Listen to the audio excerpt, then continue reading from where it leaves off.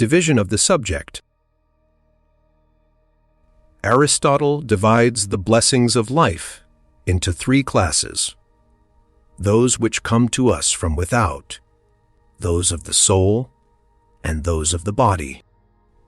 Keeping nothing of this division, but the number, I observe that the fundamental differences in human lot may be reduced to three distinct classes.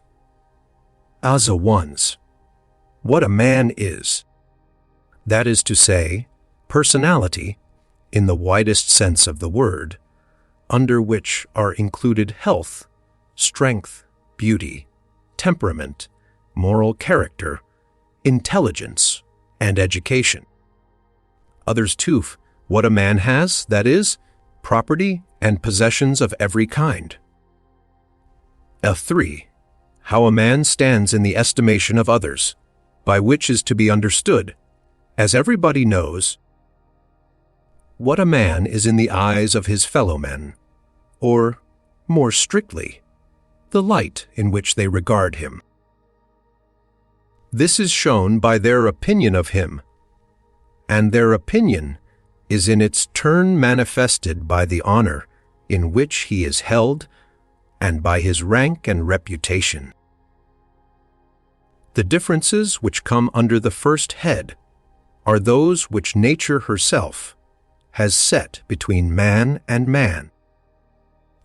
And from this fact alone, we may at once infer that they influence the happiness or unhappiness of mankind in a much more vital and radical way than those contained under the two following heads, which are merely the effect of human arrangements.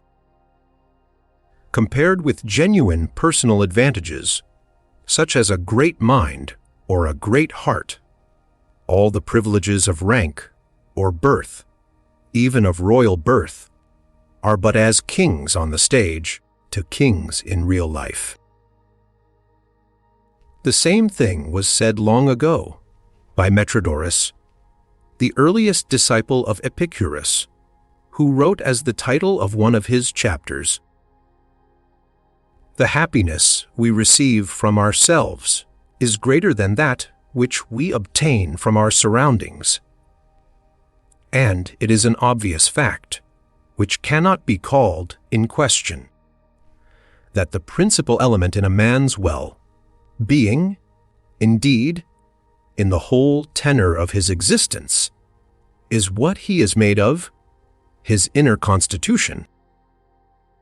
For this is the immediate source of that inward satisfaction or dissatisfaction resulting from the sum total of his sensations, desires, and thoughts, whilst his surroundings, on the other hand, exert only immediate or indirect influence upon him. This is why the same external events or circumstances affect no two people alike. Even with perfectly similar surroundings, every one lives in a world of his own. For a man has immediate apprehension only of his own ideas, feelings, and volitions. The outer world can influence him only in so far as it brings these to life. The world in which a man lives shapes itself chiefly by the way in which he looks at it, and so it proves different to different men. To one it is barren, dull, and superficial, to another rich, interesting, and full of meaning. On hearing of the interesting events which have happened in the course of a man's experience, many people will wish that similar things had happened in their lives too, completely forgetting that they should be envious rather of the mental aptitude which lent those events the significance they possess when he describes them. To a man of genius, they were interesting adventures, but to the dull perceptions of an ordinary individual, they would have been stale, everyday occurrences. This is in the highest degree the case with many of Goethe's and Byron's poems, which are obviously founded upon actual facts, where it is open to a foolish reader to envy the poet, because so many delightful things happen to him, instead of envying that mighty power of fantasy, which was capable of turning a fairly common experience into something so great and beautiful. In the same way, a person of melancholy temperament will make a scene in a tragedy out of what appears to the sanguine man only in the light of an interesting conflict, and to a phlegmatic soul as something without any meaning, all of which rests upon the fact that every event, in order to be realized and appreciated, requires the co-operation of two factors, namely, a subject and an object, although these are as closely and necessarily connected as oxygen and hydrogen in water. When, therefore, the objective or external factor in an experience is actually the same, but the subjective or personal appreciation of it varies, the event is just as much a different one in the eyes of different persons, as if the objective factors had not been alike. For to a blunt intelligence, the fairest and best object in the world presents only a poor reality, and is therefore only poorly appreciated, like a fine landscape in dull weather or in the reflection of a bad camera obscura. In plain language, every man is pent up within the limits of his own consciousness, and cannot directly get beyond those limits any more than he can get beyond his own skin, so external aid is not of much use to him. On the stage, one man is a prince, another a minister, a third a servant or a soldier or a general, and so on. Mere external differences, the inner reality. The kernel of all these appearances is the same, a poor player, with all the anxieties of his lot. In life it is just the same. Differences of rank and wealth give every man his part to play, but this by no means implies a difference of inward happiness and pleasure. Here, too, there is the same being in all, a poor mortal, with his hardships and troubles. Though these may, indeed, in every case proceed from dissimilar causes, they are in their essential nature much the same in all their forms, with degrees of intensity which vary, no doubt, but in no wise correspond to the part a man has to play, to the presence or absence of position and wealth. Since everything which exists or happens for a man exists only in his consciousness and happens for it alone, the most essential thing for a man is the constitution of this consciousness, which is, in most cases, far more important than the circumstances which go to form its contents. All the pride and pleasure of the world mirrored in the dull consciousness of a fool are poor, indeed, compared with the imagination of Cervantes, writing his Don Quixote in a miserable prison. The objective half of life and reality is in the hand of fate, and accordingly takes various forms in different cases. The subjective half is ourself, and in essentials is always remains the same. Hence the life of every man is stamped with the same character throughout, however much his external circumstances may alter. It is like a series of variations on a single theme. No one can get beyond his own individuality. An animal, under whatever circumstances it is placed, remains within the narrow limits to which nature has irrevocably consigned it. So that our endeavors to make a pet happy must always keep within the compass of its nature and be restricted to what it can feel. So it is with man. The measure of the happiness he can attain is determined beforehand by his individuality. More especially is this the case with the mental powers, which fix once for all his capacity for the higher kinds of pleasure. If these powers are small, no efforts from without, nothing that his fellow men or that fortune can do for him, will suffice to raise him above the ordinary degree of human happiness and pleasure, half animal though it be. His only resources are his sensual appetite, a cozy and cheerful family life at the most, low company and vulgar pastime, even education, on the whole, can avail little, if anything, for the enlargement of his horizon. For the highest, most varied, and lasting pleasures are those of the mind. However much our youth may deceive us on this point, and the pleasures of the mind turn chiefly on the powers of the mind. It is clear, then, that our happiness depends in a great degree upon what we are, upon our individuality, whilst lot or destiny is generally taken to mean only what we have, or our reputation. Our lot, in this sense, may improve, but we do not ask much of it.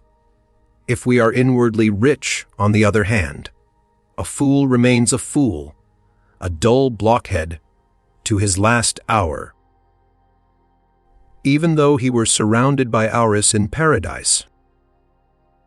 This is why Goethe, in the West, Slicklian Divan, says that every man, whether he occupies a low position in life or emerges as its victor, testifies to personality as the greatest factor in happiness. Volk unneckt und Überwinder sie Gestien, zu jeder Zeit, Kateskielsike der Erdenkinder sei, nur die Persönlichkeit. Everything confirms the fact that the subjective element in life is incomparably more important for our happiness and pleasure than the objective.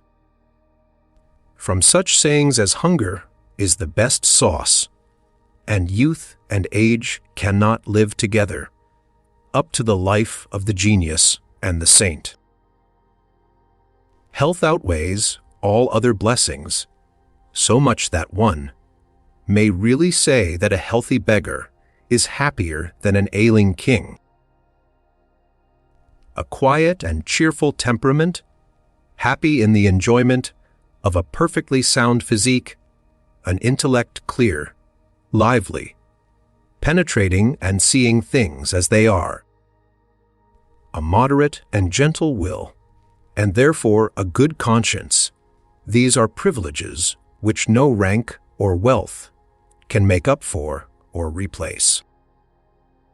For what a man is in himself, what accompanies him when he is alone, what no one can give or take away, is obviously more essential to him than everything he has in the way of possessions, or even what he may be in the eyes of the world. An intellectual man in complete solitude has excellent entertainment in his own thoughts and fancies, while no amount of diversity or social pleasure, theaters, excursions and amusements can ward off boredom from a dullard.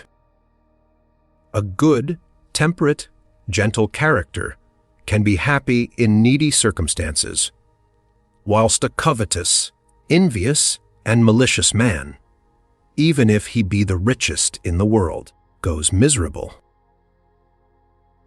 Nay more, to one who has the constant delight of a special individuality, with a high degree of intellect, most of the pleasures which are run after by mankind are simply superfluous. They are even a trouble and a burden.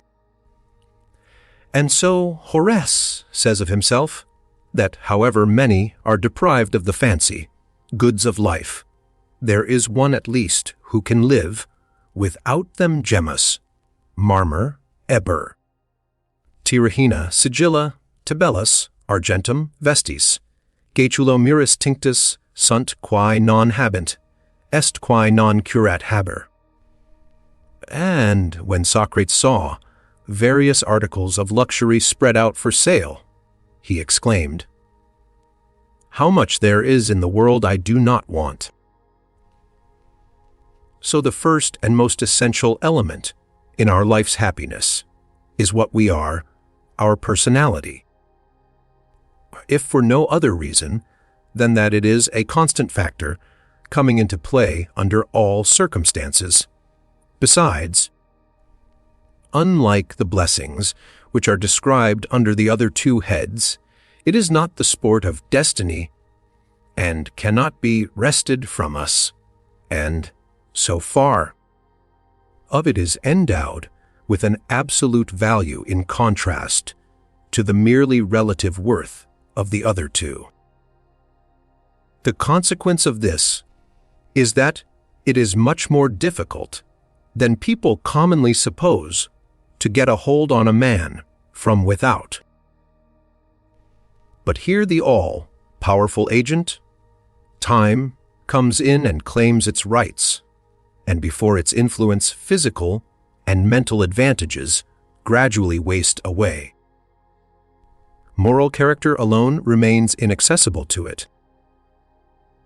In view of the destructive effect of time, it seems, indeed, as if the blessings named under the other two heads, of which time cannot directly rob us, were superior to those of the first.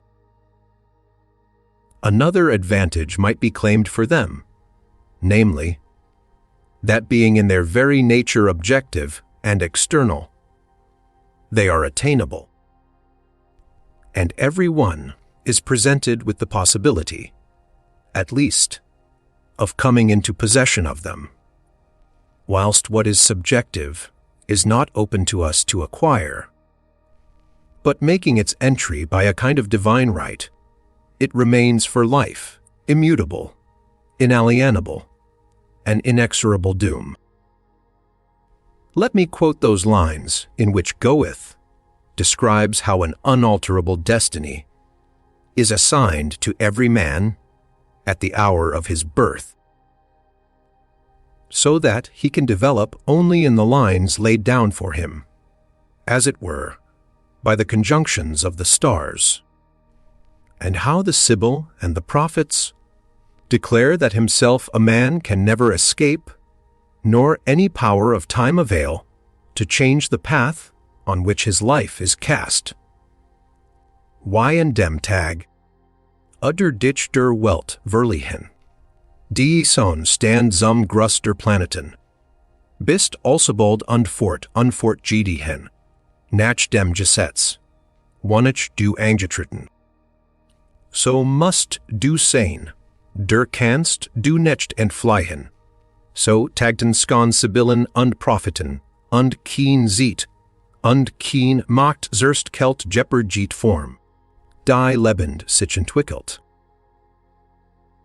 The only thing that stands in our power to achieve is to make the most advantageous use possible of the personal qualities we possess, and accordingly to follow such pursuits only as will call them into play, to strive after the kind of perfection of which they admit, and to avoid every other.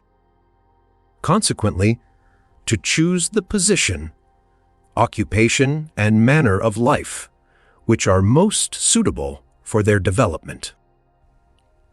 Imagine a man endowed with Herculean strength, who is compelled by circumstances to follow a sedentary occupation, some minute exquisite work of the hands, for example, or to engage in study and mental labor demanding quite other powers, and just those which he has not got, compelled, that is, to leave unused the powers in which he is eminently strong.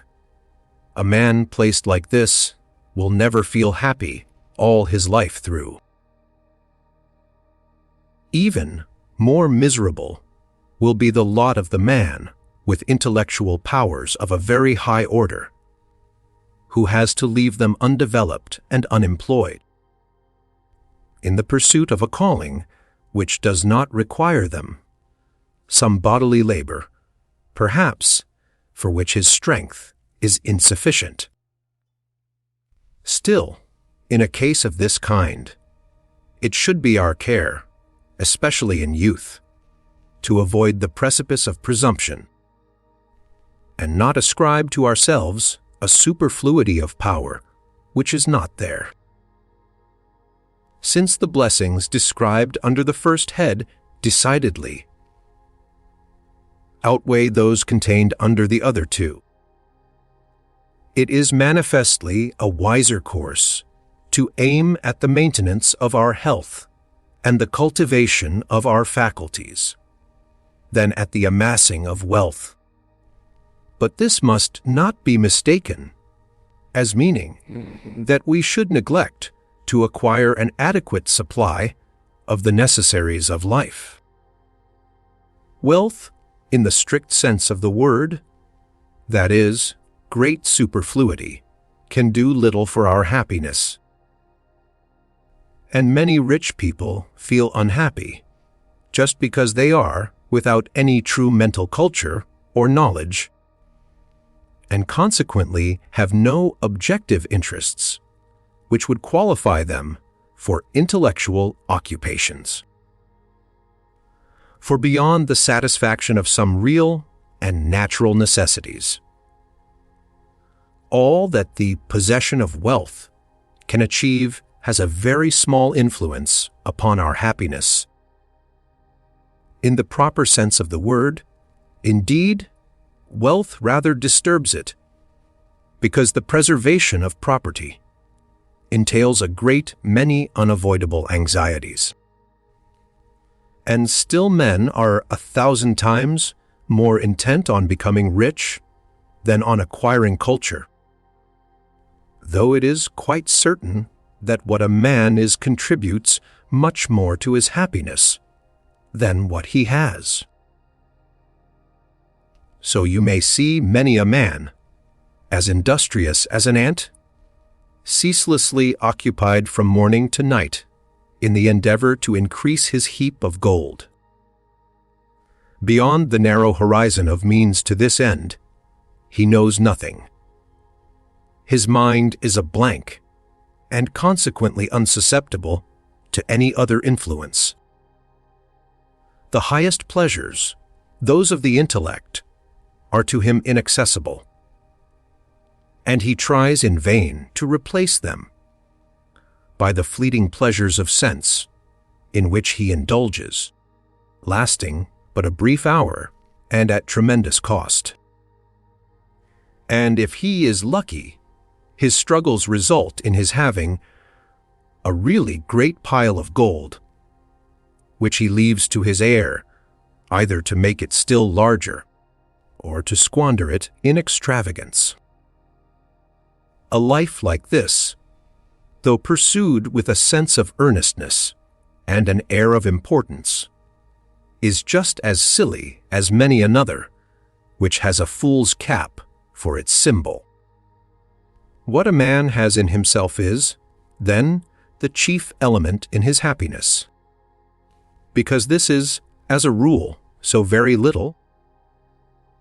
Most of those who are placed beyond the struggle with penury feel at bottom quite as unhappy as those who are still engaged in it. Their minds are vacant, their imagination dull, their spirits poor, and so they are driven to the company of those like them, for similis simile gaudet, where they make common pursuit of pastime and entertainment, consisting for the most part in sensual pleasure, amusement of every kind, and finally, in excess and libertinism. A young man of rich family enters upon life with a large patrimony and often runs through it in an incredibly short space of time, in vicious extravagance. And why? Simply because, here too, the mind is empty and void, and so the man is bored with existence. He was sent forth into the world outwardly rich, but inwardly poor. And his vain endeavor was to make his external wealth compensate for his inner poverty. By trying to obtain everything from without, like an old man who seeks to strengthen himself as King David or Marshal D. Rex tried to do.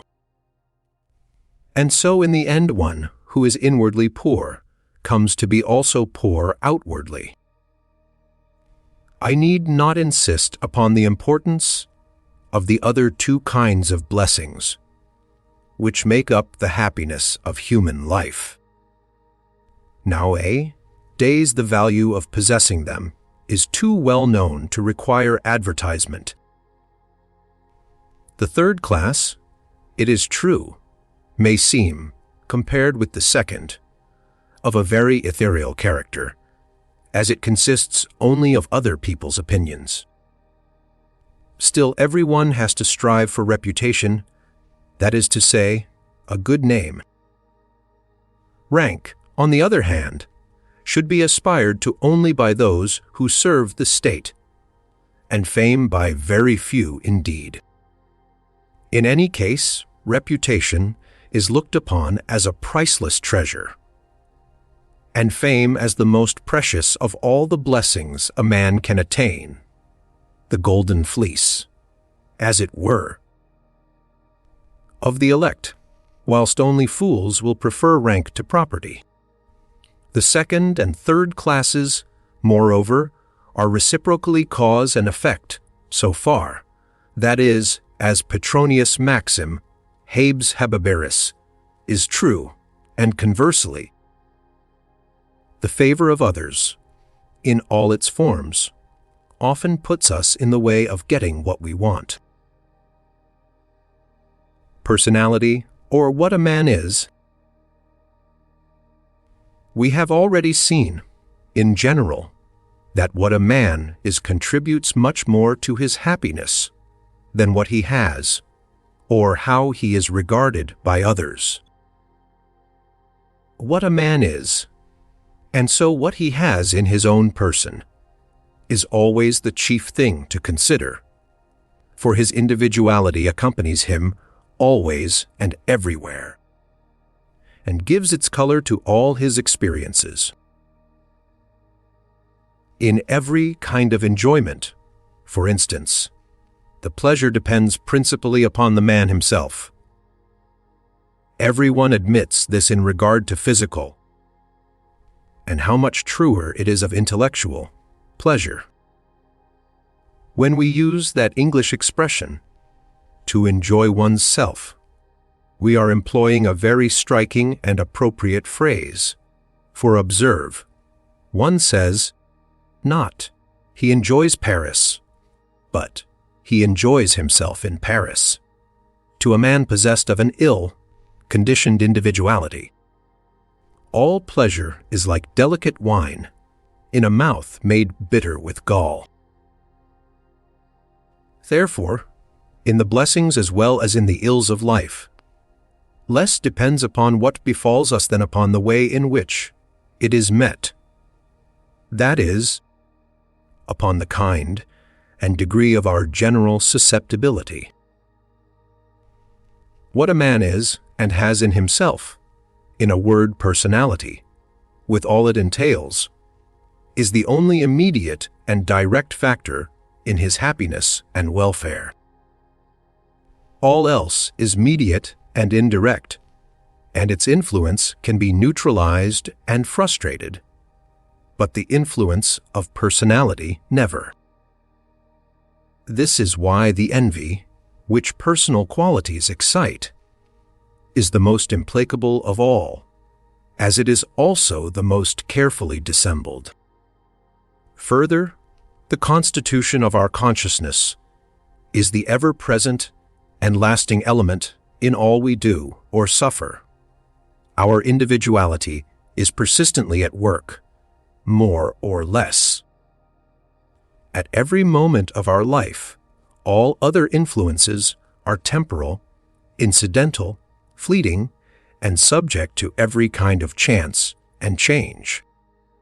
This is why Aristotle says, "It is not wealth, but character that lasts." And just for the same reason, we can more easily bear a misfortune, which comes to us entirely from without, than one which we have drawn upon ourselves. For fortune may always change, but not character. Therefore, subjective blessings, a noble nature, a capable head, a joyful temperament, bright spirits, a well-constituted, perfectly sound physique, in a word, a mens sana in corpore sano, are the first and most important elements in happiness, so that we should be more intent on promoting and preserving such qualities than on the possession of external wealth and external honor. And of all these, the one which makes us the most directly happy is a genial flow of good spirits, for this excellent quality is its own immediate reward. The man who is cheerful and merry has always a good reason for being so, the fact, namely, that he is so. There is nothing which, like this quality, can so completely replace the loss of every other blessing. If you know anyone who is young, handsome, rich, and esteemed, and you want to know, further, if he is happy, ask, is he cheerful and genial? And if he is, what does it matter whether he is young or old, straight or humpbacked, poor or rich? He is happy. In my early days, I once opened an old book and found these words: "If you laugh a great deal, you are happy. If you cry a great deal, you are unhappy." A very simple remark. No doubt, but just because it is so simple, I have never been able to forget it, even though it is in the last degree a truism. So if cheerfulness knocks at our door, we should throw it wide open, for it never comes inopportunely. Instead of that, we often make scruples about letting it in. We want to be quite sure that we have every reason to be contented. Then we are afraid that cheerfulness of spirits may interfere with serious reflections or weighty cares. Cheerfulness is a direct and immediate gain, the very coin, as it were, of happiness, and not, like all else, merely a check upon the bank. For it alone makes us immediately happy in the present moment. And that is the highest blessing for beings like us, whose existence is but an infinitesimal moment between two eternities. To secure and promote this feeling of cheerfulness should be the supreme aim of all our endeavors after happiness. Now it is certain that nothing contributes so little to cheerfulness as riches, or so much as health? Is it not in the lower classes, the so-called working classes, more especially those of them who live in the country, that we see cheerful and contented faces?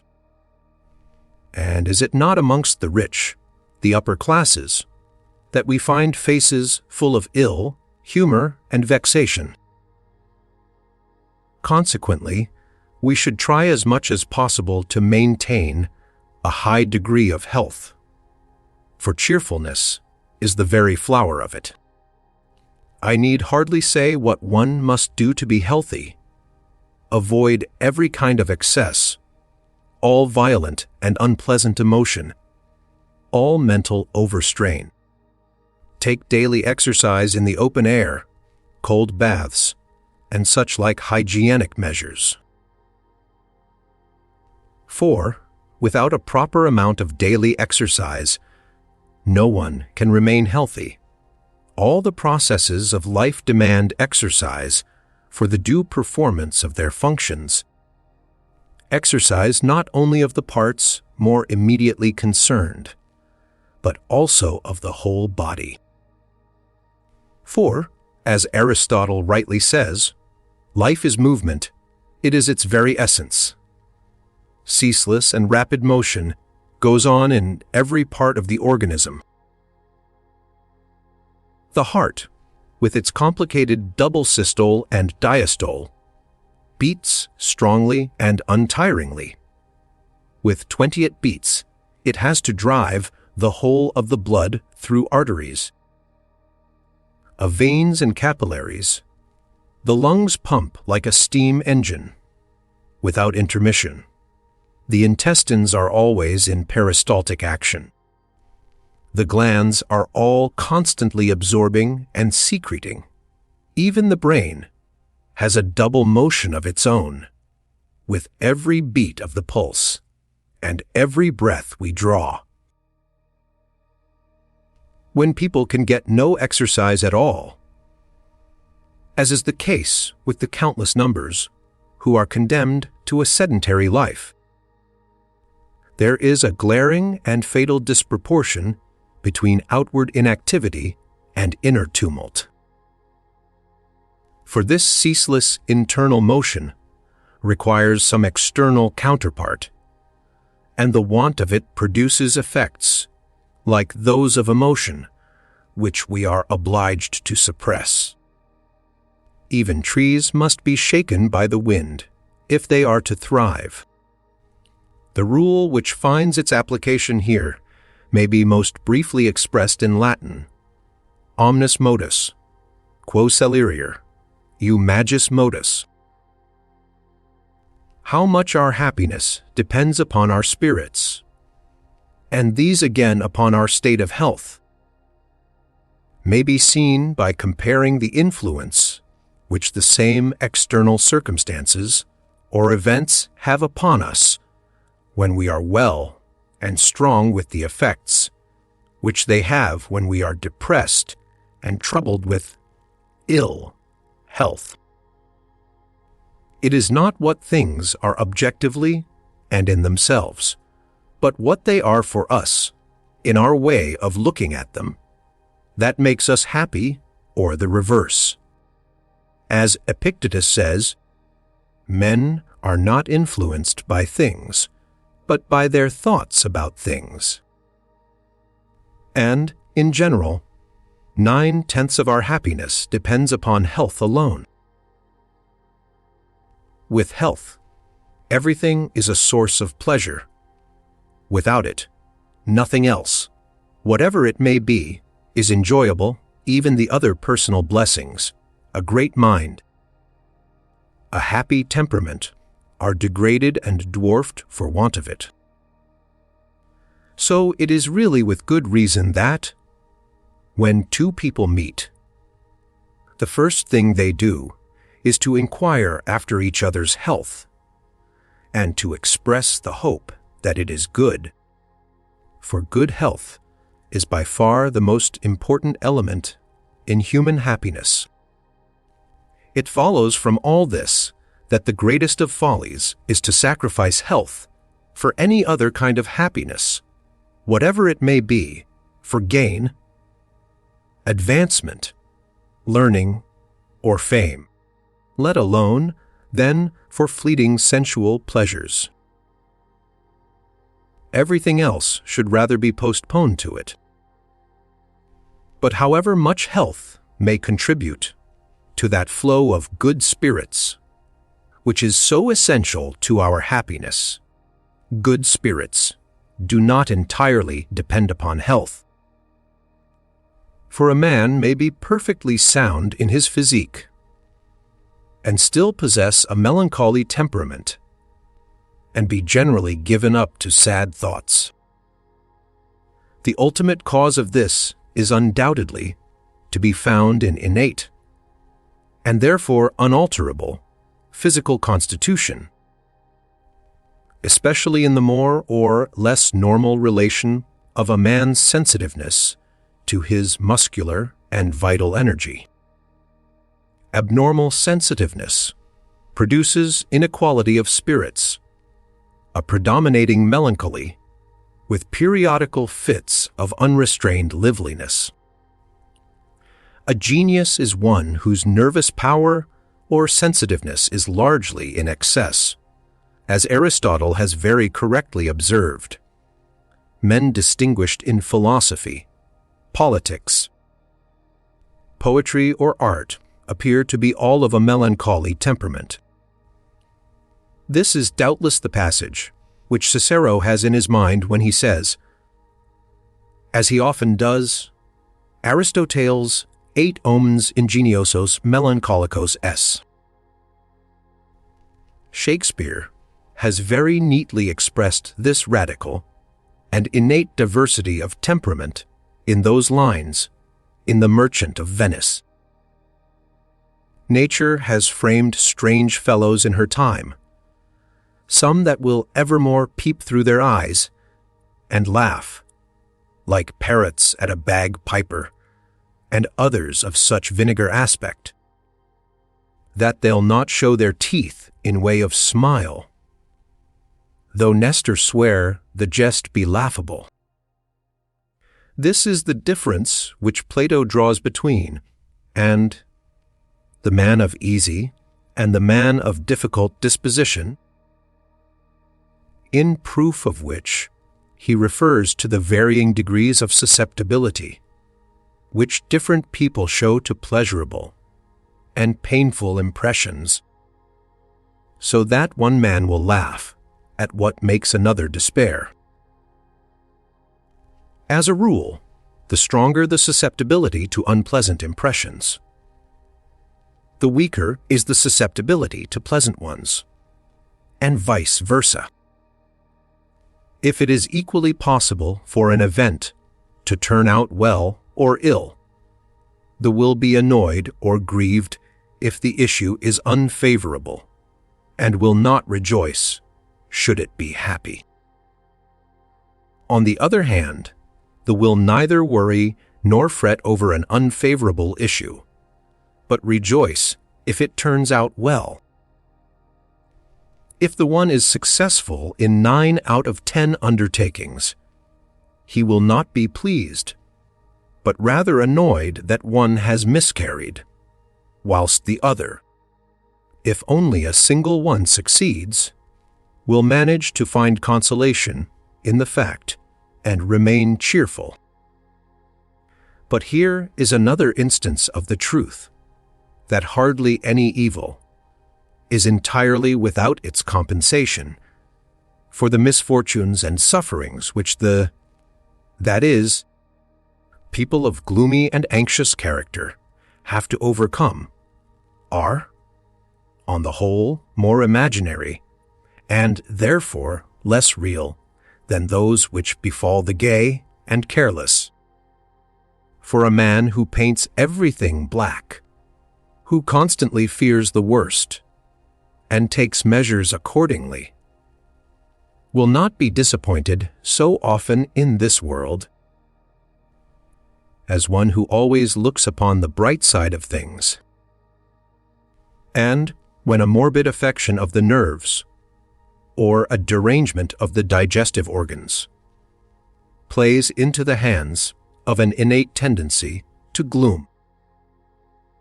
This tendency may reach such a height that permanent discomfort produces a weariness of life. So arises an inclination to suicide, which even the most trivial unpleasantness may actually bring about. Nay, when the tendency attains its worst form, it may be occasioned by nothing in particular, but a man may resolve to put an end to his existence, simply because he is permanently unhappy, and then coolly and firmly carry out his determination, as may be seen by the way in which the sufferer, when placed under supervision, as he usually is, eagerly waits to seize the first unguarded moment, when, without a shudder, without a struggle or recoil, he may use the now natural and welcome means of effecting his release. Even the healthiest, perhaps even the most cheerful man, may resolve upon death under certain circumstances, when, for instance, his sufferings or his fears of some inevitable misfortune reach such a pitch as to outweigh the terrors of death. The only difference lies in the degree of suffering necessary to bring about the fatal act, a degree which will be high in the case of a cheerful and low in that of a gloomy man. The greater the melancholy, the lower need the degree be. In the end, it may even sink to zero. But if a man is cheerful, and his spirits are supported by good health, it requires a high degree of suffering to make him lay hands upon himself. There are countless steps in the scale between the two extremes of suicide, the suicide which springs merely from a morbid intensification of innate gloom, and the suicide of the healthy and cheerful man, who has entirely objective grounds for putting an end to his existence. Beauty is partly an affair of health. It may be reckoned as a personal advantage, though it does not, properly speaking, contribute directly to our happiness. It does so indirectly, by impressing other people, and it is no unimportant advantage, even in man. Beauty is an open letter of recommendation, predisposing the heart to favor the person who presents it. As is well said in these lines of Homer, the gift of beauty is not lightly to be thrown away. That glorious gift, which none can bestow save the gods alone. The most general survey shows us that the two foes of human happiness are pain and boredom. We may go further and say that in the degree in which we are fortunate enough to get away from the one, we approach the other. Life presents, in fact, a more or less violent oscillation between the two. The reason of this is that each of these two poles stands in a double antagonism to the other, external or objective, and inner or subjective. A needy surroundings and poverty produce pain, while if a man is more than well off, he is bored. Accordingly, while the lower classes are engaged in a ceaseless struggle with need, in other words, with pain, the upper carry on a constant and often desperate battle with boredom. The inner or subjective antagonism arises from the fact that, in the individual, susceptibility to pain varies inversely with susceptibility to boredom, because susceptibility is directly proportionate to mental power. Let me explain. A dull mind is, as a rule, associated with dull sensibilities, nerves which no stimulus can affect, a temperament, in short, which does not feel pain or anxiety very much, however great or terrible it may be. Now, intellectual dullness is at the bottom of that vacuity of soul which is stamped on so many faces.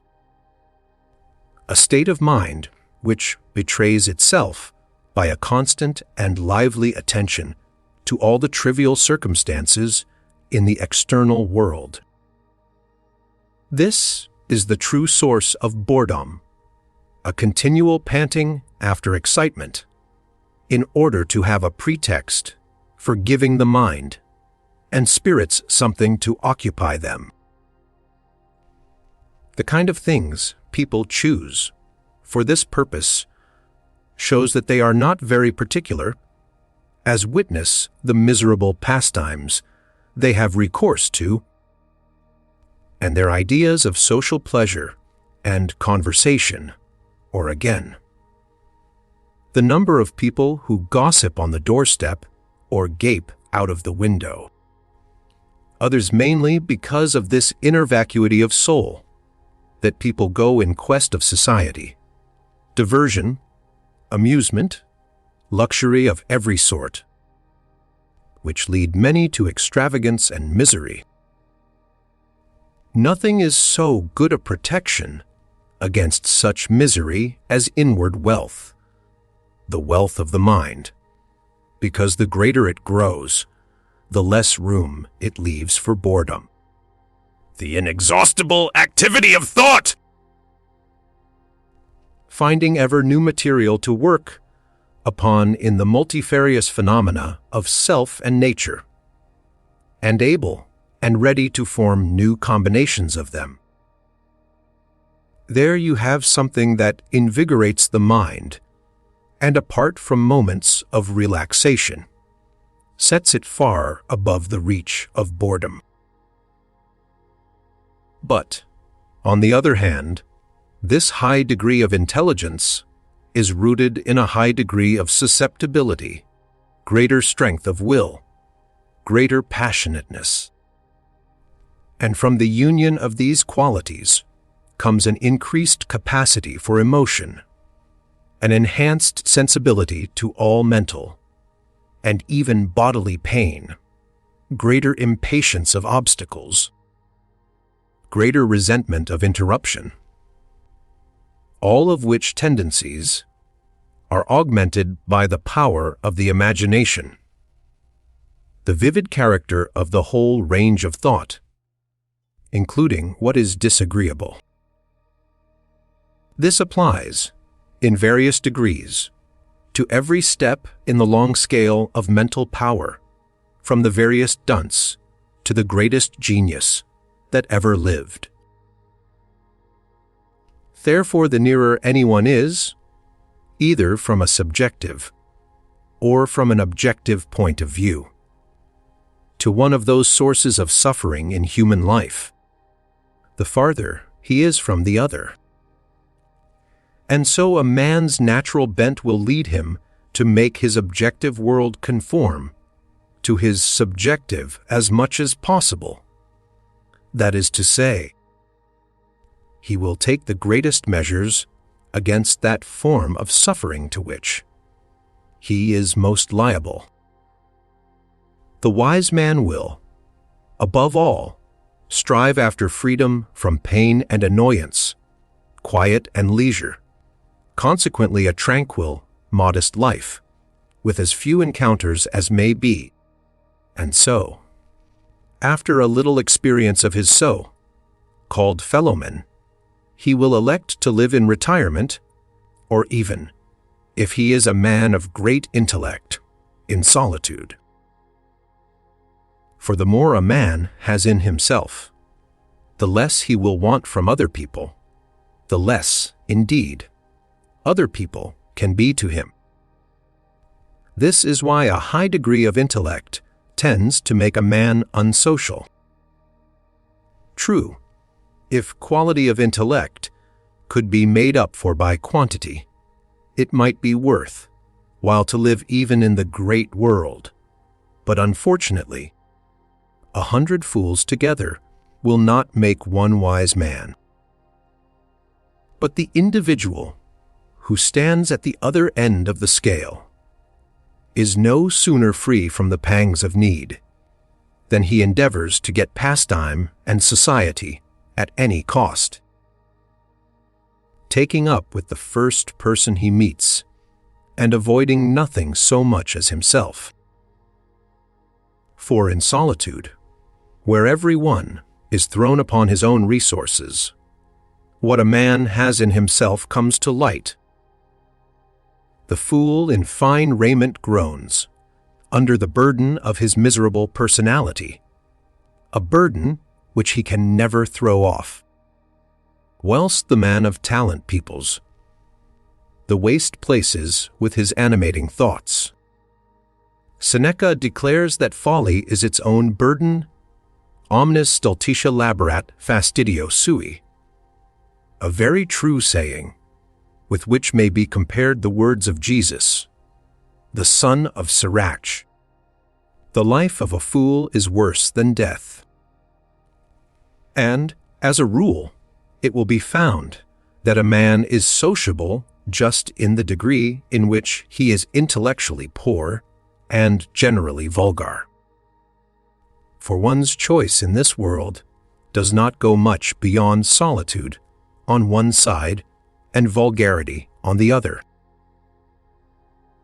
It is said that the most sociable of all people are the Negroes, and they are at the bottom of the scale in intellect. I remember reading once in a French paper that the blacks in North America, whether free or enslaved, are fond of shutting themselves up in large numbers in the smallest space because they cannot have too much of one another's snub-nosed company. The brain may be regarded as a kind of parasite of the organism, a pensioner, as it were, who dwells with the body and leisure. That is, the time one has for the free enjoyment of one's consciousness or individuality is the fruit or produce of the rest of existence, which is in general only labor and effort. But what does most people's leisure yield? Boredom and dullness, except, of course, when it is occupied with sensual pleasure or folly. How little such leisure is worth may be seen in the way in which it is spent. And, as Ariosto observes, how miserable are the idle hours of ignorant men, osio lungo duomini ignoranti. Ordinary people think merely how they shall spend their time. A man of any talent tries to use it. The reason why people of limited intellect are apt to be bored is that their intellect is absolutely nothing more than the means by which the motive power of the will is put into force. And whenever there is nothing particular to set the will in motion, it rests, and their intellect takes a holiday, because, equally with the will, it requires something external to bring it into play. The result is an awful stagnation of whatever power a man has, in a word, boredom. To counteract this miserable feeling, men run to trivialities, which please for the moment they are taken up, hoping thus to engage the will in order to rouse it to action, and so set the intellect in motion, for it is the latter which has to give effect to these motives of the will. Compared with real and natural motives, these are but as paper money to coin, for their value is only arbitrary, card games, and the like, which have been invented for this very purpose. And if there is nothing else to be done, a man will twirl his thumbs, or beat the devil's tattoo, or a cigar may be a welcome substitute for exercising his brains. Hence, in all countries the chief occupation of society is card playing, and it is the gauge of its value and an outward sign that it is bankrupt in thought.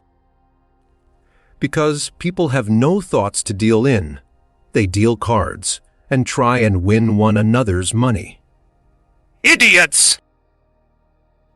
But I do not wish to be unjust, so let me remark that it may certainly be said in defense of card playing that it is a preparation for the world and for business life, because one learns thereby how to make a clever use of fortuitous but unalterable circumstances, such as cards in this case, and to get as much out of them as one can.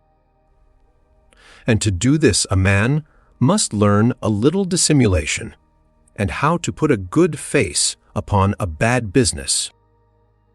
But, on the other hand, it is exactly for this reason that card playing is so demoralizing, since the whole object of it is to employ every kind of trick and machination in order to win what belongs to another.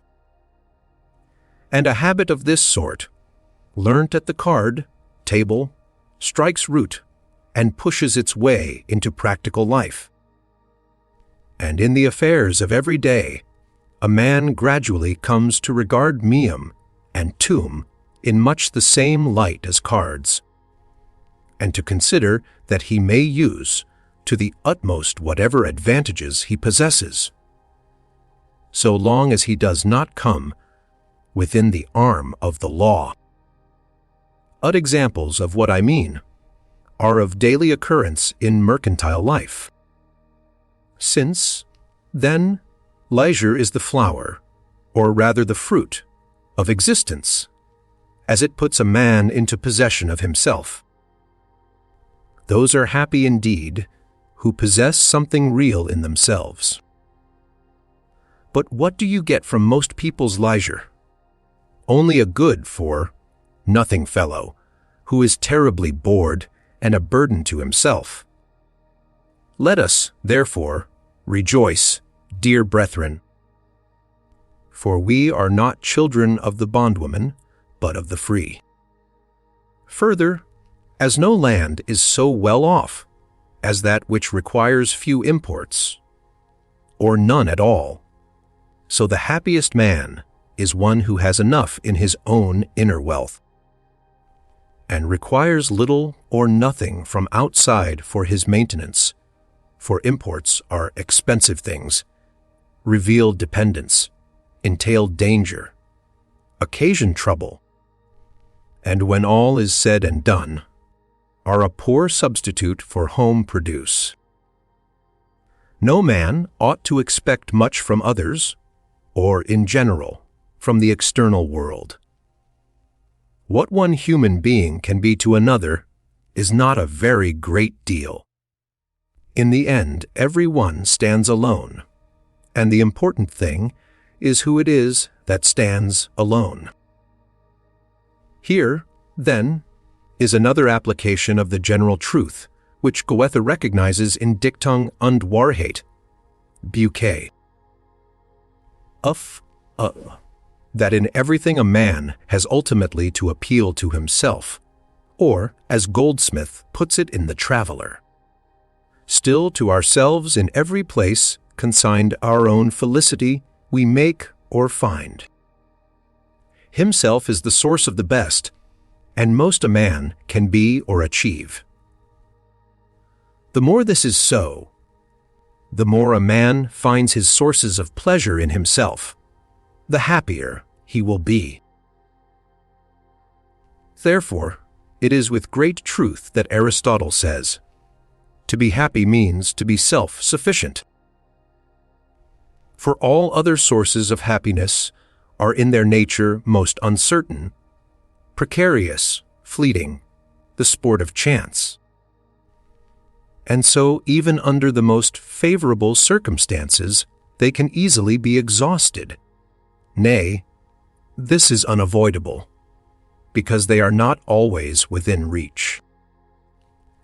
And in old age these sources of happiness must necessarily dry up. Love leaves us then, and wit, desire to travel, delight in horses, aptitude for social intercourse. Friends and relations, too, are taken from us by death. Then more than ever, it depends upon what a man has in himself, for this will stick to him longest. And at any period of life, it is the only genuine and lasting source of happiness. There is not much to be got anywhere in the world.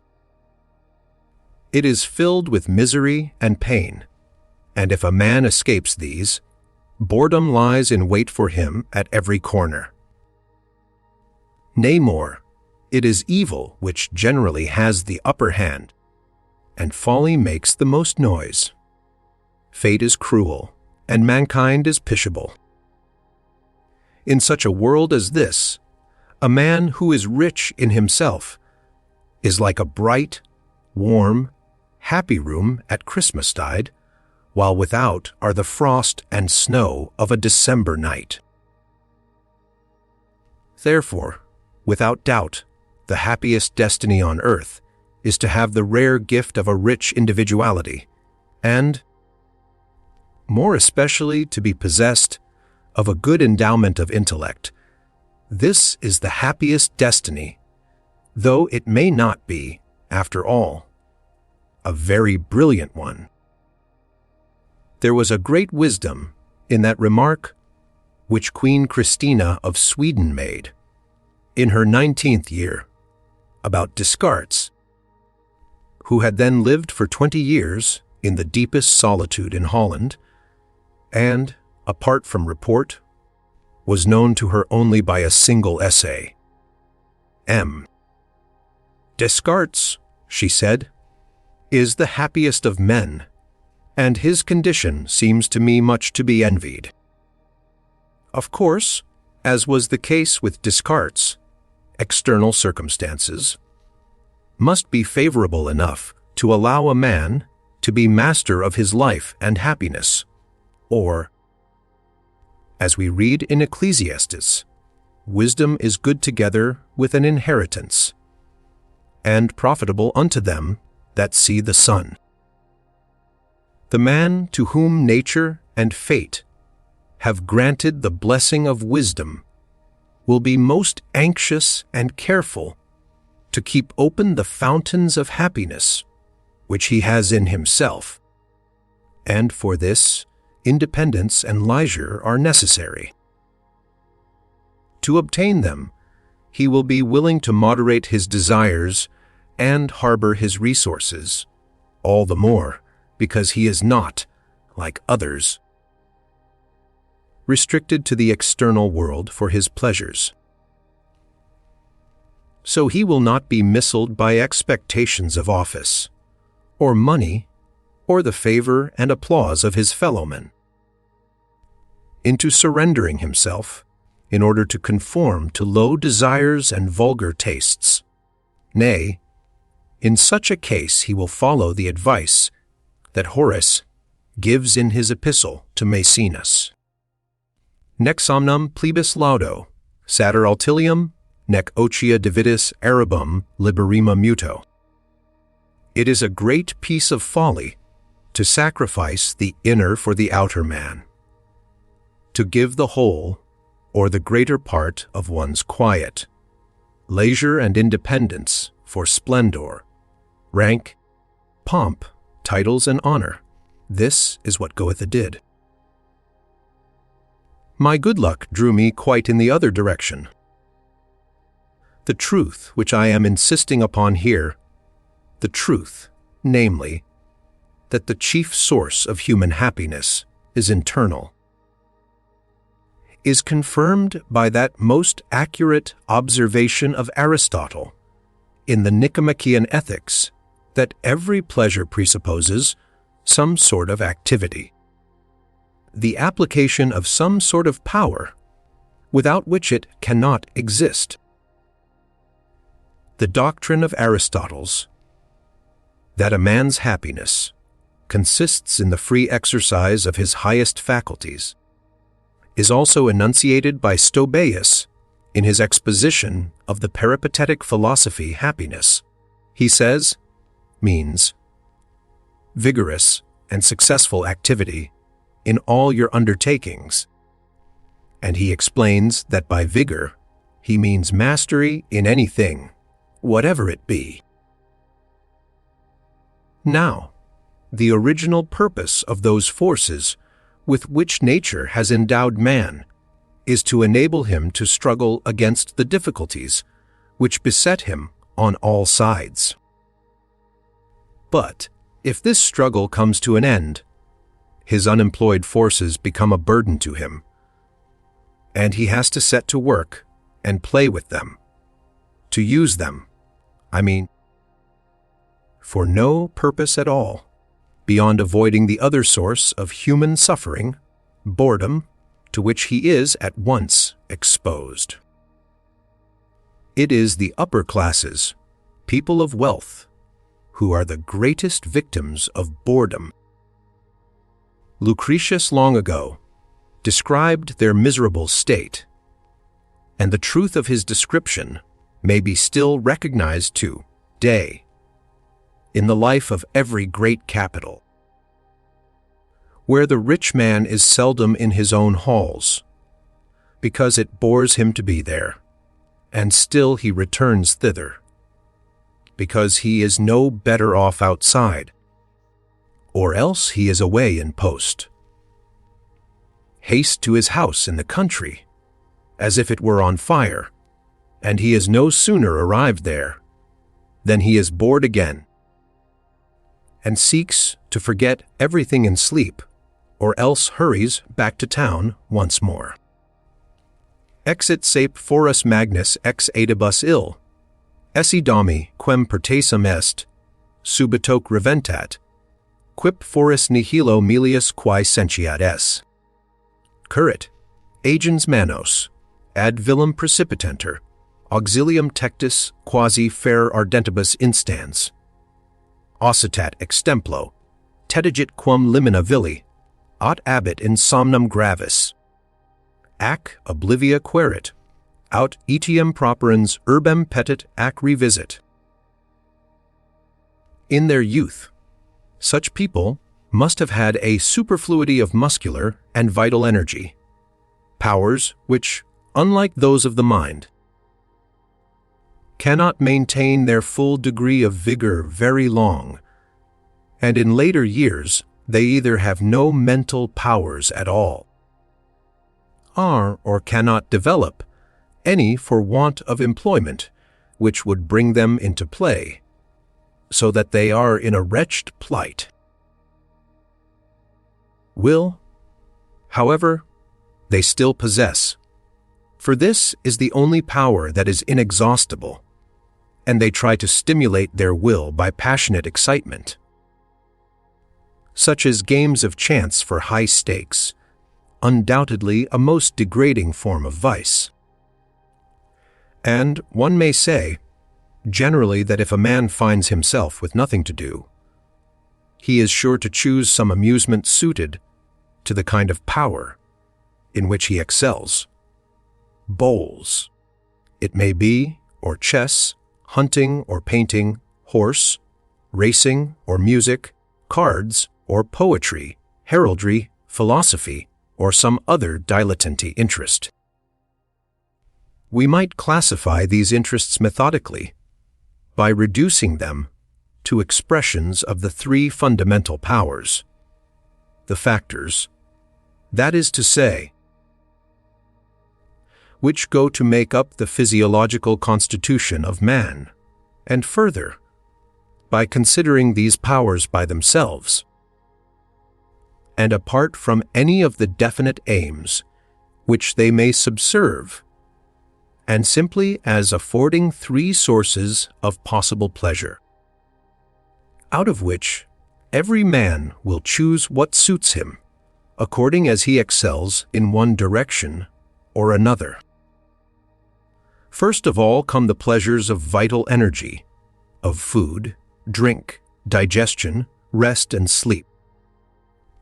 And there are parts of the world where it can be said that these are characteristic and national pleasures.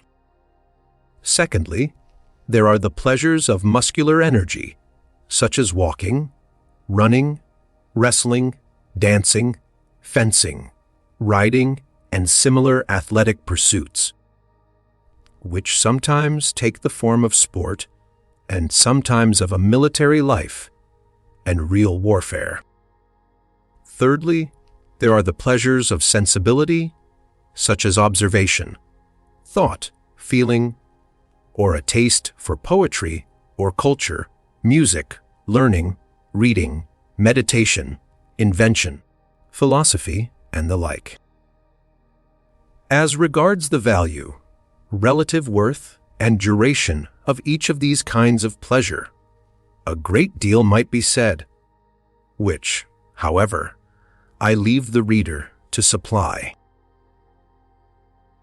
But every one will see that the nobler the power which is brought into play, the greater will be the pleasure which it gives. For pleasure always involves the use of one's own powers, and happiness consists in a frequent repetition of pleasure.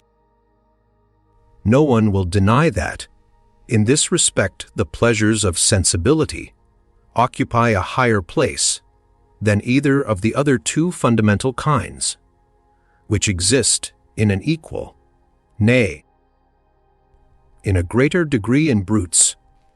It is this preponderating amount of sensibility which distinguishes man from other animals.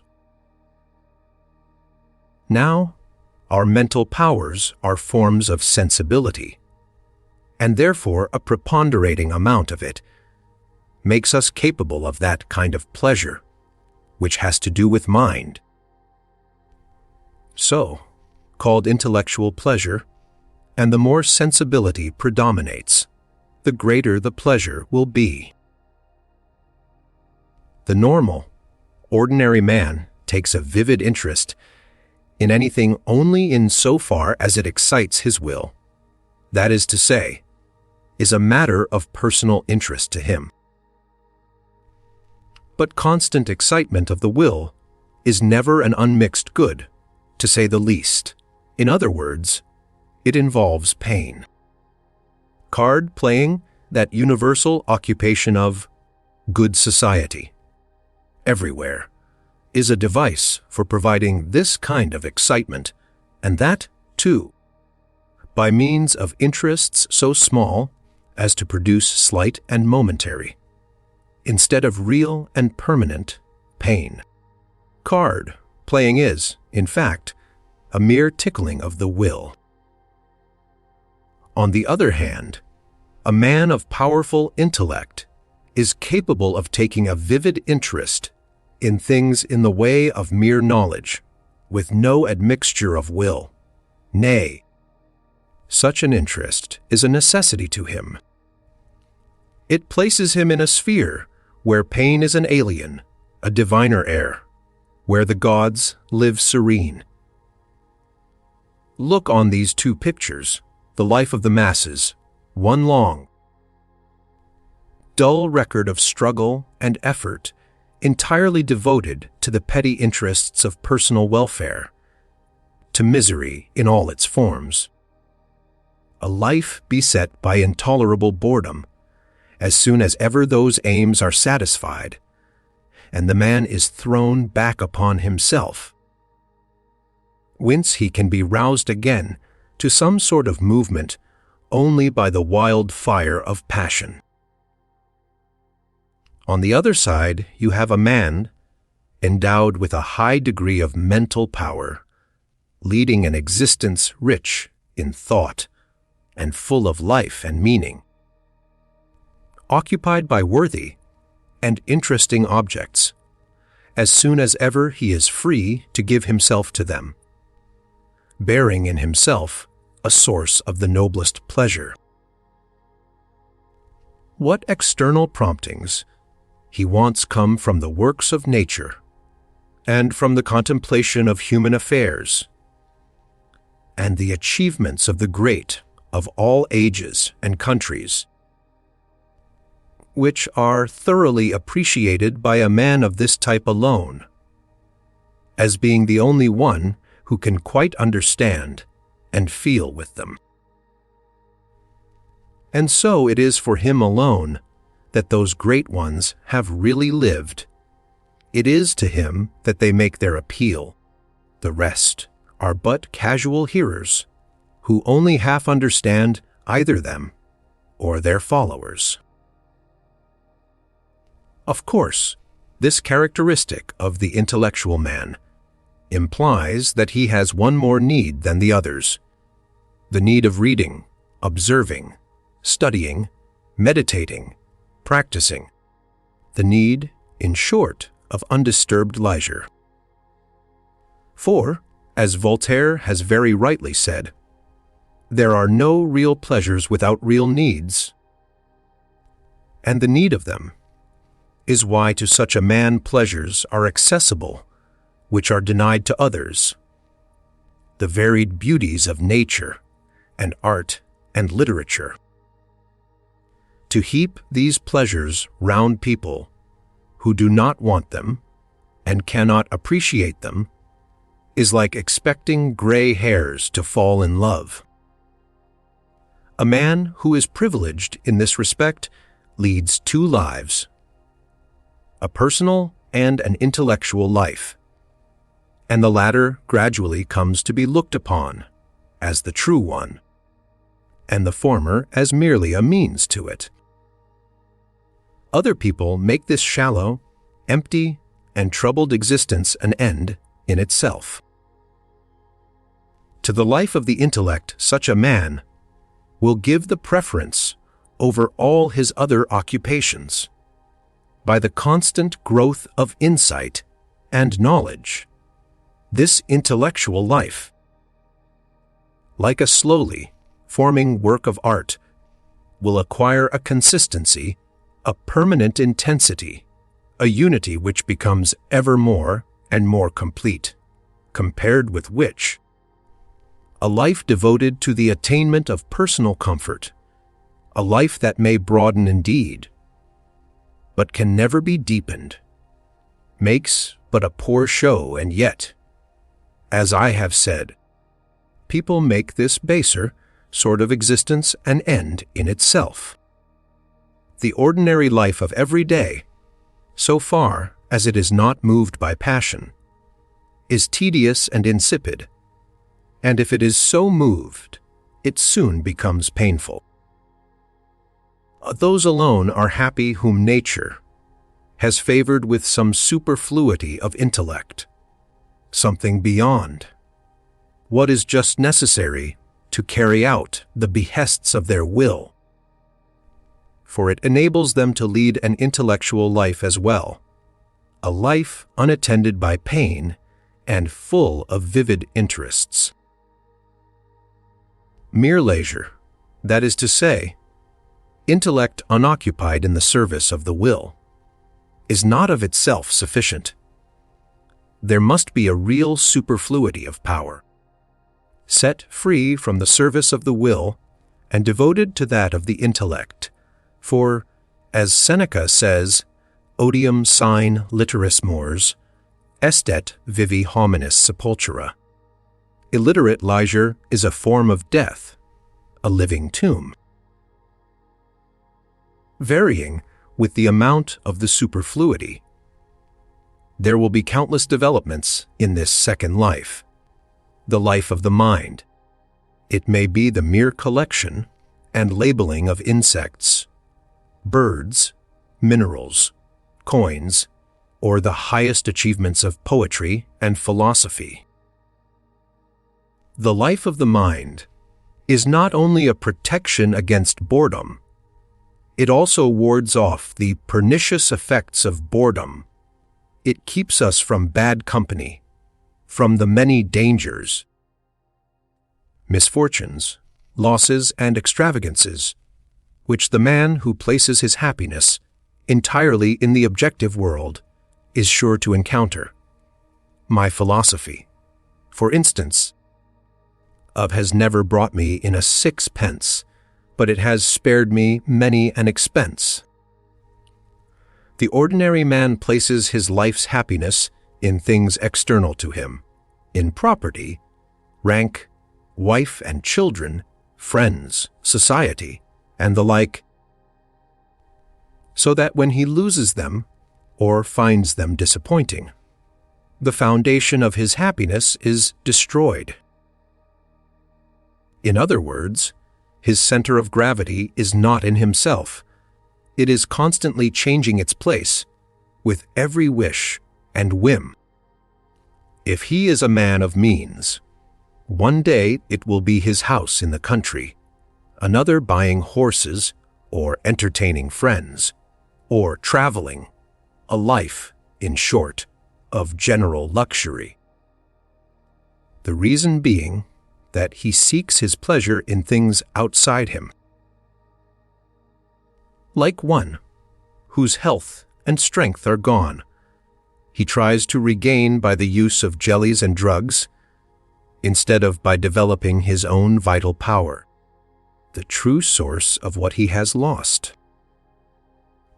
Before proceeding to the opposite, let us compare with this common type the man who comes midway between the two, endowed, it may be, not exactly with distinguished powers of mind, but with somewhat more than the ordinary amount of intellect.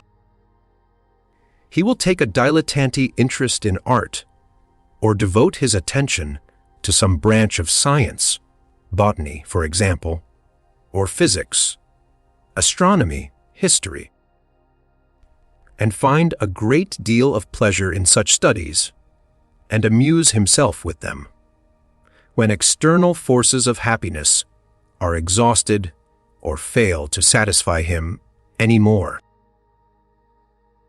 Of a man like this, it may be said that his center of gravity is partly in himself. But a dilettante interest in art is a very different thing from creative activity. And an amateur pursuit of science is apt to be superficial and not to penetrate to the heart of the matter. A man cannot entirely identify himself with such pursuits, or have his whole existence so completely filled and permeated with them that he loses all interest in everything else.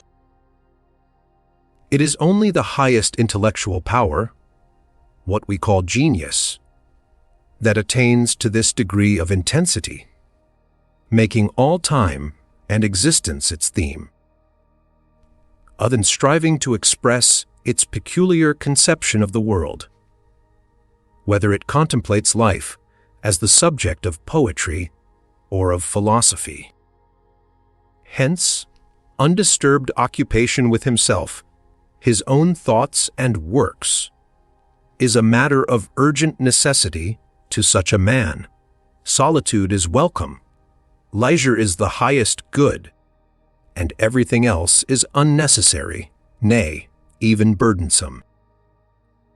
This is the only type of man of whom it can be said that his center of gravity is entirely in himself, which explains why it is that people of this sort, and they are very rare, no matter how excellent their character may be, do not show that warm and unlimited interest in friends, family, and the community in general, of which others are so often capable.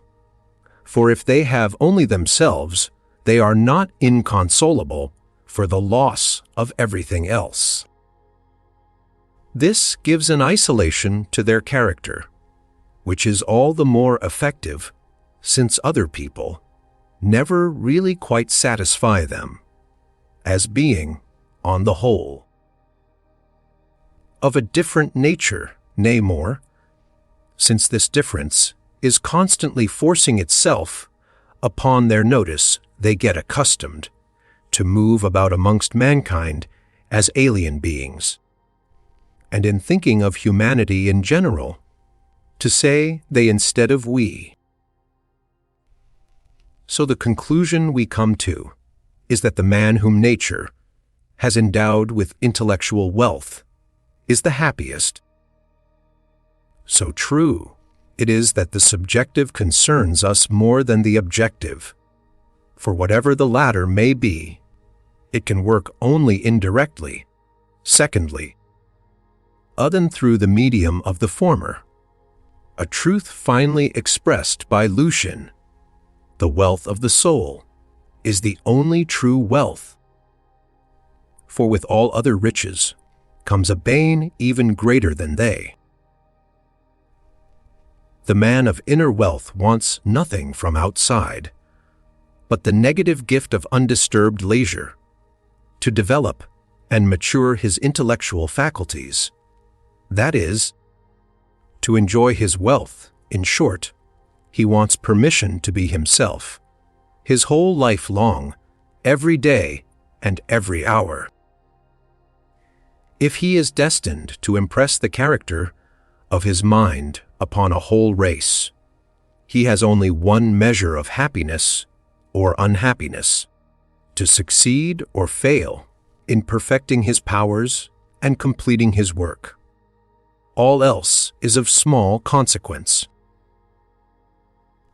Accordingly, the greatest minds of all ages have set the highest value upon undisturbed leisure, as worth exactly as much as the man himself. Happiness appears to consist in leisure, says Aristotle, and Diogenes Laertius reports that Socrates praised leisure as the fairest of all possessions. So, in the Nicomachean Ethics, Aristotle concludes that a life devoted to philosophy is the happiest, or, as he says in the Politics, the free exercise of any power, whatever it may be, is happiness. This again tallies with what Goethe says in Wilhelm Meister: the man who is born with a talent which he is meant to use finds his greatest happiness in using it. But to be in possession of undisturbed leisure is far from being the common lot. Nay, it is something alien to human nature. For the ordinary man's destiny is to spend life in procuring what is necessary for the subsistence of himself and his family. He is a son of struggle and need, not a free intelligence. So people, as a rule, soon get tired of undisturbed leisure, and it becomes burdensome if there are no fictitious and forced aims to occupy it: play, pastime, and hobbies of every kind.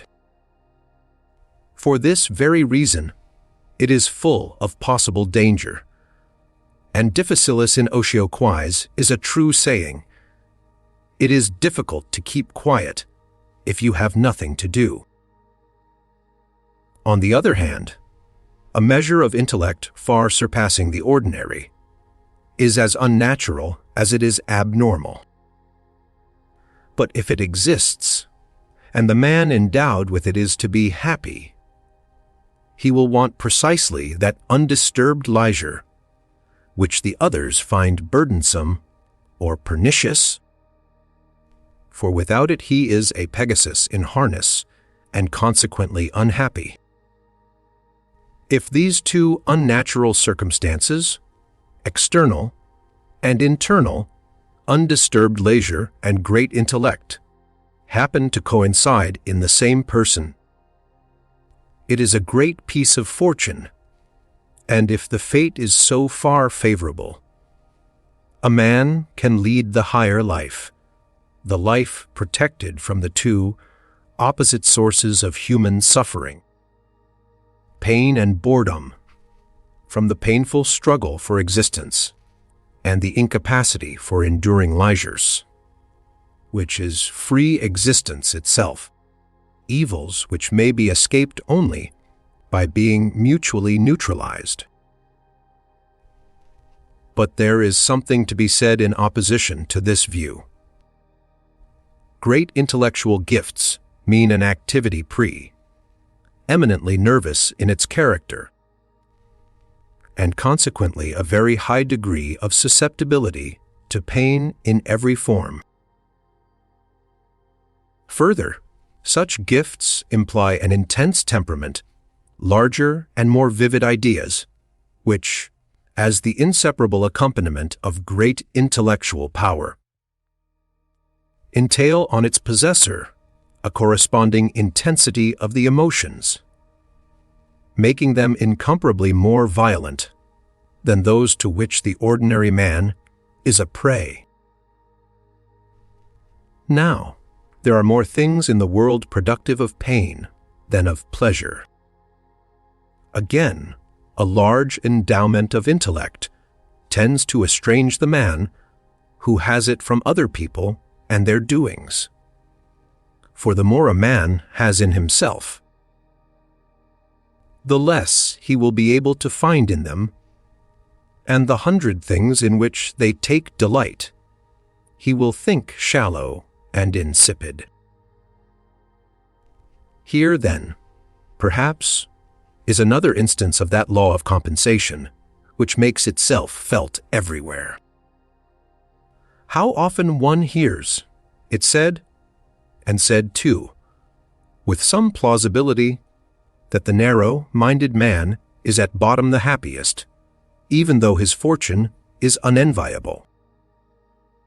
I shall make no attempt to forestall the reader's own judgment on this point, more especially as Sophocles himself has given utterance to two diametrically opposite opinions.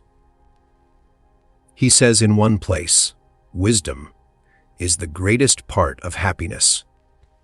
And again, in another passage, he declares that the life of the thoughtless is the most pleasant of all. The philosophers of the Old Testament find themselves in a like contradiction. The life of a fool is worse than death, and in much wisdom is much grief, and he that increaseth knowledge increaseth sorrow.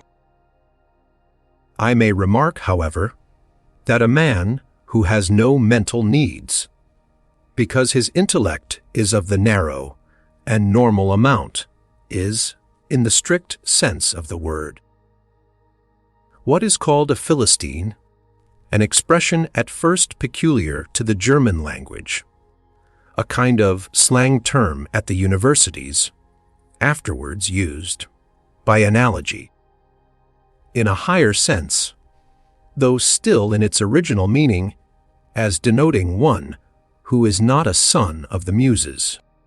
A Philistine is and remains. I should prefer to take a higher point of view and apply the term Philistine to people who are always seriously occupied with realities, which are no realities. But as such a definition would be a transcendental one, and therefore not generally intelligible, it would hardly be in place in the present treatise, which aims at being popular. The other definition can be more easily elucidated, indicating, as it does, satisfactorily enough, the essential nature of all those qualities which distinguish the Philistine. He is defined to be a man without mental needs. From this is follows, firstly, in relation to himself, that he has no intellectual pleasures, for, As was remarked before, there are no real pleasures without real needs. The Philistine's life is animated by no desire to gain knowledge and insight for their own sake, or to experience that true aesthetic pleasure which is so nearly akin to them. If pleasures of this kind are fashionable, and the Philistine finds himself compelled to pay attention to them, he will force himself to do so. But he will take as little interest in them as possible. His only real pleasures are of a sensual kind, and he thinks that these indemnify him for the loss of the others. To him, oysters and champagne are the height of existence. The aim of his life is to procure what will contribute to his bodily welfare. And he is indeed in a happy way if this causes him some trouble. If the luxuries of life are heaped upon him, he will inevitably be bored. And against boredom, he has a great many fancied remedies: balls, theaters, parties, cards, gambling, horses, women, drinking, traveling, and so on, all of which cannot protect a man from being bored. For where there are no intellectual needs, no intellectual pleasures are possible. The peculiar characteristic of the Philistine is a dull, dry kind of gravity, akin to that of animals. Nothing really pleases, or excites, or interests him.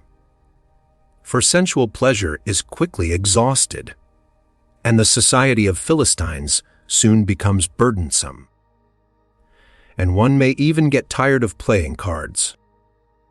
True, the pleasures of vanity are left, pleasures which he enjoys in his own way, either by feeling himself superior in point of wealth, or rank, or influence and power to other people, who thereupon pay him honor, or, at any rate, by going about with those who have a superfluity of these blessings, sunning himself in the reflection of their splendor, what the English call a snob.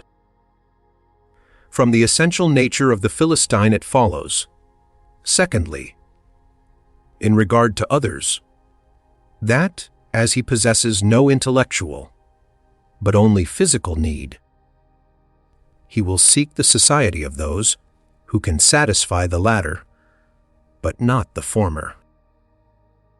The last thing he will expect from his friends is the possession of any sort of intellectual capacity. Nay, if he chances to meet with it, it will rouse his antipathy and even hatred, simply because in addition to an unpleasant sense of inferiority, he experiences, in his heart, a dull kind of envy, which has to be carefully concealed even from himself. Nevertheless, it sometimes grows into a secret feeling of rancor. But for all that, it will never occur to him to make his own ideas of worth or value conform to the standard of such qualities.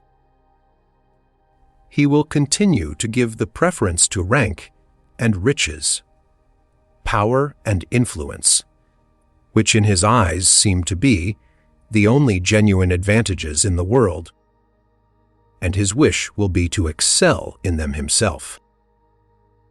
All this is the consequence of his being a man without intellectual needs. The great affliction of all Philistines is that they have no interest in ideas, and that, to escape being bored, they are in constant need of realities. But realities are either unsatisfactory or dangerous. When they lose their interest, they become fatiguing. But the ideal world is illimitable and calm. something afar from the sphere of our sorrow. Note: in these remarks on the personal qualities, which go to make happiness, I have been mainly concerned with the physical and intellectual nature of man. For an account of the direct and immediate influence of morality upon happiness, let me refer to my prize essay on the foundation of morals, Sec. 22. Property, or what a man has. Epicurus divides the needs of mankind into 3 classes, and the division made by this great professor of happiness is a true and a fine one. First come natural and necessary needs, such as, when not satisfied, produce pain, food and clothing, victus et amictus, needs which can easily be satisfied. Secondly, there are those needs which, though natural, are not necessary, such as the gratification of certain of the senses. I may add, however, that in the report given by Diogenes Laertius, Epicurus does not mention which of the senses he means, so that on this point my account of his doctrine is somewhat more definite and exact than the original. These are needs rather more difficult to satisfy. The third class consists of needs which are neither natural nor necessary, the need of luxury and prodigality, show and splendor, which never come to an end and are very hard to satisfy. It is difficult, if not impossible, to define the limits which reason should impose on the desire for wealth. For there is no absolute or definite amount of wealth which will satisfy a man. The amount is always relative, that is to say, just so much as will maintain the proportion between what he wants and what he gets. For to measure a man's happiness only by what he gets, and not also by what he expects to get, is as futile as to try and express a fraction which shall have a numerator but no denominator.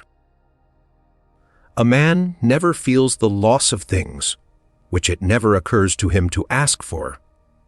He is just as happy without them, whilst another, who may have 100 times as much, feels miserable because he has not got the one thing he wants.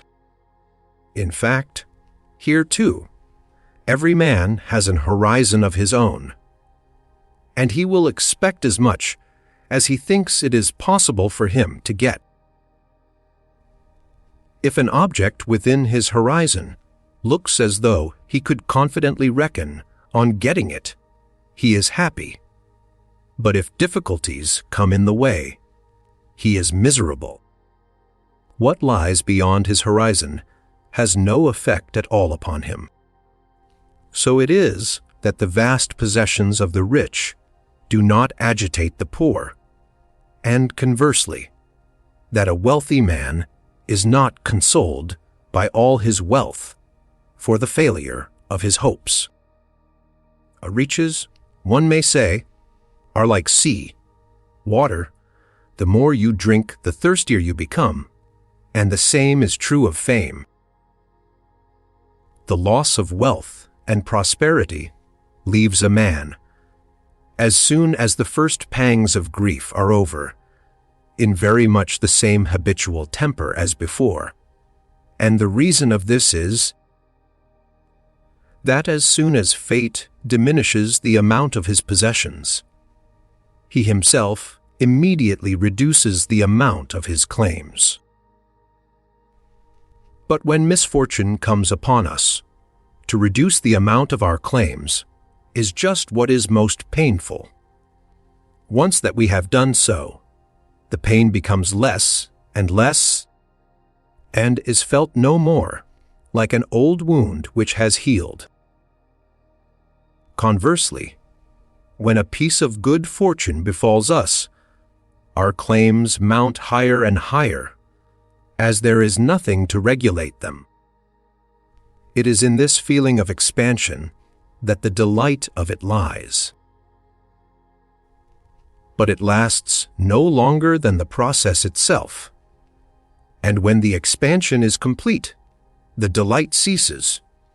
We have become accustomed to the increase in our claims, and consequently indifferent to the amount of wealth which satisfies them. There is a passage in the Odyssey illustrating this truth, of which I may quote the last 2 lines.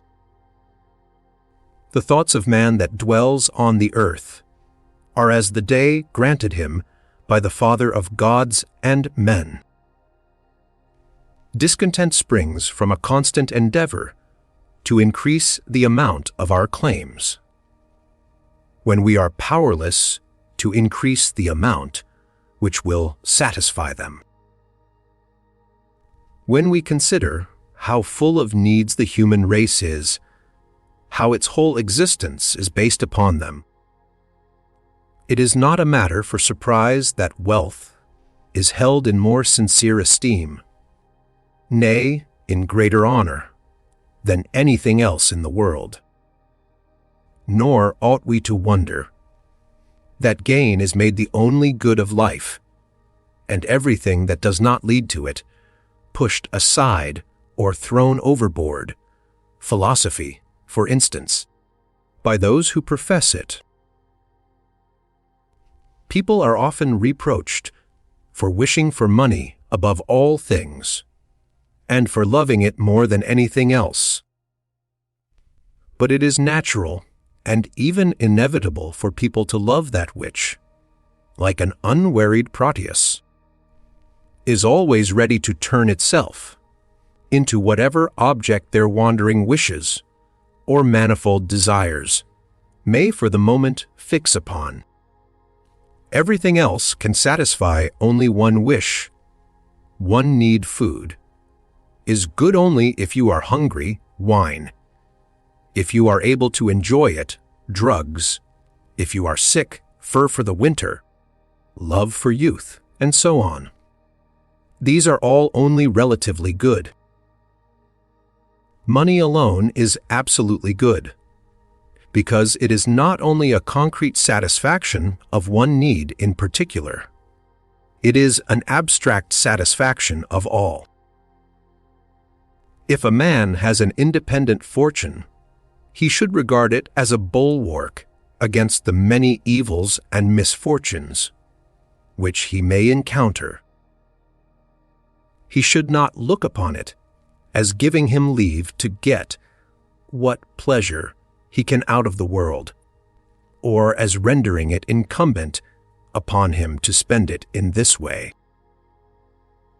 People who are not born with a fortune, but end by making a large one through the exercise of whatever talents they possess, almost always come to think that their talents are their capital, and that the money they have gained is merely the interest upon it. They do not lay by a part of their earnings to form a permanent capital, but spend their money much as they have earned it. Accordingly, they often fall into poverty, their earnings decreased, or come to an end altogether, either because their talent is exhausted by becoming antiquated, as, for instance, very often happens in the case of fine art, or else it was valid only under a special conjunction of circumstances, which has now passed away. There is nothing to prevent those who live on the common labor of their hands from treating their earnings in that way if they like, because their kind of skill is not likely to disappear, or, if it does, it can be replaced by that of their fellow workmen. Moreover, the kind of work they do is always in demand, so that what the proverb says is quite true. A useful trade is a mine of gold. But with artists and professionals of every kind, the case is quite different, and that is the reason why they are well paid. They ought to build up a capital out of their earnings, but they recklessly look upon them as merely interest, and end in ruin. On the other hand, people who inherit money know, at least, how to distinguish between capital and interest, and most of them try to make their capital secure and not encroach upon it. Nay, if they can, they put by at least an eighth of their interests in order to meet future contingencies. So most of them maintain their position. These few remarks about capital and interest are not applicable to commercial life, for merchants look upon money only as a means of further gain. Just as a workman regards his tools, so even if their capital has been entirely the result of their own efforts, they try to preserve and increase it by using it. Accordingly, wealth is nowhere so much at home as in the merchant class. It will generally be found that those who know what it is to have been in need and destitution are very much less afraid of it, and consequently more inclined to extravagance than those who know poverty only by hearsay. People who have been born and bred in good circumstances are as a rule much more careful about the future, more economical, in fact, than those who, by a piece of good luck, have suddenly passed from poverty to wealth. This looks as if poverty were not really such a very wretched thing, as it appears from a distance. The true reason, however, is rather the fact that the man who has been born into a position of wealth comes to look upon it as something without, which he could no more live than he could live without air. He guards it as he does his very life, and so he is generally a lover of order, prudent, and economical. But the man who has been born into a poor position looks upon it as the natural one, and if by any chance he comes in for a fortune, he regards it as a superfluity, something to be enjoyed or wasted, because if it comes to an end, he can get on just as well as before, with one anxiety the less, or, as Shakespeare says in Henry V.I., the adage must be verified, that beggars mounted run their horse to death. But it should be said that people of this kind have a firm and excessive trust, partly in fate, partly in the peculiar means which have already raised them out of need and poverty, a trust not only of the head, but of the heart also, and so they do not, like the man born rich, look upon the shallows of poverty as bottomless, but console themselves with the thought that once they have touched ground again, they can take another upward flight. It is this trait in human character which explains the fact that women who were poor before their marriage often make greater claims and are more extravagant than those who have brought their husbands a rich dowry, because, as a rule, rich girls bring with them not only a fortune, but also more eagerness, nay, more of the inherited instinct to preserve it than poor girls do. If anyone doubts the truth of this and thinks that it is just the opposite, he will find authority for his view in Ariosto's first satire. But, on the other hand, Dr. Johnson agrees with my opinion. A woman of fortune, he says, being used to the handling of money, spends it judiciously. But a woman who gets the command of money for the first time upon her marriage has such a gusto in spending it that she throws it away with great profusion. And in any case, let me advise anyone who marries a poor girl not to leave her the capital, but only the interest, and to take especial care that she has not the management of the children's fortune. I do not by any means think that I am touching upon a subject which is not worth my while to mention when I recommend people to be careful to preserve what they have earned or inherited. For to start life with just as much as will make one independent, that is, allow one to live comfortably without having to work, even if one has only just enough for oneself, not to speak of a family, is an advantage which cannot be overestimated, for it means exemption and immunity from that chronic disease of penury, which fastens on the life of man like a plague. It is emancipation from that forced labor, which is the natural lot of every mortal.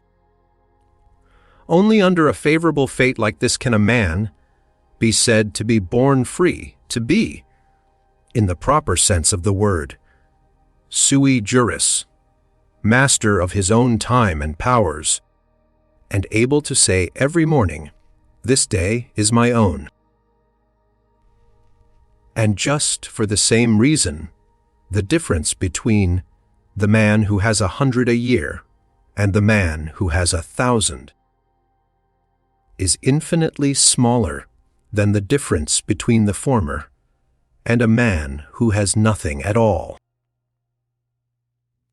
But inherited wealth reaches its utmost value when it falls to the individual endowed with mental powers of a high order, who is resolved to pursue a line of life not compatible with the making of money, for he is then doubly endowed by fate and can live for his genius. And he will pay his debt to mankind 100 times by achieving what no other could achieve, by producing some work which contributes to the general good and redounds to the honor of humanity at large. Another, again, may use his wealth to further philanthropic schemes and make himself well, deserving of his fellowmen. But a man who does none of these things, who does not even try to do them, who never attempts to learn the rudiments of any branch of knowledge, so that he may at least do what he can towards promoting it, such a one, born as he is into riches, is a mere idler and thief of time, a contemptible fellow. He will not even be happy, because, in his case, exemption from need delivers him up to the other extreme of human suffering, boredom, which is such martyrdom to him, that he would have been better off if poverty had given him something to do. And as he is bored, he is apt to be extravagant, and so lose the advantage of which he showed himself unworthy. Countless numbers of people find themselves in want simply because, when they had money, They spent it only to get momentary relief from the feeling of boredom which oppressed them. But it is quite another matter if one's object is success in political life, where favor, friends, and connections are all important. In order to mount by their aid step by step on the ladder of promotion, and perhaps gain the topmost rung.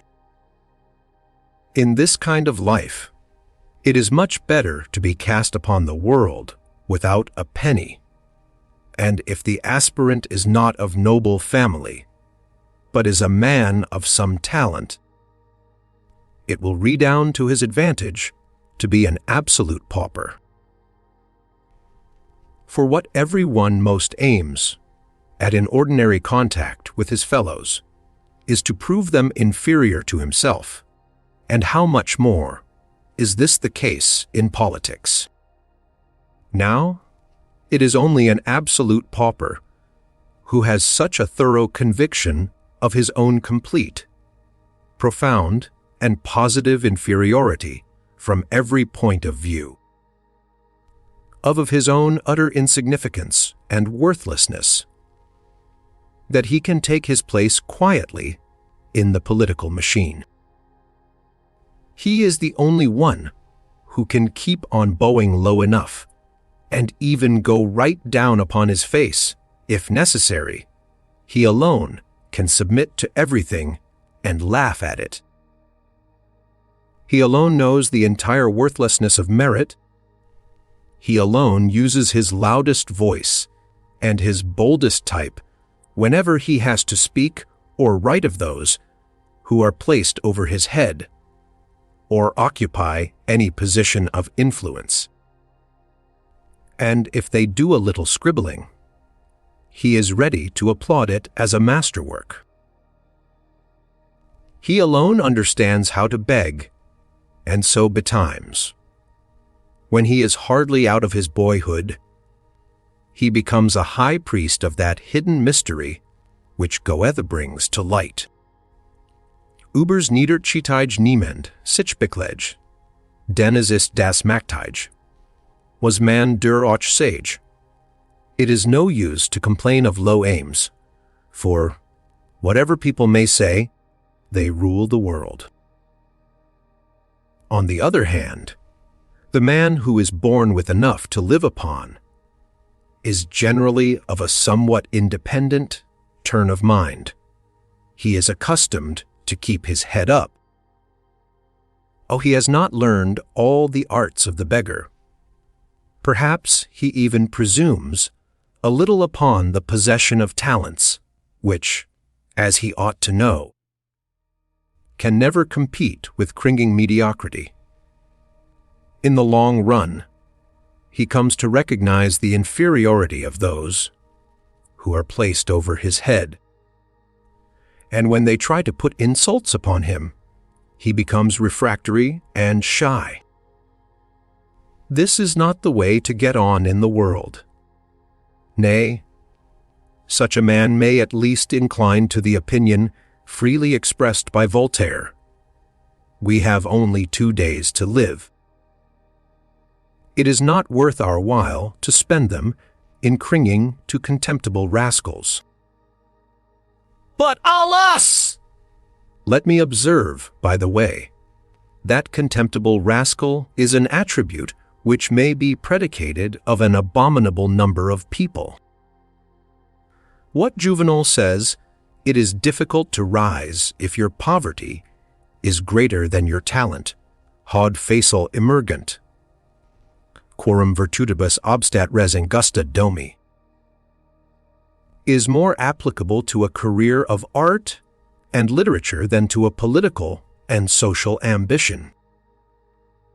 Wife and children I have not reckoned amongst a man's possessions. He is rather in their possession. It would be easier to include friends under that head, but a man's friends belong to him not a whit more than he belongs to them. Reputation. by a peculiar weakness of human nature.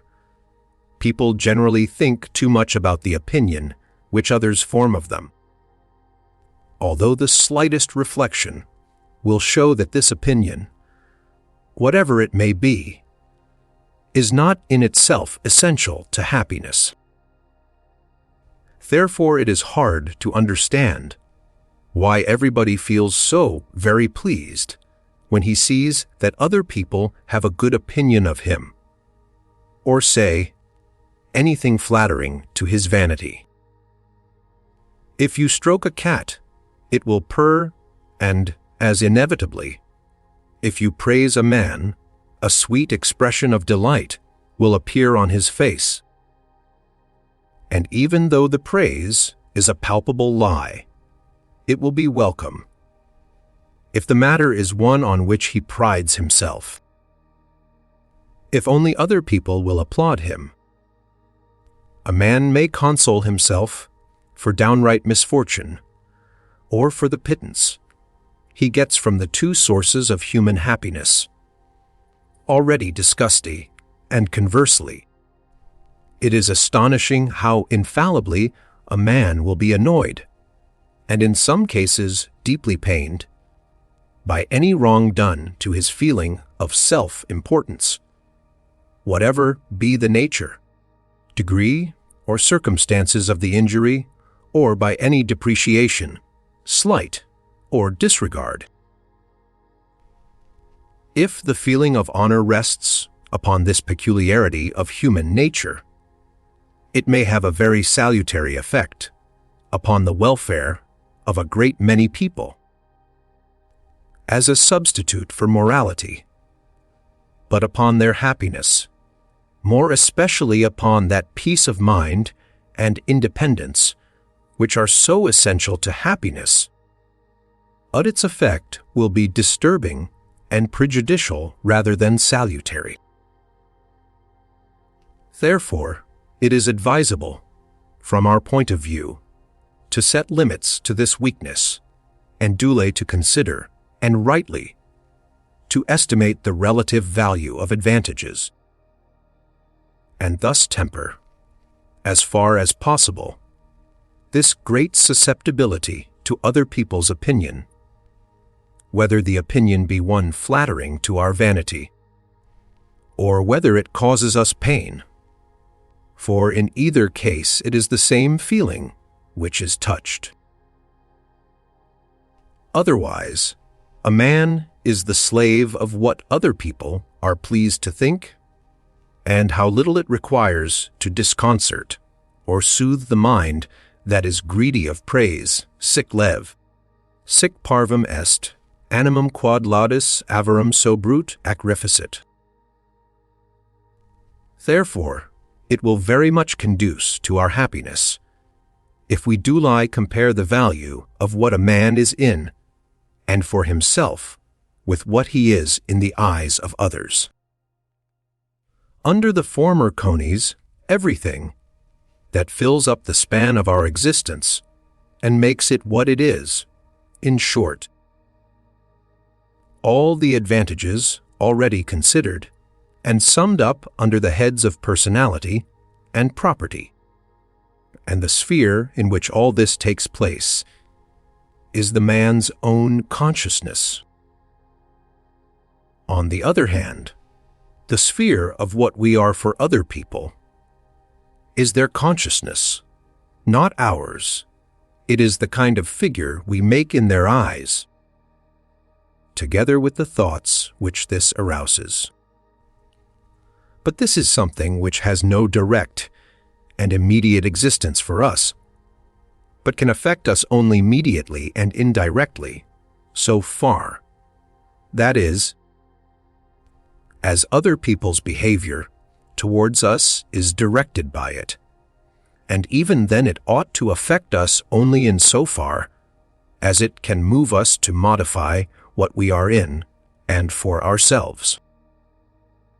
Apart from this, what goes on in other people's consciousness is, as such, a matter of indifference to us, and in time we get really indifferent to it, when we come to see how superficial and futile are most people's thoughts, how narrow their ideas, how mean their sentiments, how perverse their opinions, and how much of error there is in most of them, when we learn by experience with what depreciation a man will speak of his fellow, when he is not obliged to fear him, or thinks that what he says will not come to his ears.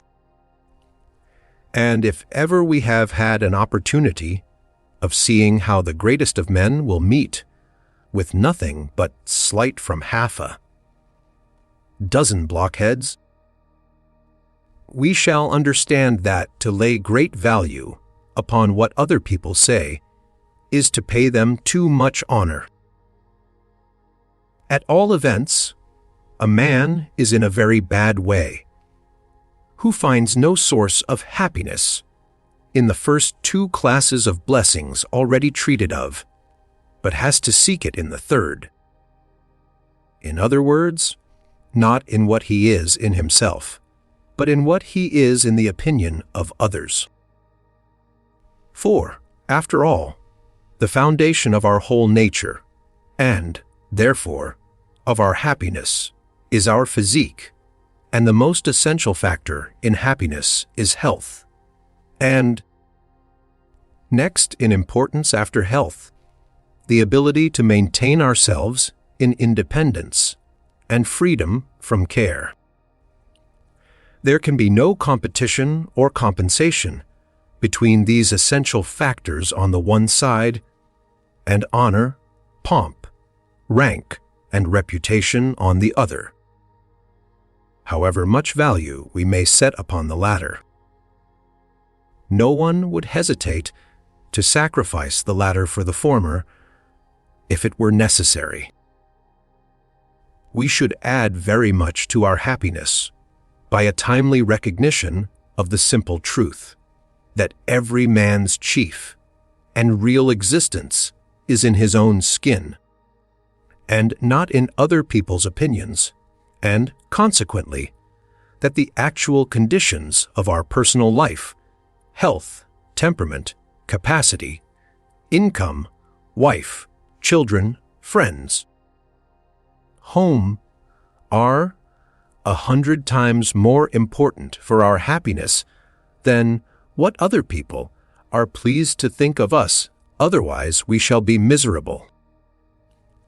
And if people insist that honor is dearer than life itself, what they really mean is that existence and well-being are as nothing compared with other people's opinions.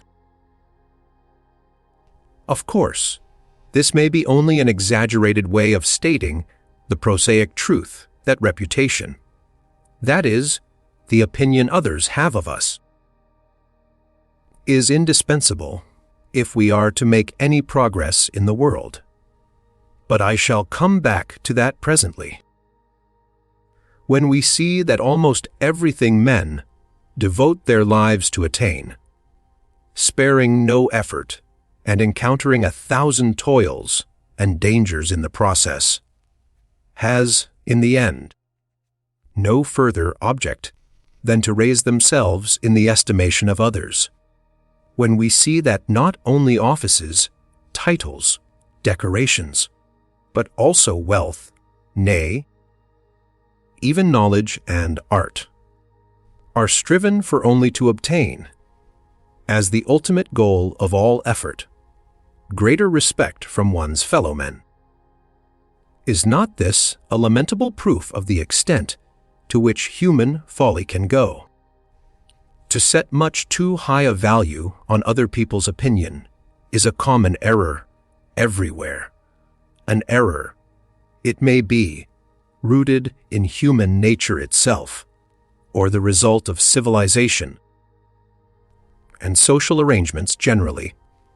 But, whatever its source, it exercises a very immoderate influence on all we do, and is very prejudicial to our happiness.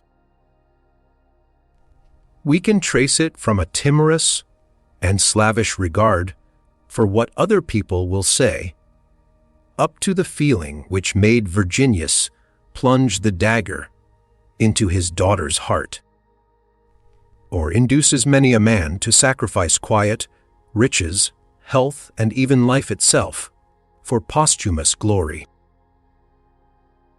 Undoubtedly, this feeling is a very convenient instrument in the hands of those who have the control or direction of their fellowmen. And accordingly, we find that, in every scheme for training up humanity in the way it should go, the maintenance and strengthening of the feeling of honor occupies an important place. But it is quite a different matter in its effect on human happiness, of which it is here our object to treat. And we should rather be careful to dissuade people from setting too much store by what others think of them. Daily experience shows us, however, that this is just the mistake people persist in making. Most men set the utmost value precisely on what other people think, and are more concerned about it than about what goes on in their own consciousness, which is the thing most immediately and directly present to them. They reverse the natural order, regarding the opinions of others as real existence and their own consciousness as something shadowy, making the derivative and secondary into the principal, and considering the picture they present to the world of more importance than their own selves. By thus trying to get a direct and immediate result out of what has no really direct or immediate existence, they fall into the kind of folly which is called vanity, the appropriate term for that which has no solid or intrinsic value. Like a miser, such people forget the end in their eagerness to obtain the means. The truth is that the value we set upon the opinion of others, and our constant endeavor in respect of it, are each quite out of proportion to any result we may reasonably hope to attain, so that this attention to other people's attitude may be regarded as a kind of universal mania, which every one inherits. In all we do, almost the first thing we think about is, what will people say? And nearly half the troubles and bothers of life may be traced to our anxiety on this score. It is the anxiety which is at the bottom of all that feeling of self-importance, which is so often mortified because it is so very morbidly sensitive. It is solicitude about what others will say that underlies all our vanity and pretension, yes, and all our show and swagger too. Without it, there would not be a tenth part of the luxury which exists.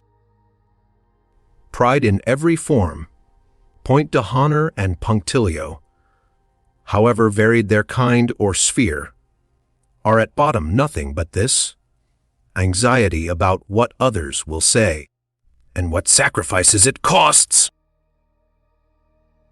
One can see it even in a child, and though it exists at every period of life, it is strongest in age, because, when the capacity for sensual pleasure fails, vanity and pride have only avarice to share their dominion. Frenchmen, perhaps, afford the best example of this feeling, and amongst them it is a regular epidemic, appearing sometimes in the most absurd ambition, or in a ridiculous kind of national vanity and the most shameless boasting.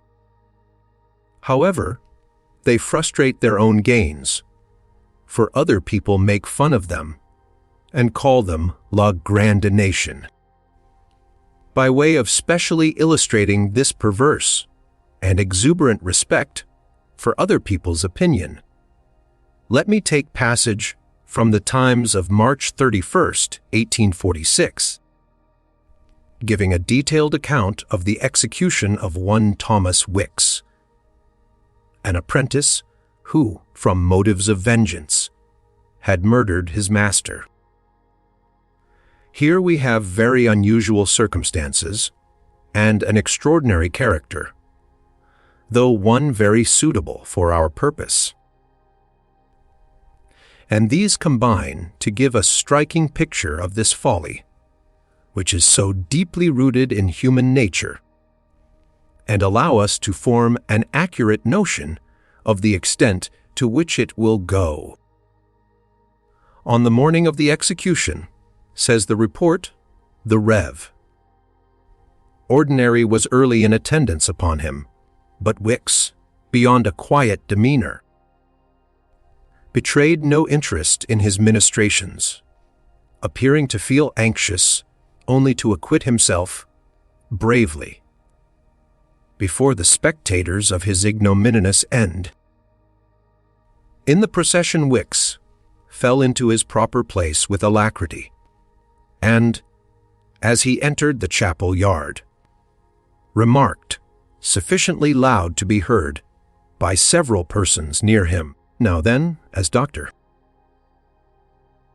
Dodd said, "I shall soon know the grand secret."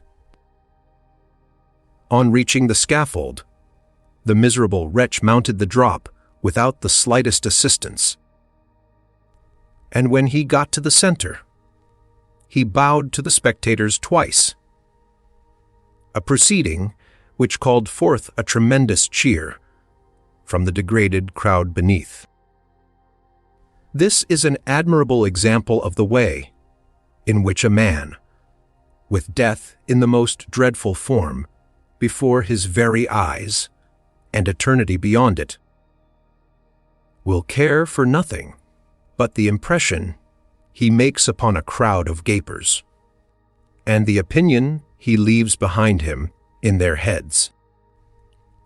There was much the same kind of thing in the case of Lecomte, who was executed at Frankfurt, also in 1846, for an attempt on the king's life. At the trial, he was very much annoyed that he was not allowed to appear in decent attire before the upper house, and on the day of the execution, it was a special grief to him that he was not permitted to shave. It is not only in recent times that this kind of thing has been known to happen. Matteo Aleman tells us, in the introduction to his celebrated romance, Guzman de Alferich, that many infatuated criminals, instead of devoting their last hours to the welfare of their souls, as they ought to have done, neglect this duty for the purpose of preparing and committing to memory a speech to be made from the scaffold. I take these extreme cases as being the best illustrations to what I mean, for they give us a magnified reflection of our own nature. The anxieties of all of us, our worries, vexations, bothers, troubles, uneasy apprehensions, and strenuous efforts are due, in perhaps the large majority of instances, to what other people will say, and we are just as foolish in this respect as those miserable criminals. Envy and hatred are very often traceable to a similar source. Now, it is obvious that happiness, which consists for the most part in peace of mind and contentment, would be served by nothing so much as by reducing this impulse of human nature within reasonable limits, which would perhaps make it 1/50th part of what it is now. By doing so, we should get rid of a thorn in the flesh which is always causing us pain. But it is a very difficult task, because the impulse in question is a natural and innate perversity of human nature. Tacitus says, "The lust of fame is the last that a wise man shakes off. The only way of putting an end to this universal folly is to see clearly that it is a folly. And this may be done by recognizing the fact that most of the opinions in men's heads are apt to be false, perverse, erroneous, and absurd, and so in themselves unworthy of attention. Further, that other people's opinions can have very little real and positive influence upon us in most of the circumstances and affairs of life." Again, this opinion is generally of such an unfavorable character that it would worry a man to death to hear everything that was said of him, or the tone in which he was spoken of. And finally, among other things, we should be clear about the fact that honor itself has no really direct, but only an indirect value. If people were generally converted from this universal folly, the result would be such an addition to our peace of mind and cheerfulness as at present seems inconceivable. People would present a firmer and more confident front to the world, and generally behave with less embarrassment and restraint. It is observable that a retired mode of life has an exceedingly beneficial influence on our peace of mind, and this is mainly because we thus escape having to live constantly in the sight of others and pay everlasting regard to their casual opinions. In a word, we are able to return upon ourselves. At the same time, a good deal of positive misfortune might be avoided, which we are now drawn into by striving after shadows, or, to speak more correctly, by indulging a mischievous piece of folly, and we should consequently have more attention to give to solid realities, and enjoy them with less interruption than at present. But what is worth doing is hard to do. Pride, the folly of our nature, which we are discussing, puts forth three shoots: ambition, vanity, and pride. The difference between the last two is this: pride is an established conviction of one's own paramount worth in some particular respect, while vanity is the desire of rousing such a conviction in others, and it is generally accompanied by the secret hope of ultimately coming to the same conviction oneself. Pride works from within. It is the direct appreciation of oneself. Vanity is the desire to arrive at this appreciation indirectly, from without. So we find that vain people are talkative, proud, and taciturn. But the vain person ought to be aware that the good opinion of others, which he strives for, may be obtained much more easily and certainly by persistent silence than by speech, even though he has very good things to say. Anyone who wishes to affect pride is not therefore a proud man, but he will soon have to drop this, as every other, assumed character. It is only a firm, unshakable conviction of eminent worth and special value which makes a man proud in the true sense of the word, a conviction which may, no doubt, be a mistaken one or rest on advantages which are of an adventitious and conventional character. Still, pride is not the less pride for all that, so long as it be present in real earnest. And since pride is thus rooted in conviction, it resembles every other form of knowledge in not being within our own arbitrament. Pride's worst foe, its greatest obstacle, is vanity, which courts the applause of the world in order to gain the necessary foundation for a high opinion of one's own worth. Whilst pride is based upon a pre-existing conviction of it. It is quite true that pride is something which is generally found fault with and cried down, but usually, I imagine, by those who have nothing upon which they can pride themselves. In view of the impudence and foolhardiness of most people, anyone who possesses any kind of superiority or merit will do well to keep his eyes fixed on it if he does not want it to be entirely forgotten. For if a man is good, natured enough to ignore his own privileges and nob with the generality of other people, as if he were quite on their level, they will be sure to treat him, frankly and candidly, as one of themselves.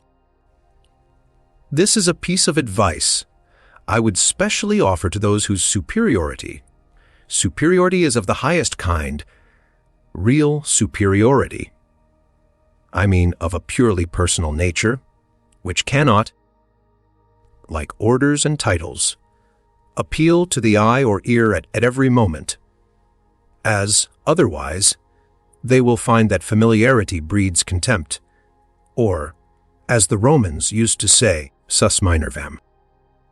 Joke with a slave, and he'll soon show his heels, is an excellent Arabian proverb.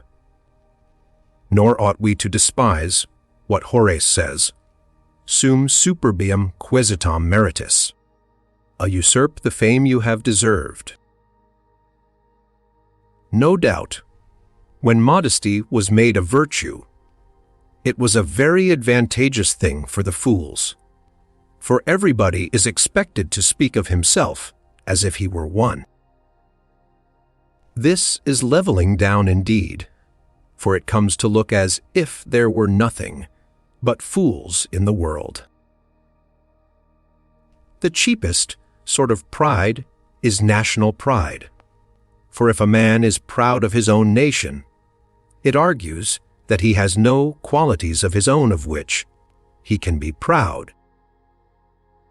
Otherwise, he would not have recourse to those which he shares with so many millions of his fellowmen. The man who is endowed with important personal qualities will be only too ready to see clearly in what respects his own nation falls short, since their failings will be constantly before his eyes. But every miserable fool who has nothing at all of which he can be proud adopts, as a last resource, pride in the nation to which he belongs, of he is ready and glad to defend all its faults and follies tooth and nail, thus reimbursing himself for his own inferiority. For example, if you speak of the stupid and degrading bigotry of the English nation with the contempt it deserves, you will hardly find one Englishman in 50 to agree with you. But if there should be one, he will generally happen to be an intelligent man. The Germans have no national pride, which shows how honest they are, as everybody knows, and how dishonest are those who, by a piece of ridiculous affectation. Pretend that they are proud of their country, the Deutsche Brüder, and the demagogues who flatter the mob in order to mislead it. I have heard it said that gunpowder was invented by a German. I doubt it. Lichtenberg asks, why is it that a man who is not a German does not care about pretending that he is one, and that if he makes any pretense at all, it is to be a Frenchman or an Englishman? However that may be, individuality is a far more important thing than nationality, and in any given man deserves 1,000-fold more consideration. And, since you cannot speak of national character without referring to large masses of people, it is impossible to be loud in your praises and at the same time honest. National character is only another name for the particular form which the littleness, perversity, and baseness of mankind take in every country. If we become disgusted with one, we praise another until we get disgusted with this too. Every nation mocks at other nations, and all are right. The contents of this chapter, which treats, as I have said, of what we represent in the world, or what we are in the eyes of others, may be further distributed under 3 heads: honor, rank, and fame. Rank. Let us take rank first, as it may be dismissed in a few words, although it plays an important part in the eyes of the masses and of the Philistines, and is a most useful wheel in the machinery of the state. It has a purely conventional value. Strictly speaking, it is a sham. Its method is to exact an artificial respect, and, as a matter of fact, the whole thing is a mere farce. Orders, it may be said, are bills of exchange drawn on public opinion, and the measure of their value is the credit of the drawer. Of course, as a substitute for pensions, they save the state a good deal of money, and, besides, they serve a very useful purpose if they are distributed with discrimination and judgment. For people in general have eyes and ears, it is true, but not much else, very little judgment indeed, or even memory. There are many services of the state quite beyond the range of their understanding. Others, again, are appreciated and made much of for a time, and then soon forgotten. It seems to me, therefore, very proper that a cross or a star should proclaim to the mass of people always and everywhere, "This man is not like you. He has done something." But orders lose their value when they are distributed unjustly, or without due selection, or in too great numbers. A prince should be as careful in conferring them as a man of business is in signing a bill. It is a pleonasm to inscribe on any order for distinguished service, for every order ought to be for distinguished service. That stands to reason. Honor. Honor is a much larger question than rank, and more difficult to discuss. Let us begin by trying to define it. If I were to say, honor is external conscience, and conscience is inward honor, no doubt a good many people would assent. But there would be more show than reality about such a definition, and it would hardly go to the root of the matter. I prefer to say, honor is, on its objective side, other people's opinion of what we are worth. On its subjective side, it is the respect we pay to this opinion.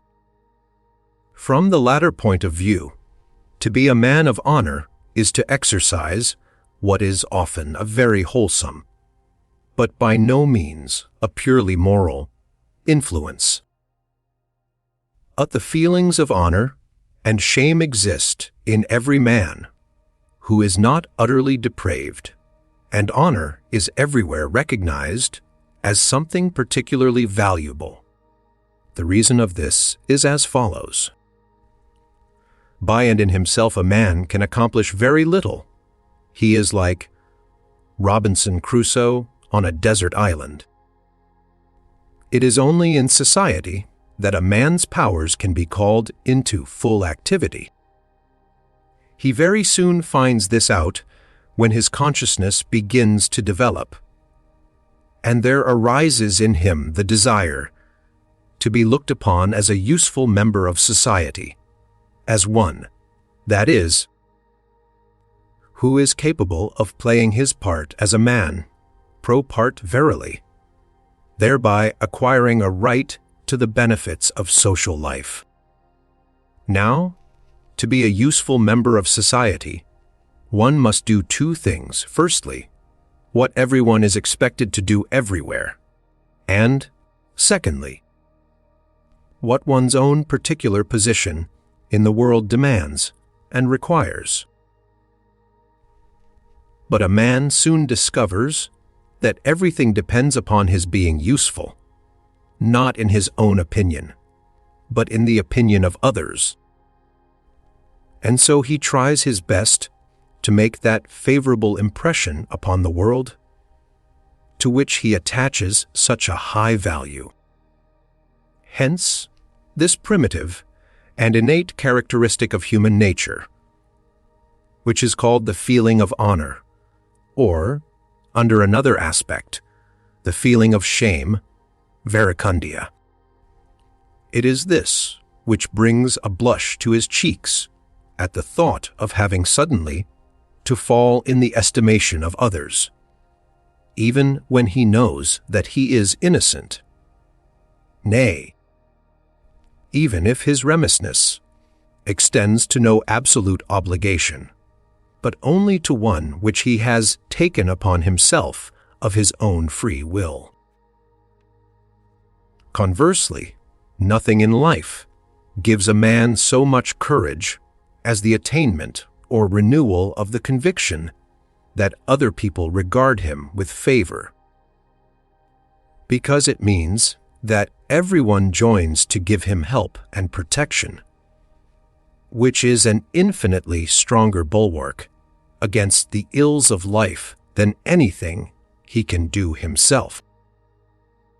The variety of relations in which a man can stand to other people so as to obtain their confidence, that is, their good opinion, gives rise to a distinction between several kinds of honor, resting chiefly on the different bearings that meme may take to tuum, or, again, on the performance of various pledges, or finally, on the relation of the sexes.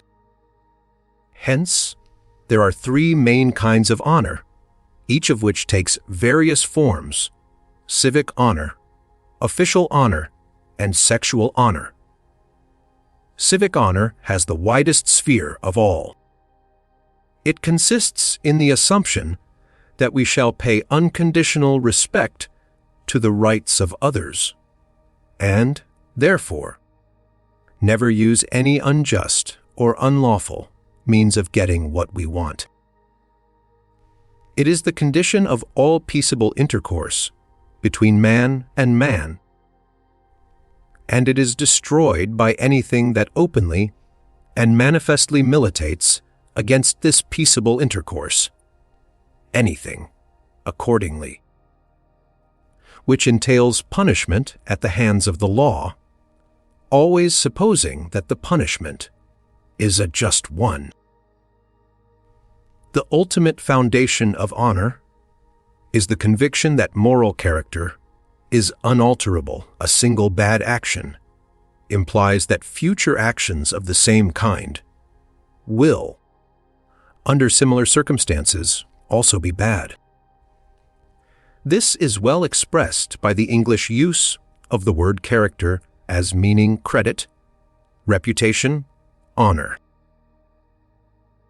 Hence, honor, once lost, can never be recovered unless the loss rested on some mistake, such as may occur if a man is slandered or his actions viewed in a false light. So the law provides remedies against slander, libel, and even insult, for insult, though it amounts to no more than mere abuse, is a kind of summary slander with a suppression of the reasons. What I mean may be well put in the Greek phrase, not quoted from any author. It is true that if a man abuses another, he is simply showing that he has no real or true causes of complaint against him, as, otherwise, he would bring these forward as the premises and rely upon his hearers to draw the conclusion themselves, instead of which he gives the conclusion and leaves out the premises, trusting that people will suppose that he has done so only for the sake of being brief. Civic honor draws its existence and name from the middle classes, but it applies equally to all, not excepting the highest. No man can disregard it. And it is a very serious thing, of which every one should be careful not to make light.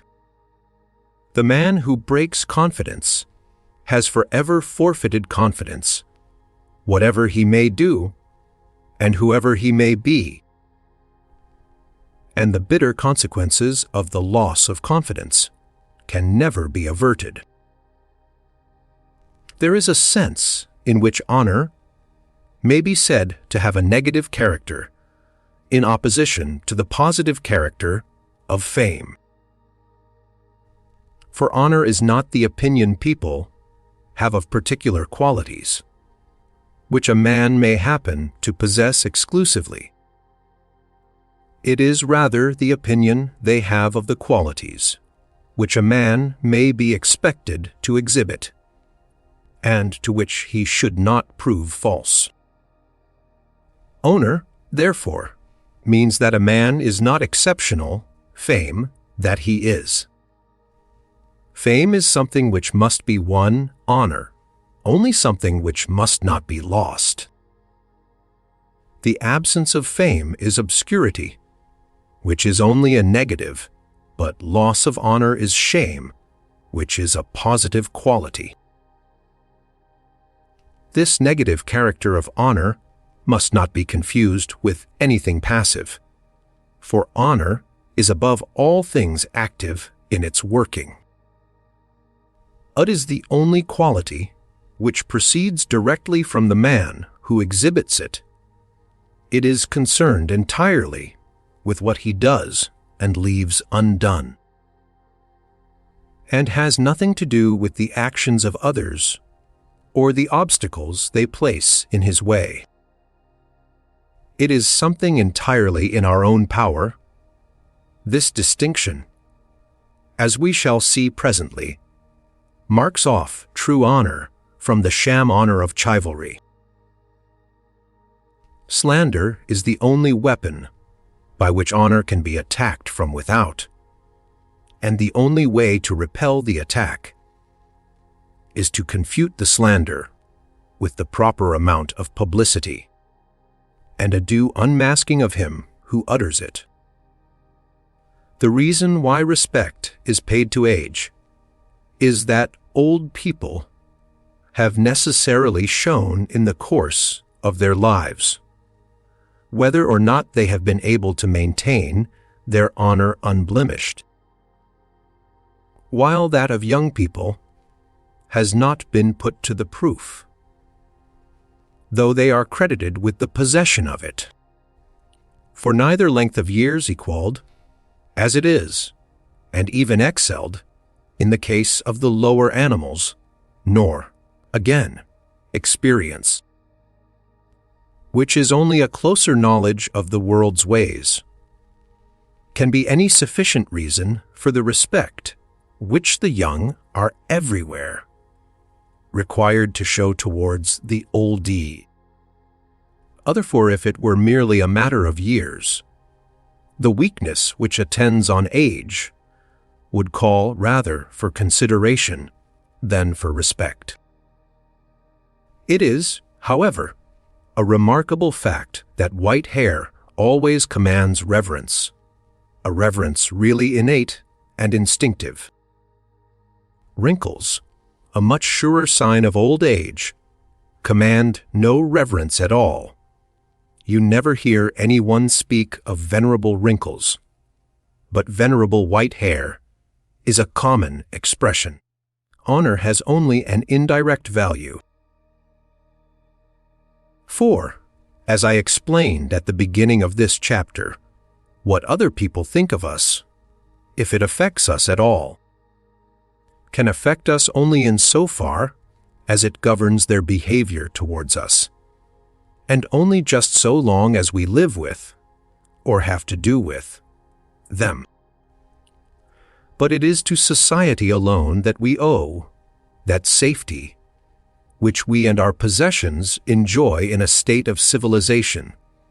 In all we do we need the help of others, and they, in their turn, must have confidence in us before they can have anything to do with us.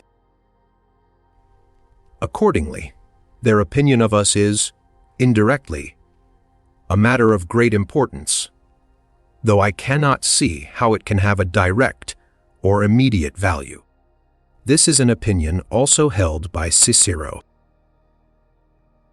I quite agree, he writes, with what Chrysippus and Diogenes used to say, that a good reputation is not worth raising a finger to obtain, if it were not that it is so useful.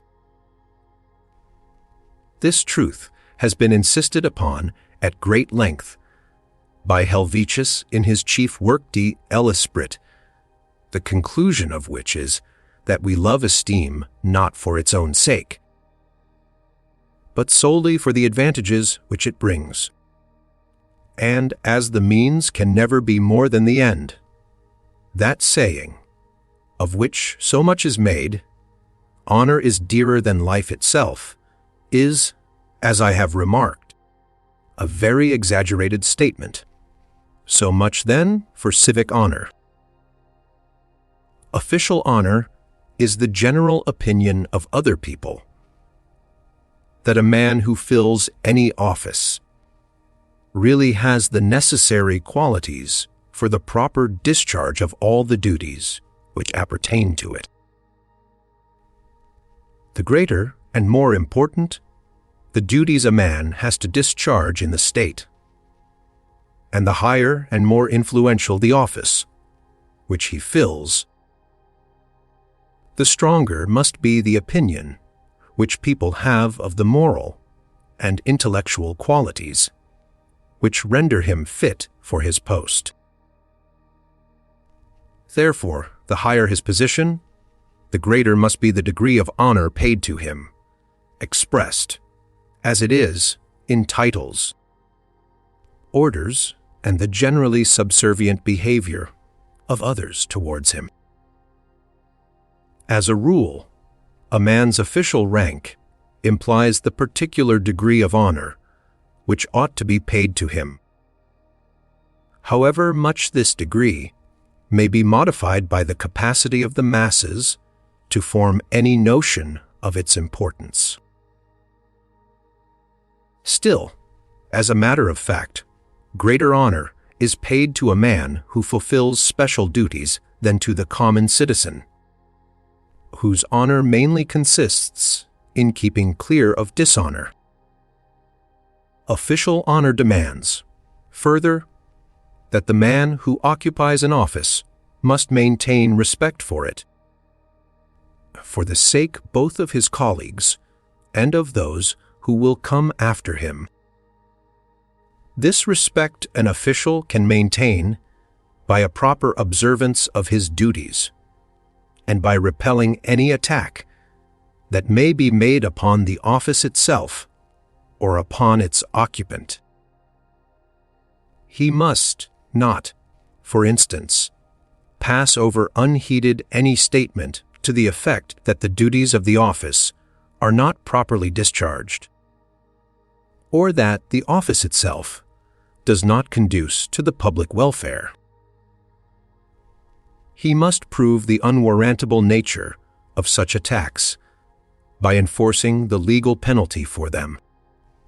Subordinate to the honor of official personages comes that of those who serve the state in any other capacity, as doctors, lawyers, teachers, anyone, in short, who, by graduating in any subject or by any other public declaration that he is qualified to exercise some special skill, claims to practice it, in a word, the honor of all those who take any public pledges whatever.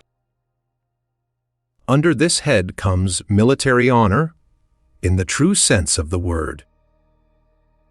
The opinion that people who have bound themselves to defend their country really possess the requisite qualities which will enable them to do so, especially courage, personal bravery and strength, and that they are perfectly ready to defend their country to the death, and never, and under any circumstances, desert the flag to which they have once sworn allegiance.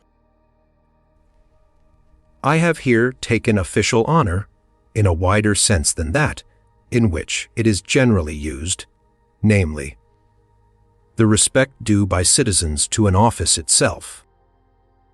In treating of sexual honor and the principles on which it rests, a little more attention and analysis are necessary, and what I shall say will support my contention that all honor really rests upon a utilitarian basis.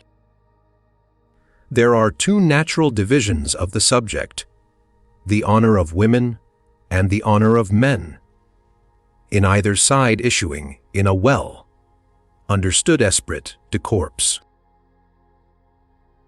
The former is by far the more important of the two, because the most essential feature in woman's life is her relation to man. Female honor is the general opinion in regard to a girl that she is pure, and in regard to a wife that she is faithful.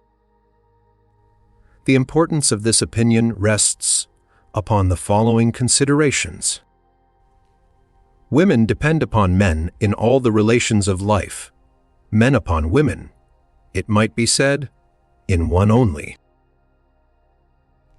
So, an arrangement is made for mutual interdependence, man undertaking responsibility for all woman's needs and also for the children that spring from their union, an arrangement on which is based the welfare of the whole female race. To carry out this plan, women have to band together with a show of esprit de corps and present one undivided front to their common enemy, man, who possesses all the good things of the earth, in virtue of his superior physical and intellectual power, in order to lay siege to and conquer him, and so get possession of him and a share of those good things.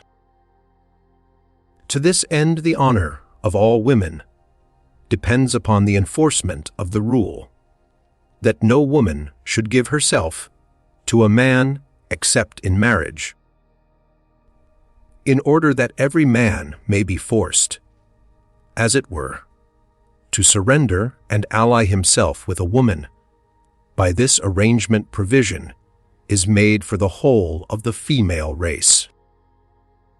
This is a result, however, which can be obtained only by a strict observance of the rule, and, accordingly, women everywhere show true esprit de corps in carefully insisting upon its maintenance. Any girl who commits a breach of the rule betrays the whole female race, because its welfare would be destroyed if every woman were to do likewise. So she is cast out with shame as one who has lost her honor. No woman will have anything more to do with her. She is avoided like the plague.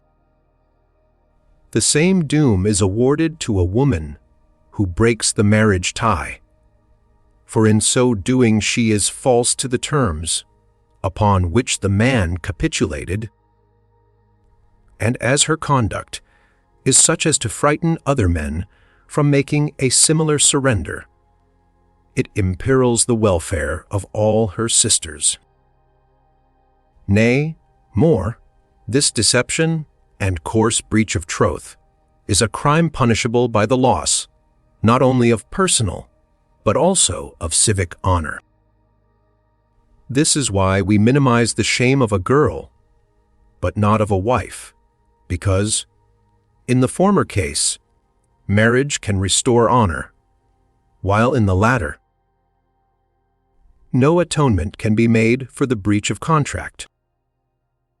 Once this esprit de corps is acknowledged to be the foundation of female honor, and is seen to be a wholesome, nay, a necessary arrangement, as at bottom a matter of prudence and interest, its extreme importance for the welfare of women will be recognized.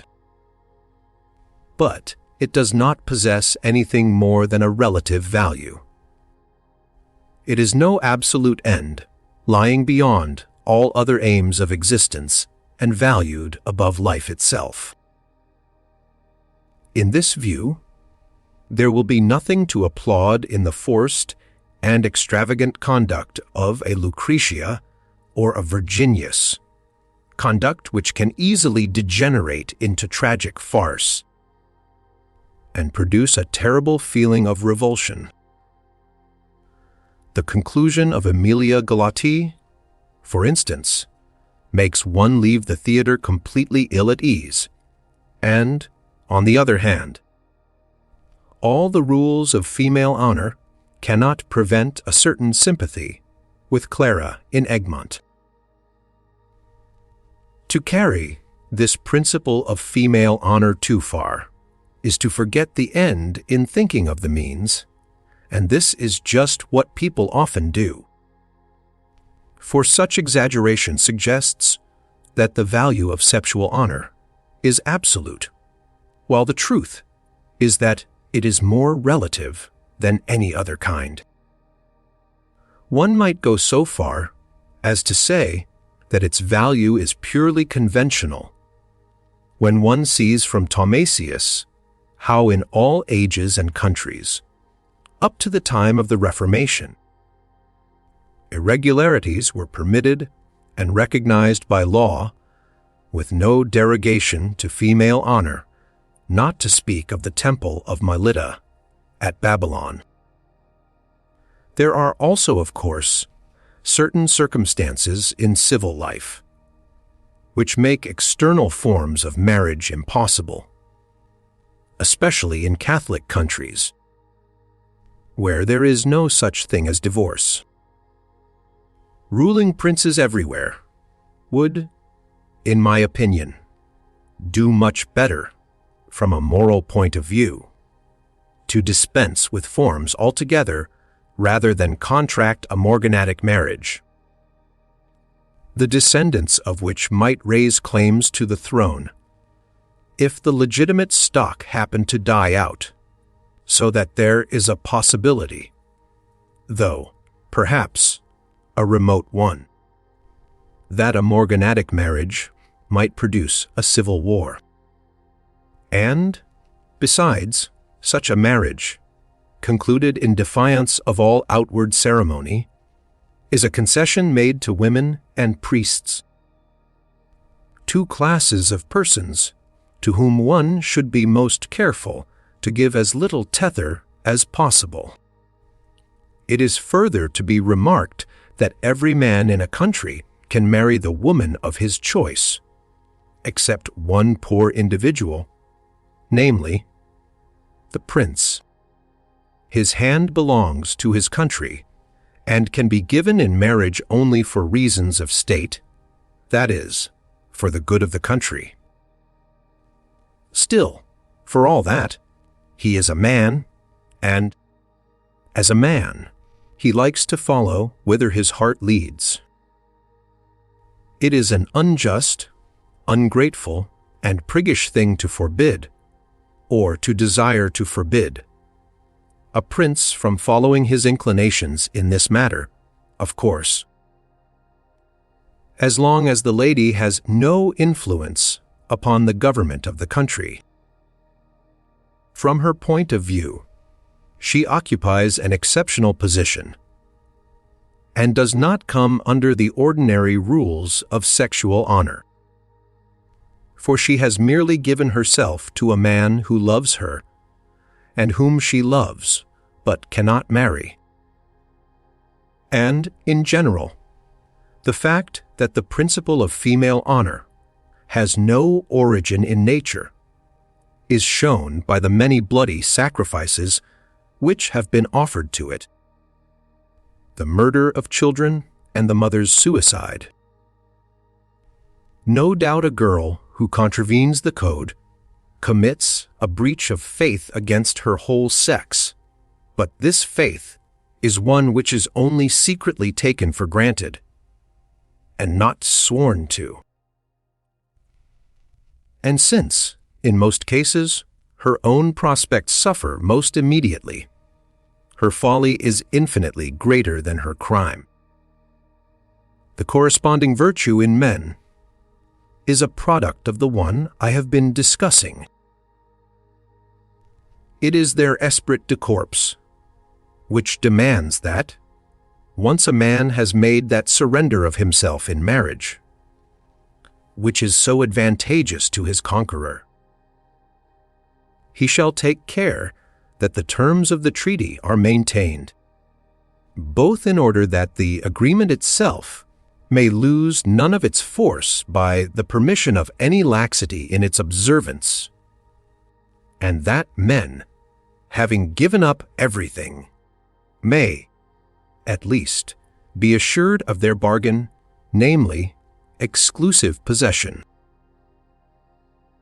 Accordingly, it is part of a man's honor to resent a breach of the marriage tie on the part of his wife, and to punish it, at the very least, by separating from her. If he condones the offense, his fellowmen cry shame upon him, but the shame in this case is not nearly so foul as that of the woman who has lost her honor. The stain is by no means of so deep a dye, livioris nota macula, because a man's relation to woman is subordinate to many other and more important affairs in his life. The two great dramatic poets of modern times have each taken man's honor as the theme of two plays, Shakespeare in Othello and The Winter's Tale, and Calderon in El Medico de su Honra, S, the physician of his honored, and A secreto aggravio secreta venganza, S for secret insult, secret vengeance. It should be said, however, that honor demands the punishment of the wife only to punish her paramour too, is a work of supererogation. This confirms the view I have taken that a man's honor originates in esprit de corps. The kind of honor which I have been discussing hitherto has always existed in its various forms and principles, amongst all nations, and at all times. Although the history of female honor shows that its principles have undergone certain local modifications at different periods. But there is another species of honor which differs from this entirely, a species of honor of which the Greeks and Romans had no conception, and up to this day it is perfectly unknown amongst Chinese, Hindus, or Mohammedans. It is a kind of honor which arose only in the Middle Age and is indigenous only to Christian Europe, nay, only to an extremely small portion of the population. That is to say, the higher classes of society and those who ape them. It is knightly honor, or point d'honneur. Its principles are quite different from those which underlay the kind of honor I have been treating until now, and in some respects are even opposed to them. The sort I am referring to produces the cavalier, while the other kind creates the man of honor. As this is so, I shall proceed to give an explanation of its principles as a kind of code or mirror of knightly courtesy. As 1. To begin with, honor of this sort consists not in other people's opinion of what we are worth, but wholly and entirely in whether they express it or not, no matter whether they really have any opinion at all, let alone whether they know of reasons for having one. Other people may entertain the worst opinion of us in consequence of what we do, and may despise us as much as they like, so long as no one dares to give expression to his opinion. Our honor remains untarnished. So, if our actions and qualities compel the highest respect from other people, and they have no option but to give this respect as soon as anyone, no matter how wicked or foolish he may be, utters something depreciatory of us, our honor is offended, nay, gone forever, unless we can manage to restore it. A superfluous proof of what I say, namely, that knightly honor depends not upon what people think, but upon what they say, is furnished by the fact that insults can be withdrawn, or, if necessary, form the subject of an apology, which makes them as though they had never been uttered. Whether the opinion which underlays the expression has also been rectified, and why the expression should ever have been used, are questions which are perfectly unimportant. So long as the statement is withdrawn, all is well. The truth is that conduct of this kind aims not at earning respect, but at extorting it. In the second place, this sort of honor rests not on what a man does, but on what he suffers, the obstacles he encounters, differing from the honor which prevails in all else, in consisting not in what he says or does himself, but in what another man says or does. His honor is thus at the mercy of every man who can talk it away on the tip of his tongue, and if he attacks it, in a moment it is gone forever, unless the man who is attacked manages to wrest it back again by a process which I shall mention presently, a process which involves danger to his life, health, freedom, property, and peace of mind. A man's whole conduct may be in accordance with the most righteous, and noble principles. His spirit may be the purest that ever breathed. His intellect of the very highest order, and yet his honor may disappear the moment that anyone is pleased to insult him. Anyone at all who has not offended against this code of honor himself, let him be the most worthless rascal or the most stupid beast, an idler, gambler, debtor, a man, in short, of no account at all. It is usually this sort of fellow who likes to insult people, for, as Seneca rightly remarks, ut quisque contemptissimus et ludibrio est, ita salutissime est. The more contemptible and ridiculous a man is, the readier he is with his tongue. His insults are most likely to be directed against the very kind of man I have described, because people of different tastes can never be friends, and the sight of pre-eminent merit is apt to raise the secret ire of a near, do, well. What Goethe says in the West Schleicher Divan is quite true, that it is useless to complain against your enemies, for they can never become your friends. If your whole being is a standing reproach to them, was klagst duber find. Sultan solch G. Warden, Frende denen das Wesen, wie du bist, im stillen eine Widger Vorwurf ist. It is obvious that people of this worthless description have good cause to be thankful to the principle of honor, because it puts them on a level with people who in every other respect stand far above them. If a fellow likes to insult any one, attribute to him, for example, some bad quality, this is taken prima facie as a well-founded opinion, true in fact, a decree, as it were, with all the force of law.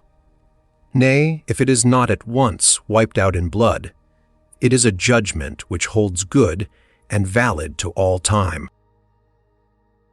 In other words, the man who is insulted remains, in the eyes of all honorable people, what the man who uttered the insult, even though he were the greatest wretch on earth, was pleased to call him, for he has put up with the insult, the technical term, I believe. Accordingly, all honorable people will have nothing more to do with him, and treat him like a leper, and, it may be, refuse to go into any company where he may be found, and so on.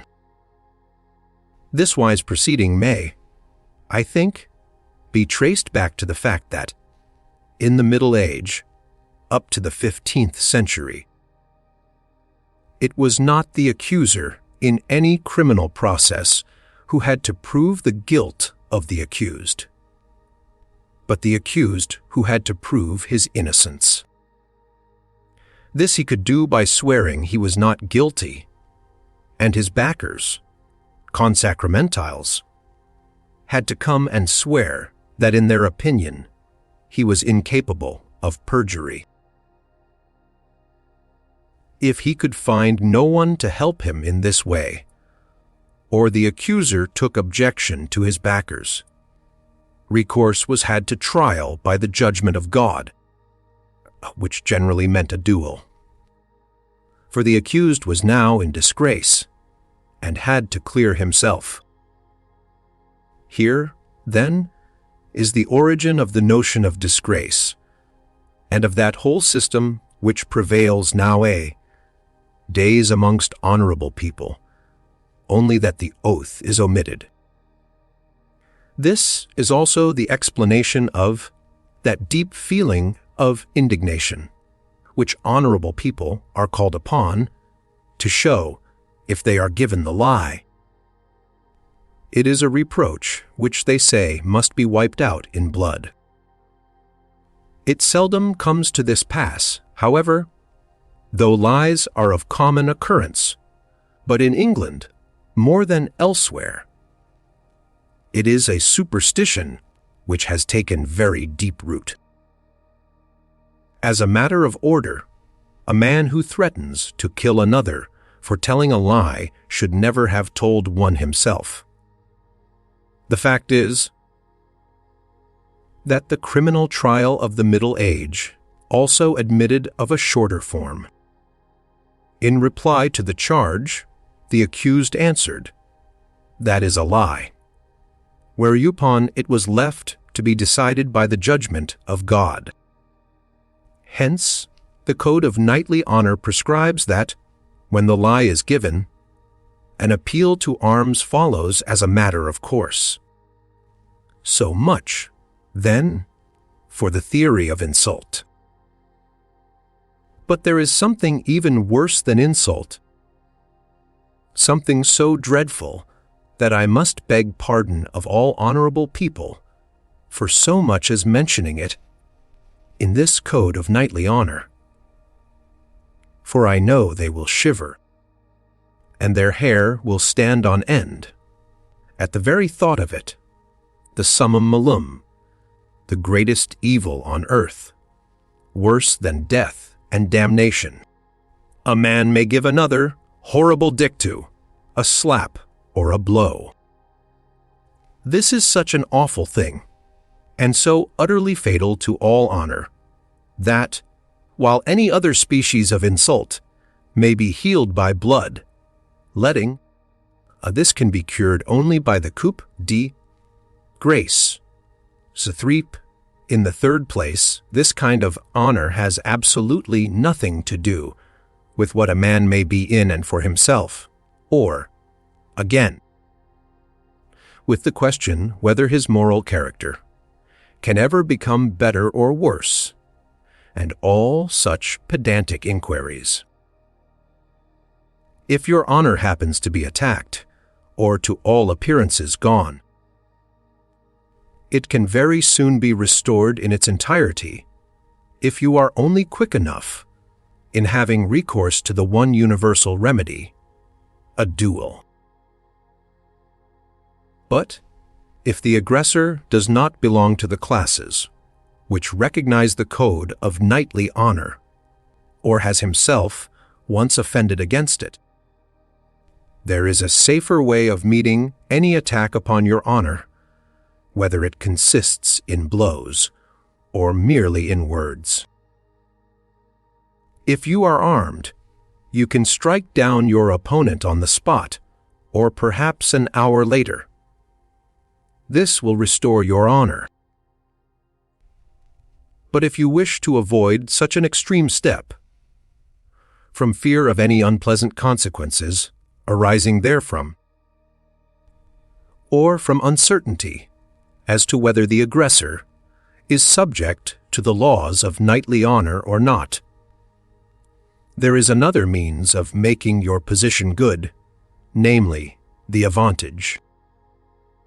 This consists in returning rudeness with still greater rudeness, and if insults are no use, you can try a blow, which forms a sort of climax in the redemption of your honor. For instance, a box on the ear may be cured by a blow with a stick, and a blow with a stick by a thrashing with a horsewhip, and, as the approved remedy for this last, some people recommend you to spit at your opponent.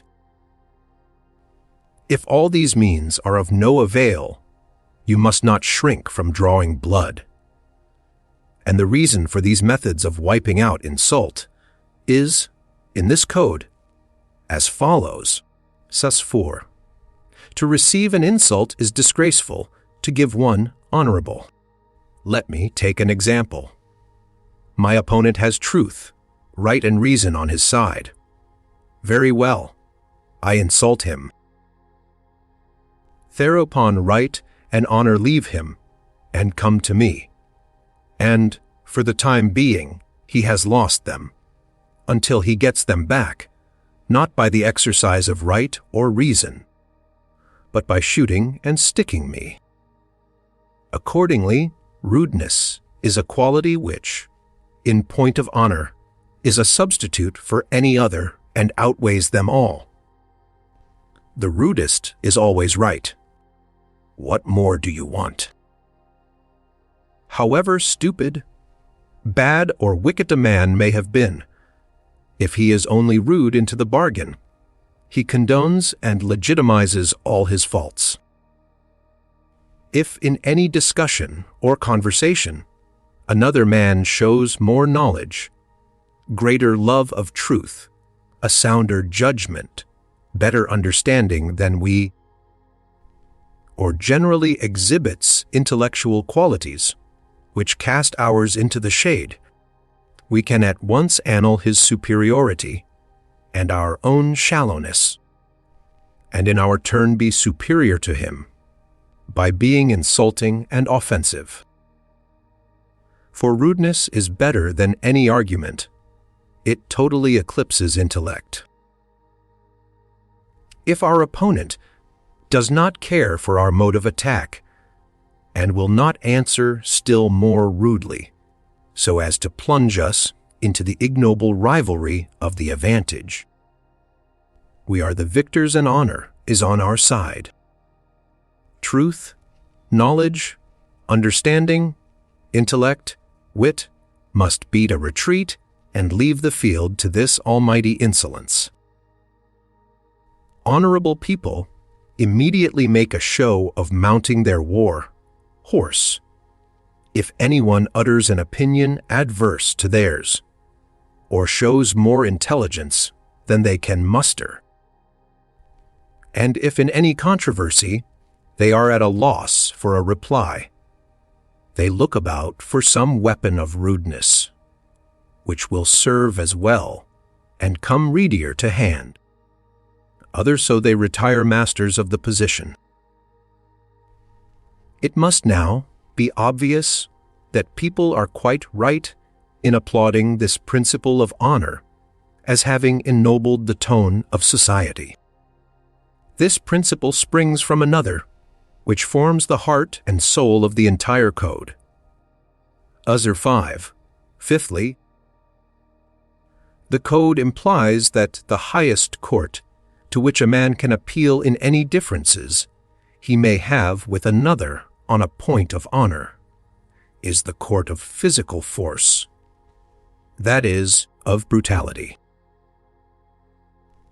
Every piece of rudeness is, strictly speaking, an appeal to brutality, for it is a declaration that intellectual strength and moral insight are incompetent to decide, and that the battle must be fought out by physical force, a struggle which, in the case of man, whom Franklin defines as a tool, making animal, is decided by the weapons peculiar to the species, and the decision is irrevocable.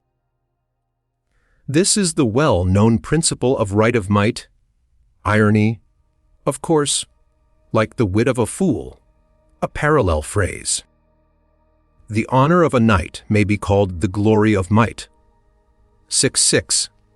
Lastly, if, as we saw above, civic honor is very scrupulous in the matter of meum and tuum, paying great respect to obligations and a promise once made. The code we are here discussing displays, on the other hand, the noblest liberality. There is only one word which may not be broken, the word of honor, upon my honor, as people say, the presumption being, of course, that every other form of promise may be broken. Nay, if the worst comes to the worst, it is easy to break even one's word of honor and still remain honorable, again by adopting that universal remedy, the duel, and fighting with those who maintain that we pledged our word.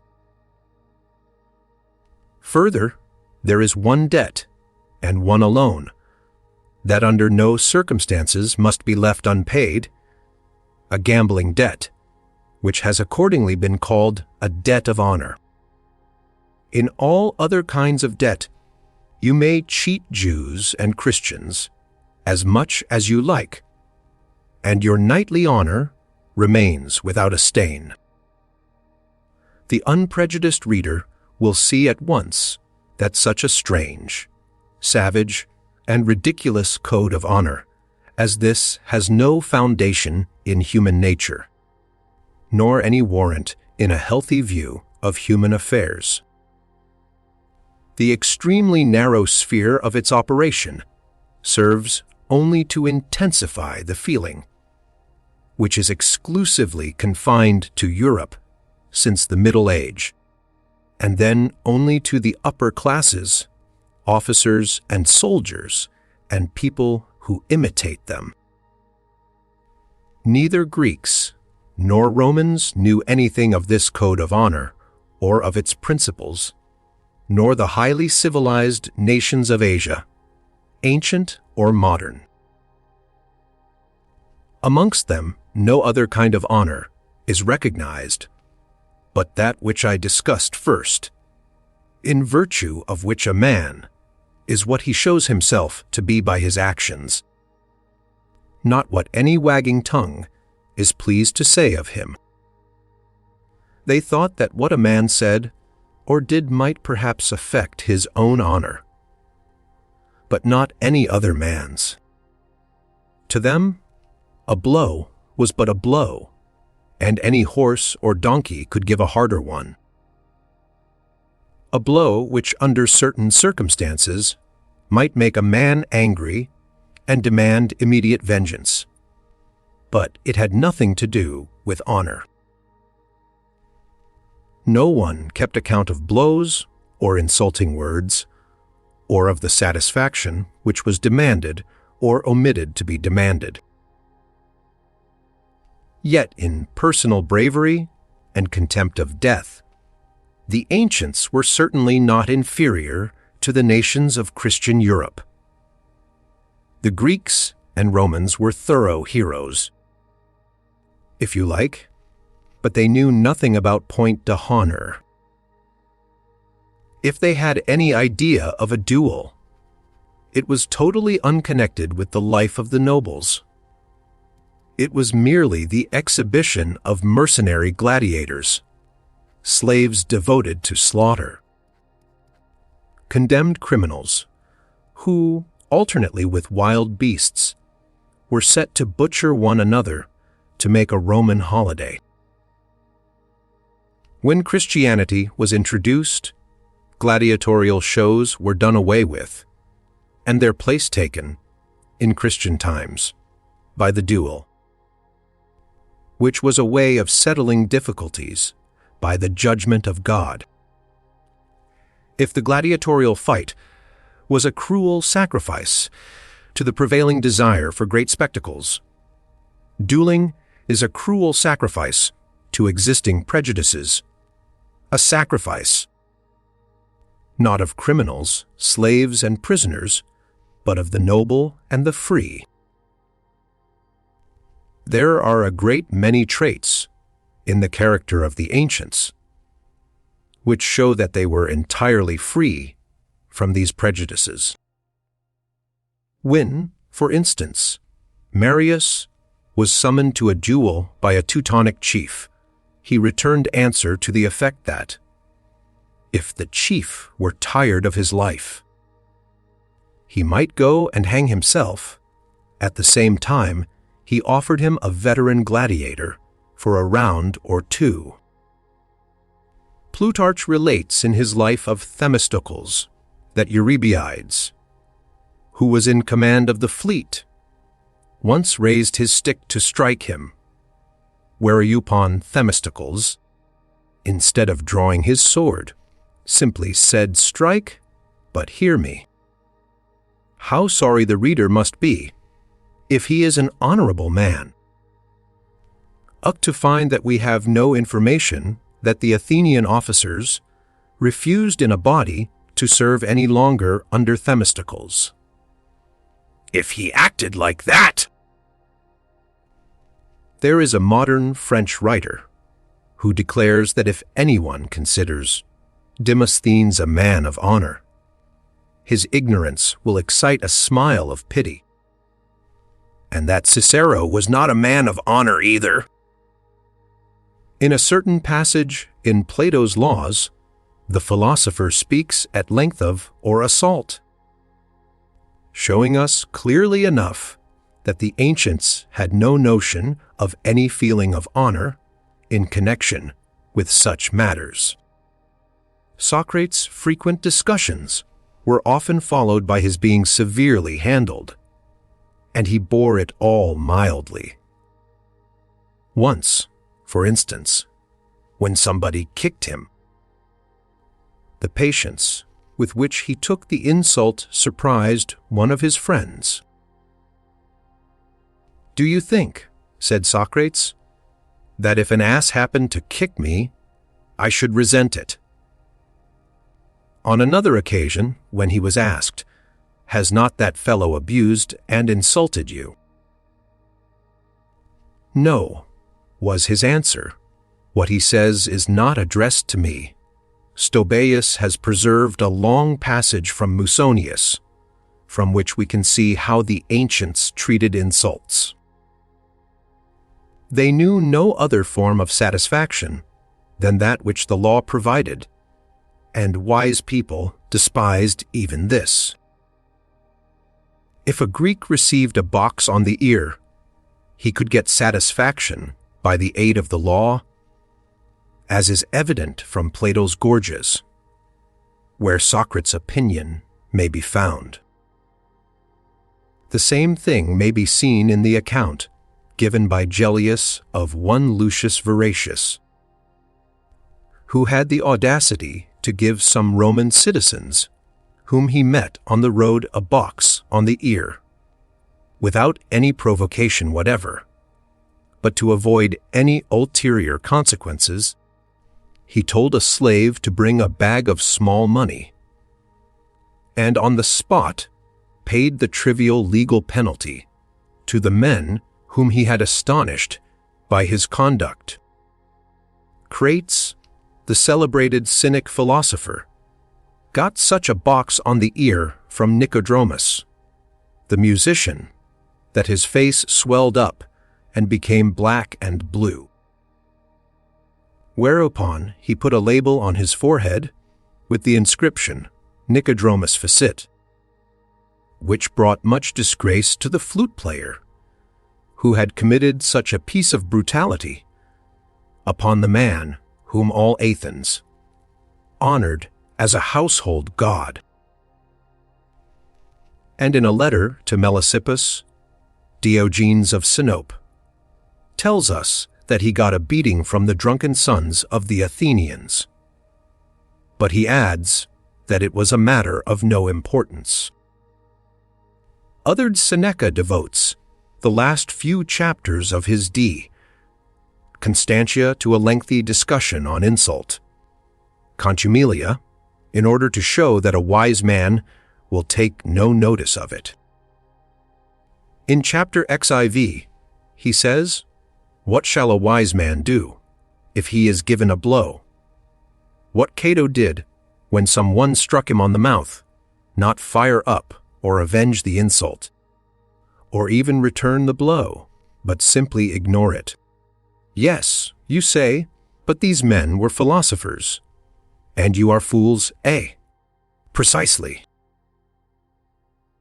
It is clear that the whole code of knightly honor was utterly unknown to the ancients, for the simple reason that they always took a natural and unprejudiced view of human affairs, and did not allow themselves to be influenced by any such vicious and abominable folly.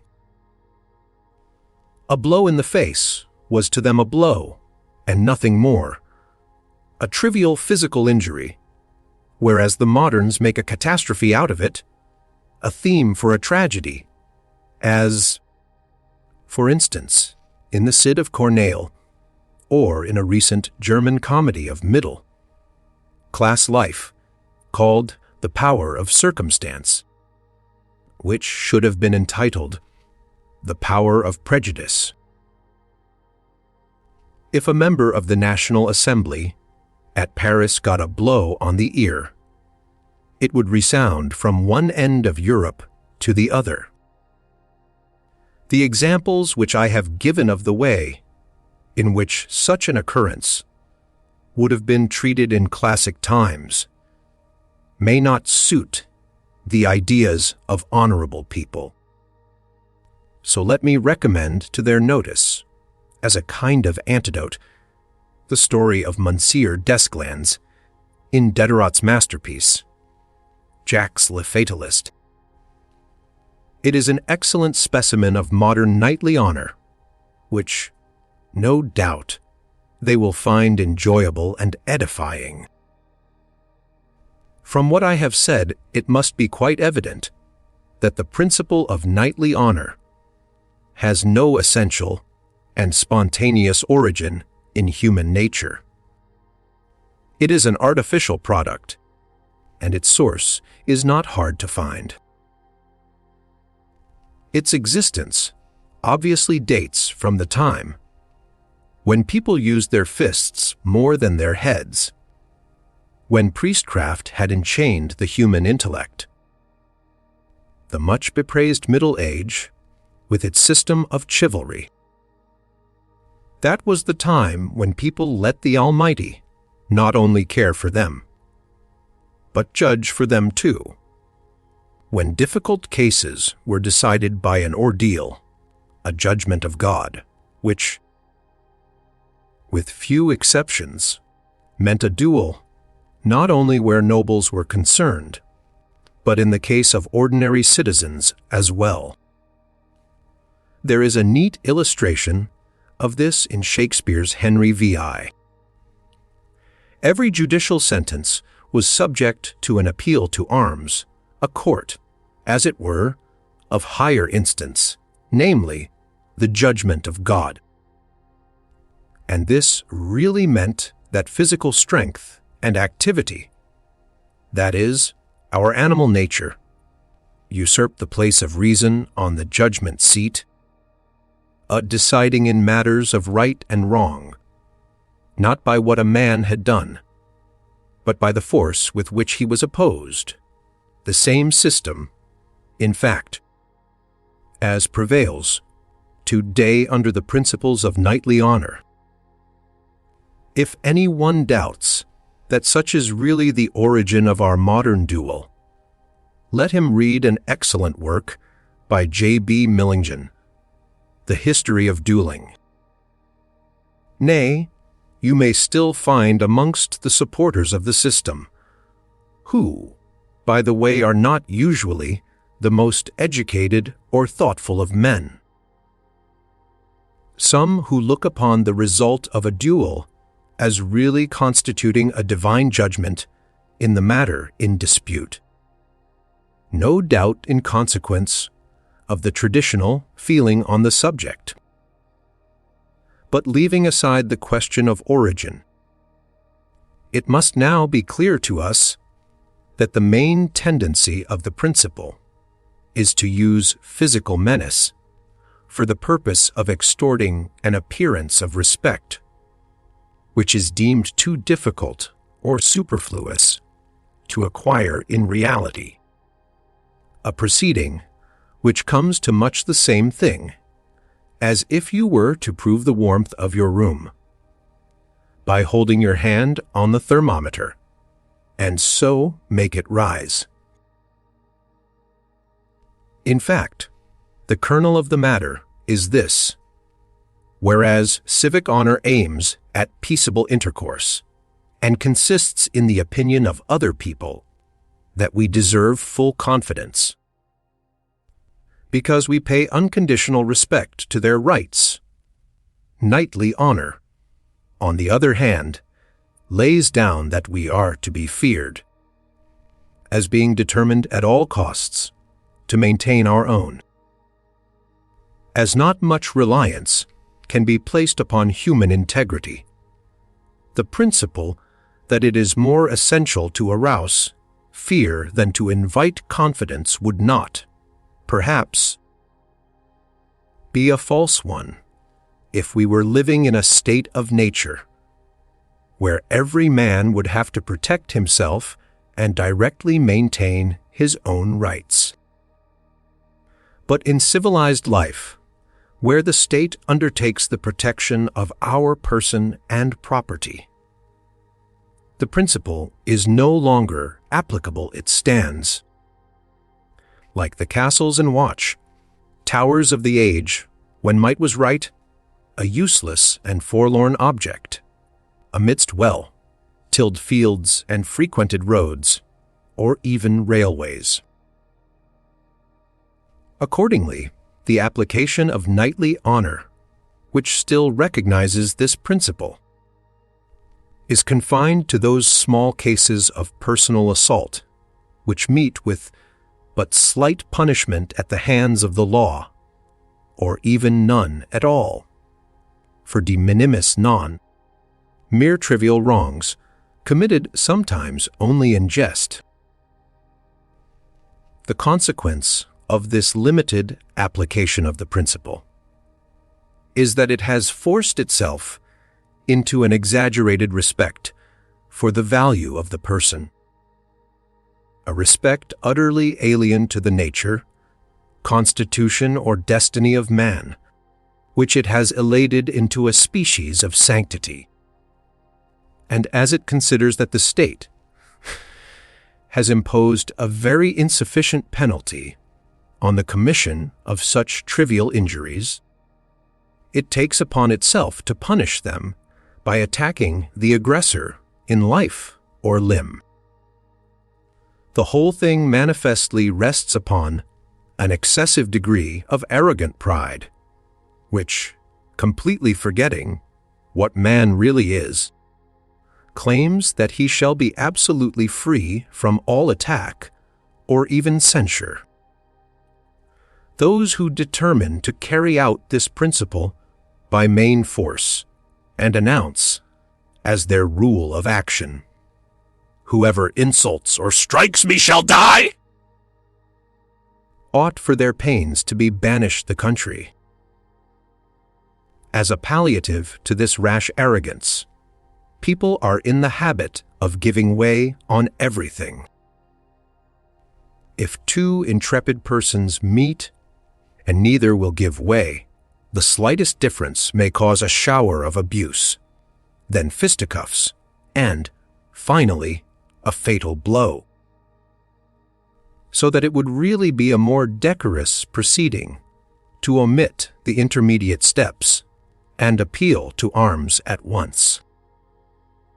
An appeal to arms has its own special formalities, and these have developed into a rigid and precise system of laws and regulations, together forming the most solemn farce there is, a regular temple of honor dedicated to folly. For if two intrepid persons dispute over some trivial matter, more important affairs are dealt with by law. One of them, the cleverer of the two, will of course yield, and they will agree to differ. That this is so is proved by the fact that common people, or, rather, the numerous classes of the community who do not acknowledge the principle of knightly honor, let any dispute run its natural course. Amongst these classes, homicide is 100-fold rarer than amongst those, and they amount, perhaps, in all, to hardly 1 in 1,000, who pay homage to the principle. And even blows are of no very frequent occurrence. Then it has been said that the manners and tone of good society are ultimately based upon this principle of honor, which, with its system of duels, is made out to be a bulwark against the assaults of savagery and rudeness. But Athens, Corinth, and Rome could assuredly boast of good, nay, excellent society, and manners and tone of a high order, without any support from the bogey of knightly honor. It is true that women did not occupy that prominent place in ancient society, which they hold now, when conversation has taken on a frivolous and trifling character, to the exclusion of that weighty discourse which distinguished the ancients. This change has certainly contributed a great deal to bring about the tendency, which is observable in good society, nowadays, to prefer personal courage to the possession of any other quality. The fact is that personal courage is really a very subordinate virtue, merely the distinguishing mark of a subaltern, a virtue, indeed, in which we are surpassed by the lower animals, or else you would not hear people say, "as brave as a lion." Far from being the pillar of society, knightly honor affords a sure asylum, in general for dishonesty and wickedness, and also for small incivilities, want of consideration and unmannerliness.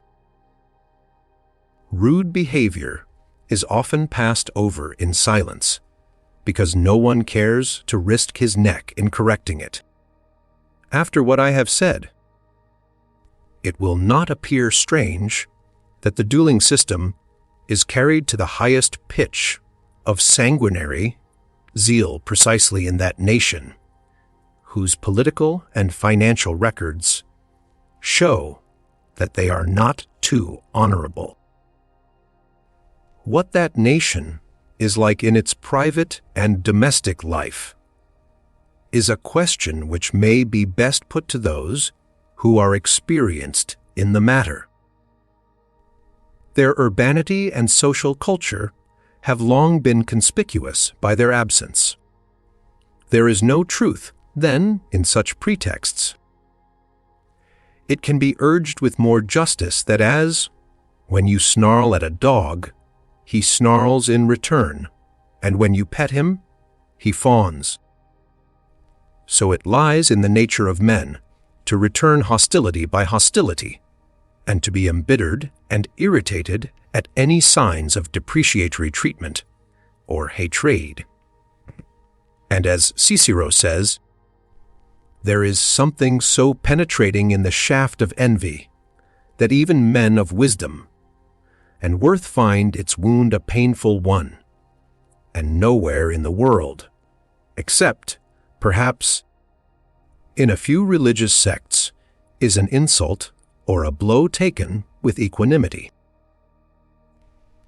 And yet a natural view of either would in no case demand anything more than a requital proportionate to the offense, and would never go to the length of assigning death as the proper penalty for anyone who accuses another of lying or stupidity or cowardice. The old German theory of blood for a blow is a revolting superstition of the age of chivalry. And in any case the return or requital of an insult is dictated by anger, and not by any such obligation of honor and duty as the advocates of chivalry seek to attach to it. The fact is that, the greater the truth, the greater the slander, and it is clear that the slightest hint of some real delinquency will give much greater offense than a most terrible accusation, which is perfectly baseless, so that a man who is quite sure that he has done nothing to deserve a reproach may treat it with contempt, and will be safe in doing so. The theory of honor demands that he shall show a susceptibility which he does not possess, and take bloody vengeance for insults which he cannot feel. a man must himself have but a poor opinion of his own worth, who hastens to prevent the utterance of an unfavorable opinion by giving his enemy a black eye. True appreciation of his own value will make a man really indifferent to insult, but if he cannot help resenting it, a little shrewdness and culture will enable him to save appearances and dissemble his anger. If he could only get rid of this superstition about honor, the idea, that it disappears when you are insulted and can be restored by returning the insult. If we could only stop people from thinking that wrong, brutality and insolence can be legalized by expressing readiness to give satisfaction, that is, to fight in defense of it, we should all soon come to the general opinion that insult and depreciation are like a battle in which the loser wins, and that, as Vincenzo Monti says, abuse resembles a church procession because it always returns to the point from which it set out. If we could only get people to look upon insult in this light, we should no longer have to say something rude in order to prove that we are in the right. Now, unfortunately, if we want to take a serious view of any question, we have first of all to consider whether it will not give offense in some way or other to the dullard, who generally shows alarm and resentment at the merest sign of intelligence. And it may easily happen that the head which contains the intelligent view has to be pitted against the noodle which is empty of everything but narrowness and stupidity. If all this were done away with, intellectual superiority could take the leading place in society, which is its due, a place now occupied, though people do not like to confess it, by excellence of physique, mere fighting pluck. In fact, and the natural effect of such a change would be that the best kind of people would have one reason, the less for withdrawing from society.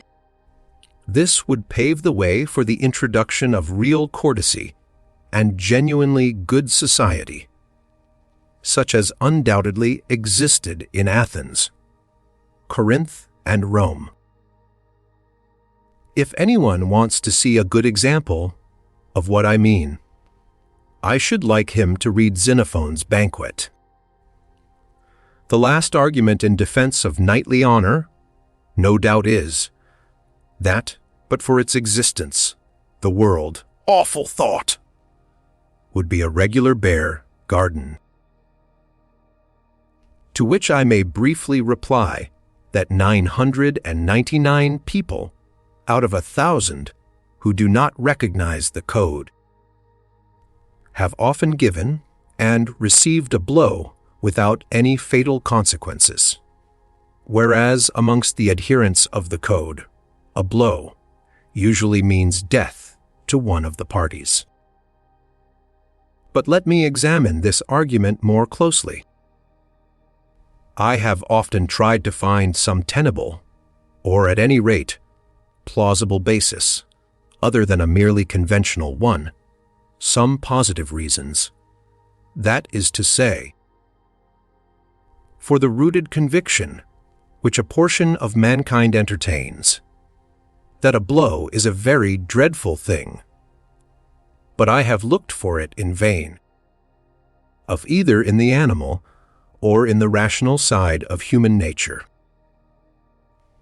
A blow is, and always will be, a trivial physical injury, which one man can do to another, proving, thereby, nothing more than his superiority in strength or skill, or that his enemy was off his guard. Analysis will carry us no further. The same knight who regards a blow from the human hand as the greatest of evils, if he gets a 10 times harder blow from his horse, will give you the assurance, as he limps away in suppressed pain, that it is a matter of no consequence whatever. So, I have come to think that it is the human hand which is at the bottom of the mischief. And yet in a battle the knight may get cuts and thrusts from the same hand, and still assure you that his wounds are not worth mentioning. Now, I hear that a blow from the flat of a sword is not by any means so bad as a blow from a stick, and that a short time ago. Cadets were liable to be punished by the one, but not the other, and that the very greatest honor of all is the accolade. This is all the psychological or moral basis that I can find. And so there is nothing left me but to pronounce the whole thing an antiquated superstition that has taken deep root, and one more of the many examples which show the force of tradition. My view is confirmed by the well-known fact that in China a beating with a bamboo is a very frequent punishment for the common people, and even for officials of every class, which shows that human nature, even in a highly civilized state, does not run in the same groove here and in China. On the contrary, an unprejudiced view of human nature shows that it is just as natural for a man to beat as it is for savage animals to bite and rend in pieces, or for horned beasts to butt or push. Man may be said to be the animal that beats. Hence, it is revolting to our sense of the fitness of things to hear, as we sometimes do, that one man bitten another, on the other hand. It is a natural and everyday occurrence for him to get blows or give them. It is intelligible enough that, as we become educated, we are glad to dispense with blows by a system of mutual restraint. But it is a cruel thing to compel a nation or a single class to regard a blow as an awful misfortune, which must have death and murder for its consequences. There are too many genuine evils in the world to allow of our increasing them by imaginary misfortunes, which brings real ones in their train. And yet this is the precise effect of the superstition, which thus proves itself at once stupid and malign. It does not seem to me wise of governments and legislative bodies to promote any such folly by attempting to do away with flogging as a punishment in civil or military life. Their idea is that they are acting in the interests of humanity, but, in point of fact, they are doing just the opposite. For the abolition of flogging will serve only to strengthen this inhuman and abominable superstition, to which so many sacrifices have already been made. For all offenses, except the worst, a beating is the obvious, and therefore the natural penalty, and a man who will not listen to reason will yield to blows. It seems to me right and proper to administer corporal punishment to the man who possesses nothing, and therefore cannot be fined, or cannot be put in prison, because his master's interests would suffer by the loss of his service. There are really no arguments against it, only mere talk about the dignity of man, talk which proceeds not from any clear notions on the subject, but from the pernicious superstition I have been describing. That it is a superstition which lies at the bottom of the whole business is proved by an almost laughable example.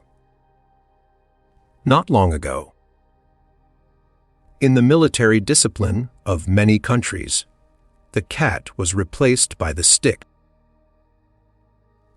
In either case, the object was to produce physical pain, but the latter method involved no disgrace and was not derogatory to honor.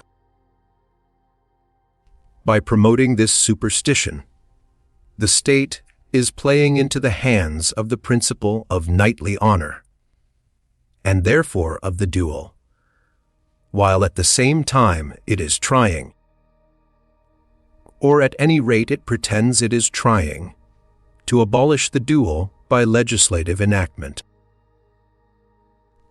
As a natural consequence, we find that this fragment of the theory, that might is right, which has come down to us from the most savage days of the Middle Age, has still in this 19th century a good deal of life left in it. More shame to us! It is high time for the principle to be driven out bag and baggage. Nowadays no one is allowed to set dogs or cocks to fight each other.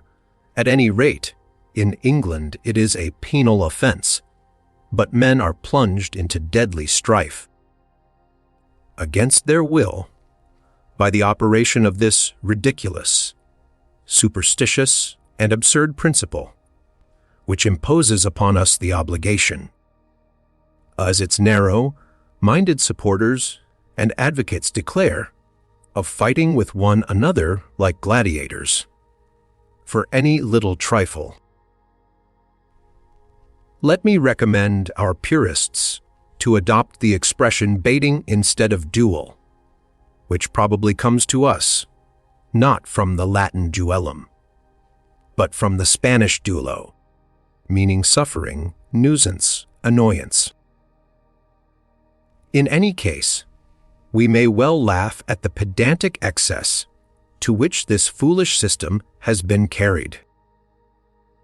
It is really revolting that this principle, with its absurd code, can form a power within the state, imperium in imperio, a power too easily put in motion, which, recognizing no right but might, tyrannizes over the classes which come within its range by keeping up a sort of inquisition, before which any one may be hailed on the most flimsy pretext, and then be tried on an issue of life and death between himself and his opponent. This is the lurking place from which every rascal, if he only belongs to the classes in question, may menace and even exterminate the noblest and best of men, who, as such, must of course be an object of hatred to him.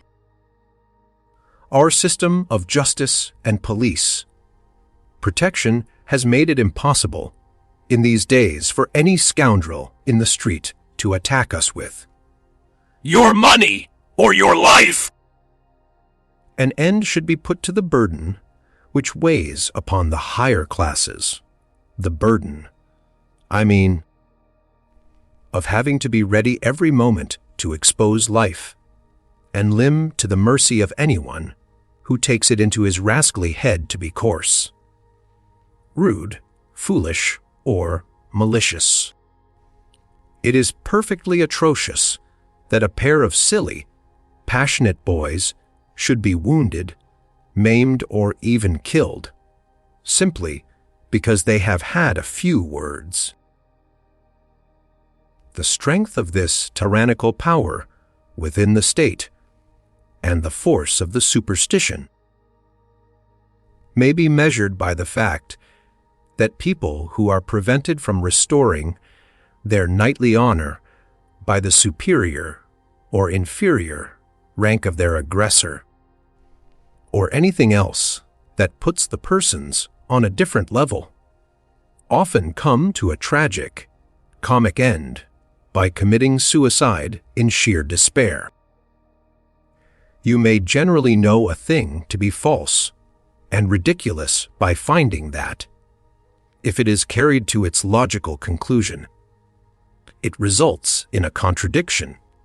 And here, too, we have a very glaring absurdity.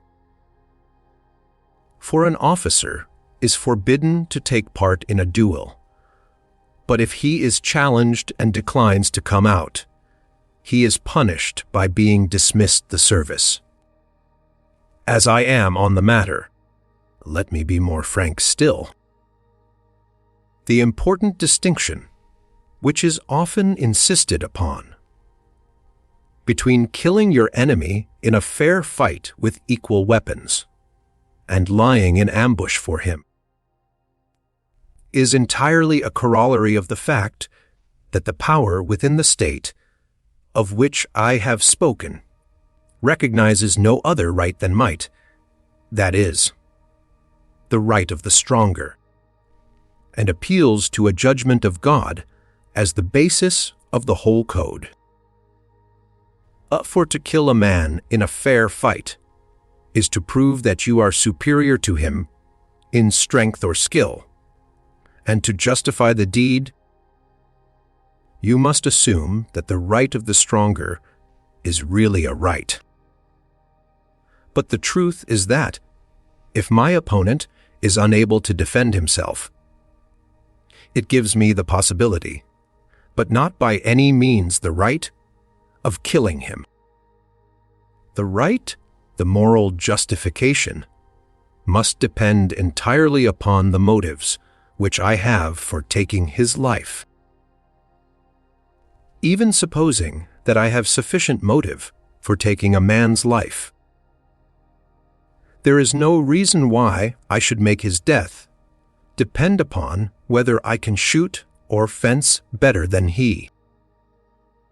In such a case, it is immaterial in what way I kill him, whether I attack him from the front or the rear. From a moral point of view, the right of the stronger is no more convincing than the right of the more skillful, and it is skill which is employed if you murder a man treacherously. Might and skill are in this case equally right in a duel. For instance, both the one and the other come into play, for a feint is only another name for treachery. If I consider myself morally justified in taking a man's life, it is stupid of me to try first of all whether he can shoot or fence better than I, as, if he can, he will not only have wronged me, but have taken my life into the bargain. It is Rousseau's opinion that the proper way to avenge an insult is not to fight a duel with your aggressor, but to assassinate him, an opinion, however, which he is cautious enough only to barely indicate in a mysterious note to one of the books of his Emile. This shows the philosopher so completely under the influence of the medieval superstition of knightly honor that he considers it justifiable to murder a man who accuses you of lying, whilst he must have known that every man, and himself especially, has deserved to have the lie given him times without number. The prejudice which justifies the killing of your adversary, so long as it is done in an open contest and with equal weapons, obviously looks upon might as really right, and a duel as the interference of God. The Italian who, in a fit of rage, falls upon his aggressor wherever he finds him, and dispatches him without any ceremony, acts at any rate, consistently and naturally. He may be cleverer, but he is not worse than the duelist. If you say, "I am justified in killing my adversary in a duel, because he is at the moment doing his best to kill me," I can reply that it is your challenge which has placed him under the necessity of defending himself, and that by mutually putting it on the ground of self-defense. The combatants are seeking a plausible pretext for committing murder. I should rather justify the deed by the legal maxim, valenti non fit injuria, because the parties mutually agree to set their life upon the issue. This argument may, however, be rebutted by showing that the injured party is not injured volens, because it is this tyrannical principle of knightly honor, with its absurd code, which forcibly drags one at least of the combatants before a bloody inquisition. I have been rather prolix on the subject of knightly honor, but I had good reason for being so, because the Augean stable of moral and intellectual enormity in this world can be cleaned out only with the besom of philosophy. There are two things which more than all else serve to make the social arrangements of modern life compare unfavorably with those of antiquity, by giving our age a gloomy, dark and sinister aspect, from which antiquity, fresh, natural and, as it were, in the morning of life, is completely free. I mean modern honor and modern disease, par nobile fratrum, which have combined to poison all the relations of life, whether public or private.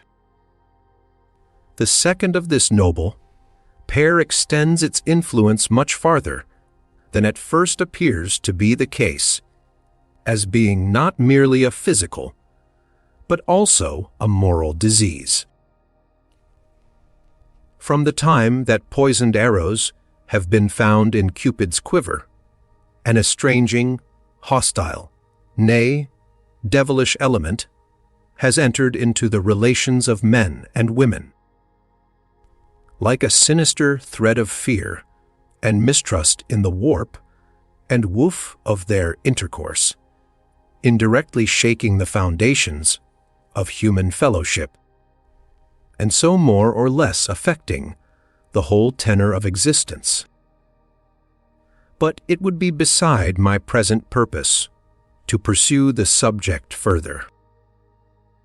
An influence analogous to this, though working on other lines, is exerted by the principle of knightly honor, that solemn farce, unknown to the ancient world, which makes modern society stiff, gloomy, and timid, forcing us to keep the strictest watch on every word that falls.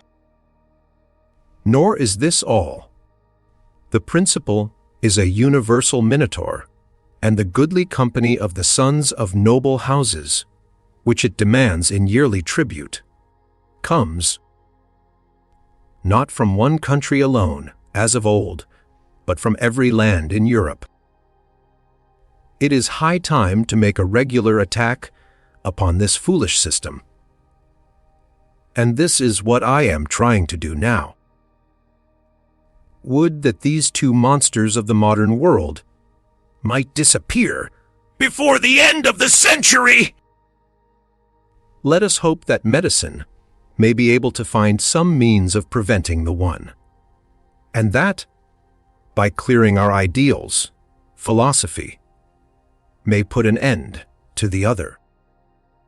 For it is only by clearing our ideas that the evil can be eradicated. Governments have tried to do so by legislation and failed. Still, if they are really concerned to stop the dueling system, and if the small success that has attended their efforts is really due only to their inability to cope with the evil, I do not mind proposing a law, the success of which I am prepared to guarantee. It will involve no sanguinary measures, and can be put into operation without recourse either to the scaffold, or the gallows, or to imprisonment for life. It is a small homeopathic pilule with no serious after effects. If any man send or accept a challenge, let the corporal take him before the guard-house, and there give him, in broad daylight, 12 strokes with a stick a la chinoise, a non-commissioned officer or a private to receive 6. If a duel has actually taken place, the usual criminal proceedings should be instituted. A person with knightly notions might, perhaps, object that, if such a punishment were carried out, a man of honor would possibly shoot himself. To which I should answer that it is better for a fool like that to shoot himself rather than other people. However, I know very well that governments are not really in earnest about putting down dueling. Civil officials, and much more so, officers in the army, except those in the highest positions, are paid most inadequately for the services they perform, and the deficiency is made up by honor, which is represented by titles and orders, and, in general, by the system of rank and distinction. The duel is, so to speak, a very serviceable extra, horse for people of rank, so they are trained in the knowledge of it at the universities. The accidents which happen to those who use it make up in blood for the deficiency of the pay. Just to complete the discussion, let me here mention the subject of national honor. It is the honor of a nation as a unit in the aggregate of nations. And, as there is no court to appeal to, but the court of force, and as every nation must be prepared to defend its own interests, the honor of a nation consists in establishing the opinion, not only that it may be trusted its credit, but also that it is to be feared. An attack upon its rights must never be allowed to pass unheeded. It is a combination of civic and knightly honor. Fame. Under the heading of place in the estimation of the world, we have put fame. And this we must now proceed to consider. Fame and honor are twins, and twins too. Like Castor and Pollux, of whom the one was mortal and the other was not. Fame is the undying brother of ephemeral honor. I speak, of course, of the highest kind of fame, that is, of fame in the true and genuine sense of the word. For, to be sure, there are many sorts of fame, some of which last but a day. Honor is concerned merely with such qualities as everyone may be expected to show under similar circumstances, fame only of those which cannot be required of any man. Honor is of qualities which everyone has a right to attribute to himself, fame only of those which should be left to others to attribute. Whilst our honor extends, as far as people have knowledge of us, fame runs in advance and makes us known wherever it finds its way. Everyone can make a claim to honor, very few to fame, as being attainable only in virtue of extraordinary achievements. These achievements may be of two kinds, either actions or works, and so to fame there are two paths open. On the path of actions, a great heart is the chief recommendation. On that of works, a great head. Each of the two paths has its own peculiar advantages and detriments, and the chief difference between them is that actions are fleeting, while works remain. The influence of an action, be it never so noble, can last but a short time. But a work of genius is a living influence, beneficial and ennobling throughout the ages. All that can remain of actions is a memory, and that becomes weak and disfigured by time, a matter of indifference to us, until at last it is extinguished altogether, unless, indeed, history takes it up and presents it, fossilized, to posterity. Works are immortal in themselves, and once committed to writing, may live forever. Of Alexander the Great we have but the name and the record, but Plato and Aristotle, Homer and Horace are alive, and as directly at work too, day as they were in their own lifetime. The Vedas and their Upanishads are still with us, but of all contemporaneous actions, not a trace has come down to us. Another disadvantage under which actions labor is that they depend upon chance for the possibility of coming into existence, and hence, the fame they win does not flow entirely from their intrinsic value, but also from the circumstances which happen to lend them importance and luster. Again, the fame of actions, if, as in war, they are purely personal, depends upon the testimony of fewer witnesses, and these are not always present, and even if present, are not always just or unbiased observers. This disadvantage, however, is counterbalanced by the fact that actions have the advantage of being of a practical character and, therefore, within the range of general human intelligence, so that once the facts have been correctly reported, justice is immediately done, unless, indeed, the motive underlying the action is not at first properly understood or appreciated. No action can be really understood apart from the motive which prompted it. It is just the contrary with works.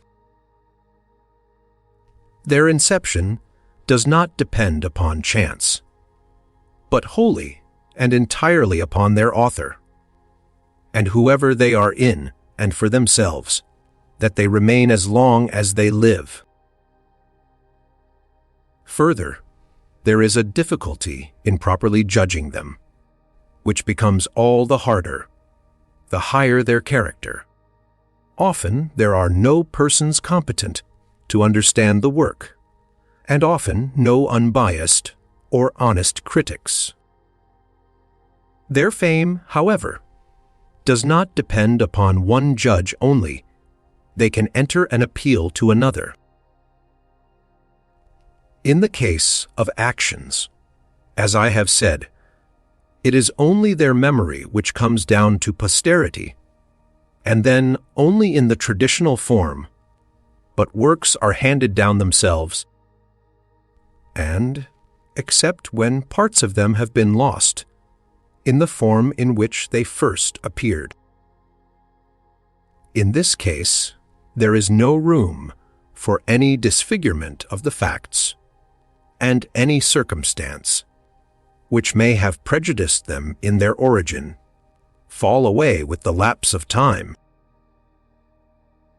Nay, it is often only after the lapse of time that the persons really competent to judge them appear, exceptional critics sitting in judgment on exceptional works, and giving their weighty verdicts in succession. These collectively form a perfectly just appreciation.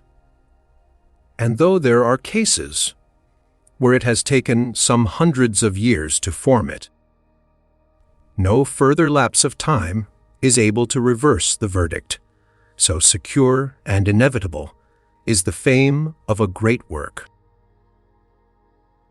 Whether authors ever live to see the dawn of their fame depends upon the chance of circumstance, and the higher and more important their works are, the less likelihood there is of their doing so. That was an incomparable fine saying of Seneca's, that fame follows merit as surely as the body casts a shadow, sometimes falling in front and sometimes behind. And he goes on to remark that though the envy of contemporaries be shown by universal silence, there will come those who will judge without enmity or favor. From this remark, it is manifest that even in Seneca's age, there were rascals who understood the art of suppressing merit by maliciously ignoring its existence, and of concealing good work from the public in order to favor the bad. It is an art well understood in our day, too, manifesting itself, both then and now, in an envious conspiracy of silence. As a general rule, the longer a man's fame is likely to last, the later it will be in coming, for all excellent products require time for their development. The fame which lasts to posterity is like an oak of very slow growth, and that which endures but a little while, like plants which spring up in a year and then die. Whilst false fame is like a fungus shooting up in a night and perishing as soon. And why? For this reason, the more a man belongs to posterity, in other words, to humanity in general, the more of an alien he is to his contemporaries. Since his work is not meant for them as such, but only for them in so far as they form part of mankind at large. There is none of that familiar local color about his productions which would appeal to them. And so, what he does fails of recognition because it is strange. People are more likely to appreciate the man who serves the circumstances of his own brief hour, or the temper of the moment, belonging to it, living and dying with it. The general history of art and literature shows that the highest achievements of the human mind are, as a rule, not favorably received at first, but remain in obscurity until they win notice from intelligence of a high order, by whose influence they are brought into a position, which they then maintain, in virtue of the authority thus given them. If the reason of this should be asked, it will be found that ultimately a man can really understand and appreciate those things only which are of like nature with himself. The dull person will like what is dull, and the common person what is common. A man whose ideas are mixed will be attracted by confusion of thought, and folly will appeal to him who has no brains at all. But best of all, a man will like his own works, as being of a character thoroughly at one with himself. This is a truth as old as Epicharmus of fabulous memory, us dut. The sense of this passage, for it should not be lost, is that we should not be surprised if people are pleased with themselves and fancy that they are in good case. For to a dog, the best thing in the world is a dog; to an ox to an ass, and to a sow, a sow. The strongest arm is unavailing to give impetus to a featherweight. For, instead of speeding on its way and hitting its mark with effect, it will soon fall to the ground, having expended what little energy was given to it, and possessing no mass of its own to be the vehicle of momentum.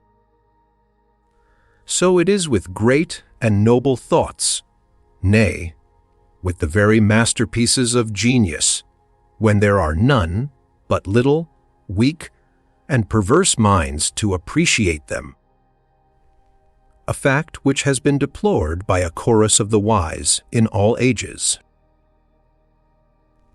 Jesus, the son of Sirach, for instance, declares that he that telleth a tale to a fool speaketh to one in slumber.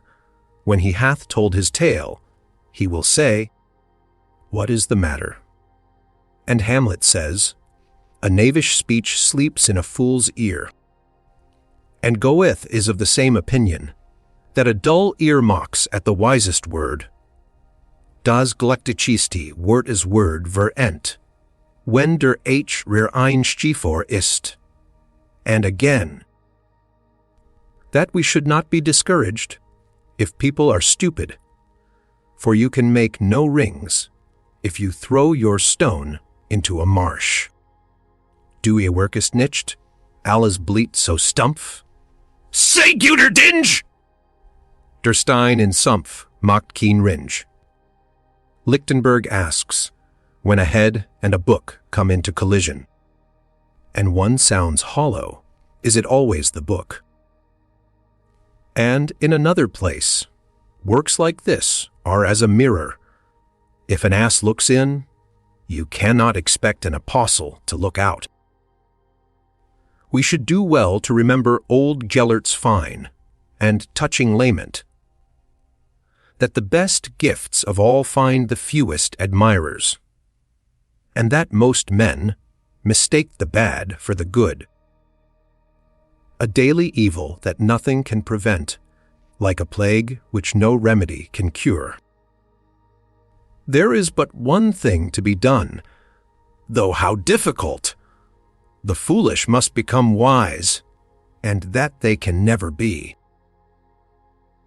The value of life they never know. They see with the outer eye, but never with the mind, and praise the trivial, because the good is strange to them. Nye kennen sie den Worth der Dinge, ihr oud schliest, nicht ihr Verstand, sie loben a wig das Geringe, weil sie das gut nijgekent. To the intellectual incapacity which, as Goethe says, fails to recognize and appreciate the good which exists, must be added something which comes into play everywhere. The moral baseness of mankind, here taking the form of envy. The new fame that a man wins raises him afresh over the heads of his fellows, who are thus degraded in proportion. All conspicuous merit is obtained at the cost of those who possess none, or, as Goethe has it in the West, Schleicher Divan, another's praise is one's own depreciation. When wir anderen ergeben sissen wir uns selbst entedeln. We see, then, how it is that, whatever be the form which excellence takes, mediocrity, the common lot of by far the greatest number, is leagued against it in a conspiracy to resist, and if possible, to suppress it. The password of this league is Basely M. Right. Nay more, those who have done something themselves, and enjoy a certain amount of fame, do not care about the appearance of a new reputation, because its success is apt to throw theirs into the shade. Hence, Goethe declares that if we had to depend for our life upon the favor of others, we should never have lived at all from their desire to appear important themselves. People gladly ignore our very existence. Echt ich gezodert zu werden, bis man mir's Leben geodnut. Ich abje noch net auf Erden, begreifen kenunt. When set, why see sich Geberden, die, etwas zu stehnen, mich gern mochten verneinen. Owner, on the contrary, generally meets with fair appreciation, and is not exposed to the onslaught of envy. Nay, every man is credited with the possession of it until the contrary is proved. But fame has to be won in despite of envy, and the tribunal which awards the laurel is composed of judges biased against the applicant from the very first. Honor is something which we are able and ready to share with everyone. Fame suffers encroachment and is rendered more unattainable in proportion as more people come by it. Further, the difficulty of winning fame by any given work stands in reverse ratio to the number of people who are likely to read it. And hence it is so much harder to become famous as the author of a learned work than as a writer who aspires only to amuse. It is hardest of all in the case of philosophical works, because the result at which they aim is rather vague, and, at the same time, useless from a material point of view. They appeal chiefly to readers who are working on the same lines themselves. It is clear, then, from what I have said as to the difficulty of winning fame, that those who labor, not out of love for their subject, nor from pleasure in pursuing it, but under the stimulus of ambition, rarely or never leave mankind a legacy of immortal works. The man who seeks to do what is good and genuine must avoid what is bad and be ready to defy the opinions of the mob, nay, even to despise it and its misleaders. Hence the truth of the remark, especially insisted upon by Osorius de Gloria, that fame shuns those who seek it and seeks those who shun it. For the one adapt themselves to the taste of their contemporaries, and the others work in defiance of it. But, difficult though it be to acquire fame, it is an easy thing to keep when once acquired. Here, again, fame is in direct opposition to honor, with which everyone is presumably to be accredited. Honor has not to be won, it must only not be lost. But there lies the difficulty, for by a single unworthy action, it is gone irretrievably. But fame, in the proper sense of the word, can never disappear, for the action or work by which it was acquired can never be undone, and fame attaches to its author, even though he does nothing to deserve it anew.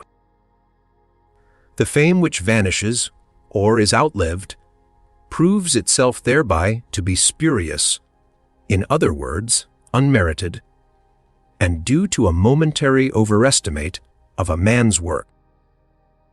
Not to speak of the kind of fame which Hegel enjoyed, and which Lichtenberg describes as trumpeted forth by a clique of admiring undergraduates, of the resounding echo of empty heads, such a fame as will make posterity smile when it lights upon a grotesque architecture of words. A fine nest, with the birds long ago flown, it will knock at the door of this decayed structure of conventionalities, and find it utterly empty. Not even a trace of thought there to invite the passer by. The truth is that fame means nothing but what a man is in comparison with others. It is essentially relative in character, and therefore only indirectly valuable. For it vanishes the moment other people become what the famous man is. Absolute value can be predicated only of what a man possesses under any and all circumstances.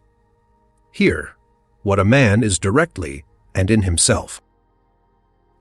It is the possession of a great heart or a great head, and not the mere fame of it, which is worth having and conducive to happiness. Not fame, but that which deserves to be famous, is what a man should hold in esteem. This is, as it were, the true underlying substance, and fame is only an accident, affecting its subject chiefly as a kind of external symptom, which serves to confirm his own opinion of himself.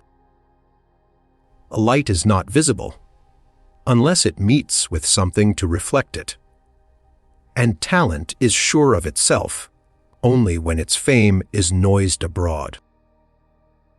But fame is not a certain symptom of merit, because you can have the one without the other, or, as Lessing nicely puts it, some people obtain fame and others deserve it.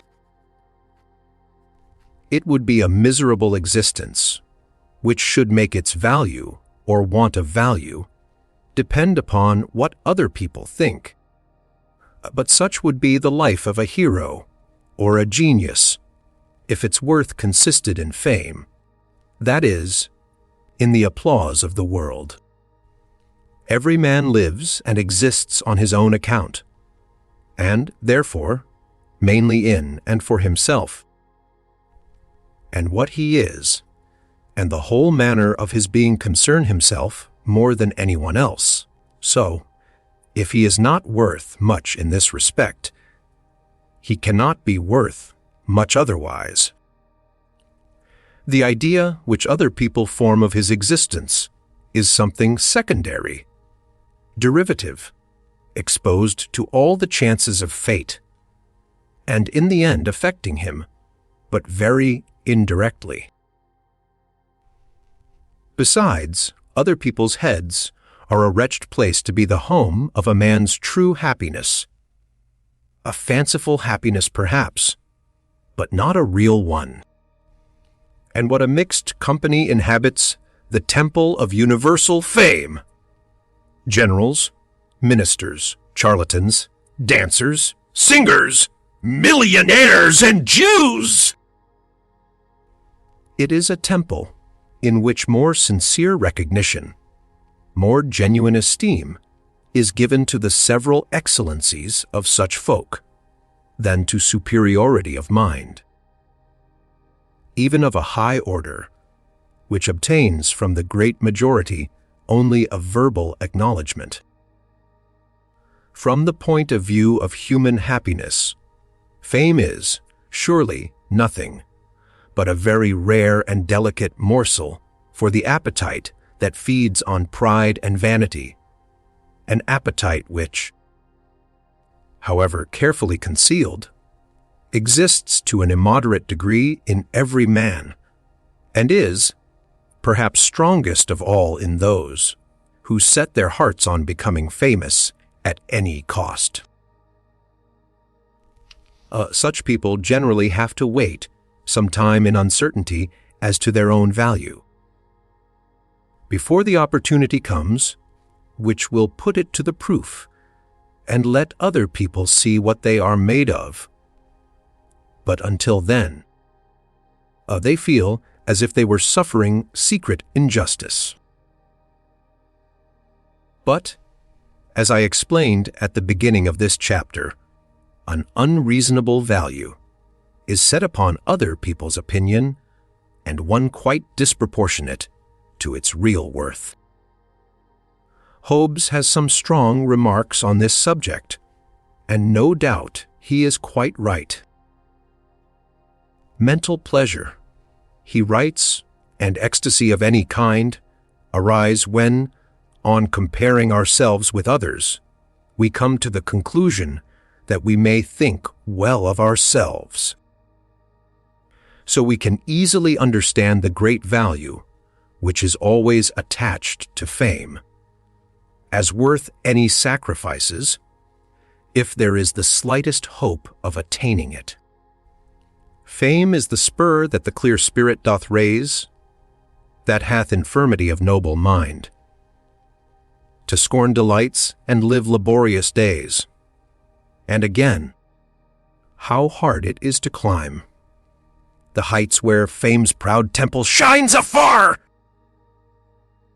We can thus understand how it is that the vainest people in the world are always talking about la gloire, with the most implicit faith in it as a stimulus to great actions and great works.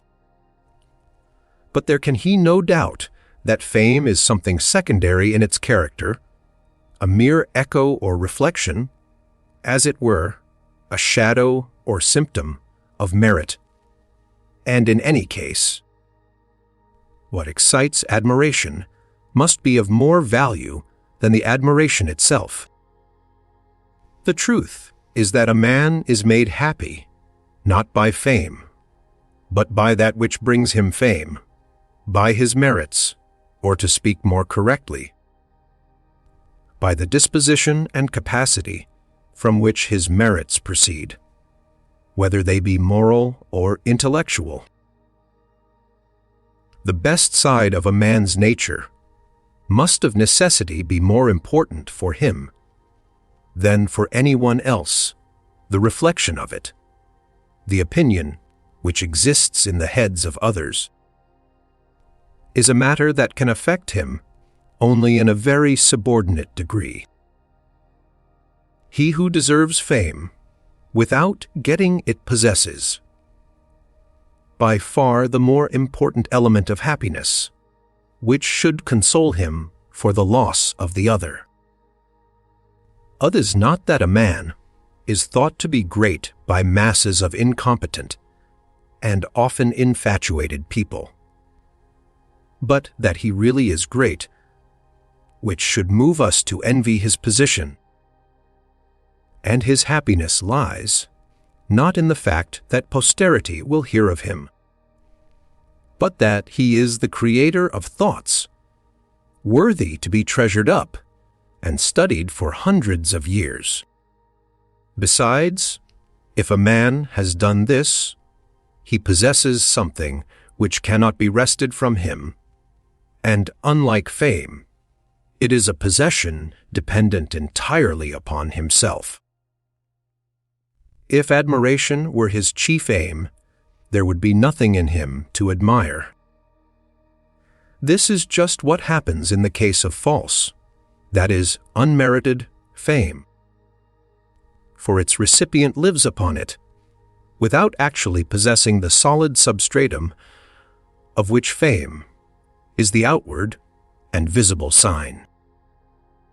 False fame must often put its possessor out of conceit with himself, for the time may come when, in spite of the illusions born of self, love, he will feel giddy on the heights which he was never meant to climb, or look upon himself as spurious coin, and in the anguish of threatened discovery, and well, merited degradation. He will read the sentence of posterity on the foreheads of the wise, like a man who owes his property to a forged will.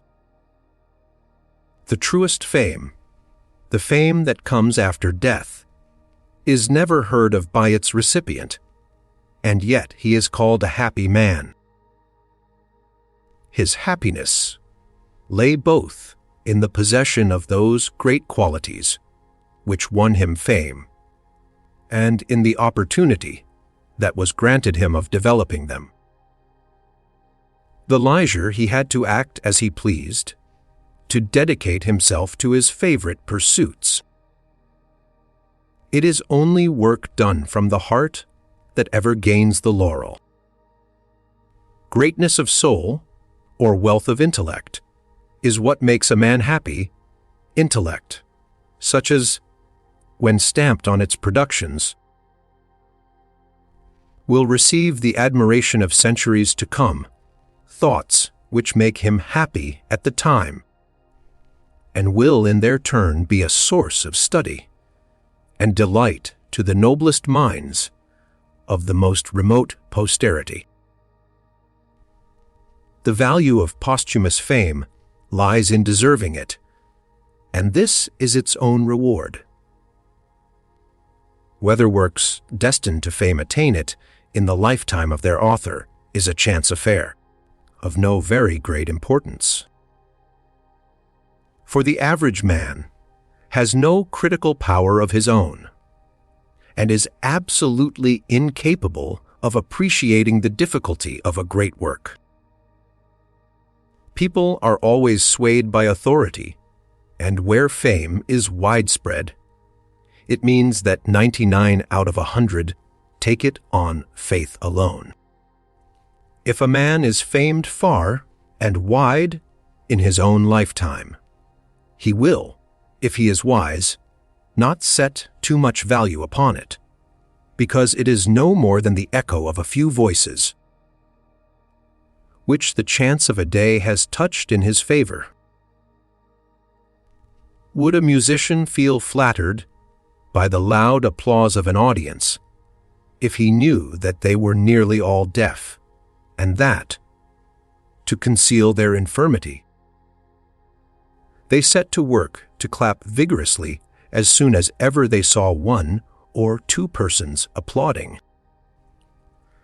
And what would he say if he got to know that those one or two persons had often taken bribes to secure the loudest applause for the poorest player? It is easy to see why contemporary praise so seldom develops into posthumous fame. D'Alembert, in an extremely fine description of the temple of literary fame, remarks that the sanctuary of the temple is inhabited by the great dead, who during their life had no place there, and by a very few living persons, who are nearly all ejected on their death. Let me remark, in passing, that to erect a monument to a man in his lifetime is as much as declaring that posterity is not to be trusted in its judgment of him. If a man does happen to see his own true fame, it can very rarely be before he is old, though there have been artists and musicians who have been exceptions to this rule, but very few philosophers.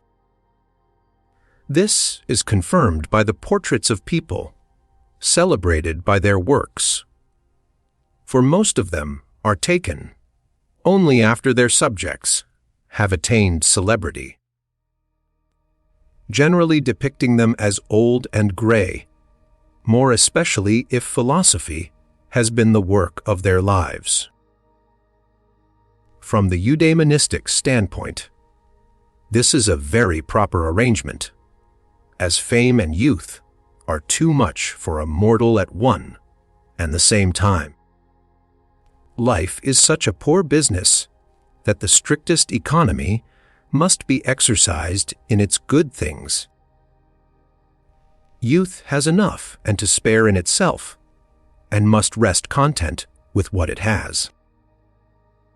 But when the delights and joys of life fall away in old age, as the leaves from a tree in autumn, fame buds forth opportunely, like a plant that is green in winter. Fame is, as it were, the fruit that must grow all the summer before it can be enjoyed at Yule. There is no greater consolation in age than the feeling of having put the whole force of one's youth into works, which still remain young. Finally, let us examine a little more closely the kinds of fame which attach to various intellectual pursuits. For it is with fame of this sort that my remarks are more immediately concerned. I think it may be said broadly that the intellectual superiority it denotes consists in forming theories, that is, new combinations of certain facts. These facts may be of very different kinds, but the better they are known, and the more they come within everyday experience, the greater and wider will be the fame which is to be won by theorizing about them. For instance, if the facts in question are numbers or lines or special branches of science, such as physics, zoology, botany, anatomy, or corrupt passages in ancient authors, or undecipherable inscriptions, written, it may be, in some unknown alphabet, or obscure points in history, the kind of fame that may be obtained by correctly manipulating such facts will not extend much beyond those who make a study of them, a small number of persons, most of whom live retired lives, and are envious of others who become famous in their special branch of knowledge. But if the facts be such as are known to everyone, for example, the fundamental characteristics of the human mind or the human heart, which are shared by all alike, or the great physical agencies which are constantly in operation before our eyes, or the general course of natural laws, others call me the kind of fame which is to be won by spreading the light of a new and manifestly true theory in regard to them, is such as in time will extend almost all over the civilized world. For if the facts be such as everyone can grasp, the theory also will be generally intelligible.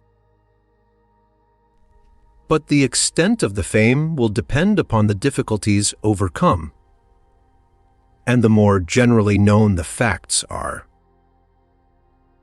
the harder it will be to form a theory that shall be both new and true, because a great many heads will have been occupied with them, and there will be little or no possibility of saying anything that has not been said before. On the other hand, facts which are not accessible to everybody, and can be got at only after much difficulty and labor, nearly always admit of new combinations and theories, so that, if sound understanding and judgment are brought to bear upon them, qualities which do not involve very high intellectual power, a man may easily be so fortunate as to light upon some new theory in regard to them, which shall be also true. But fame won on such paths does not extend much beyond those who possess a knowledge of the facts in question. To solve problems of this sort requires, no doubt, a great ideal of study and labor, if only to get at the facts. Whilst on the path where the greatest and most widespread fame is to be won, the facts may be grasped without any labor at all. But just in proportion as less labor is necessary, more talent or genius is required, and between such qualities and the drudgery of research, no comparison is possible, in respect either of their intrinsic value or of the estimation in which they are held. And so people who feel that they possess solid intellectual capacity and a sound judgment, and yet cannot claim the highest mental powers, should not be afraid of laborious study, for by its aid they may work themselves above the great mob of humanity, who have the facts constantly before their eyes, and reach those secluded spots which are accessible to learned toil.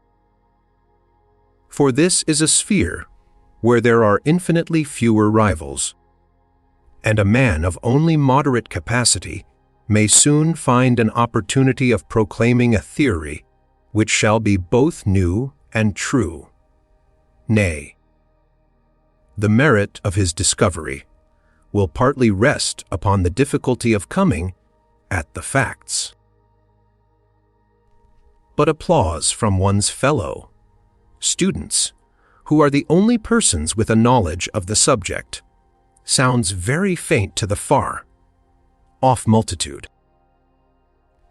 And if we follow up this sort of fame far enough, we shall at last come to a point where facts very difficult to get at are in themselves sufficient to lay a foundation of fame, without any necessity for forming a theory.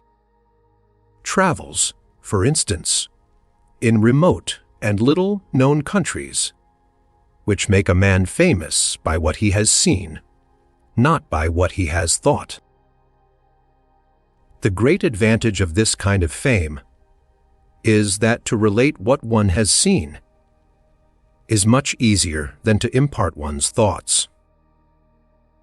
And people are apt to understand descriptions better than ideas, reading the one more readily than the other for, as Asmus says, when one goes forth, a-voyaging, he has a tale to tell. And yet, for all that, a personal acquaintance with celebrated travelers often remind us of a line from Horace. New scenes do not always mean new ideas.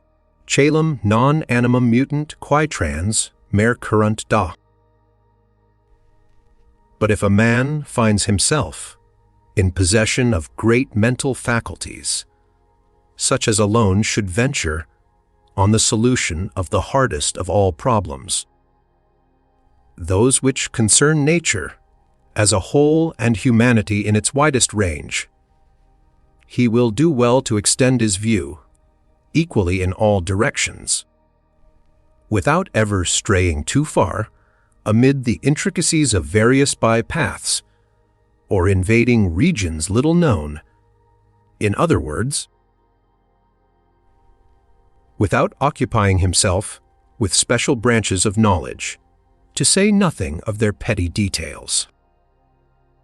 There is no necessity for him to seek out subjects difficult of access in order to escape a crowd of rivals. The common objects of life will give him material for new theories, at once serious and true, and the service he renders will be appreciated by all those, and they form a great part of mankind, who know the facts of which he treats. What a vast distinction there is between students of physics, chemistry, anatomy, mineralogy, zoology, philology, history, and the men who deal with the great facts of human life, the poet and the philosopher!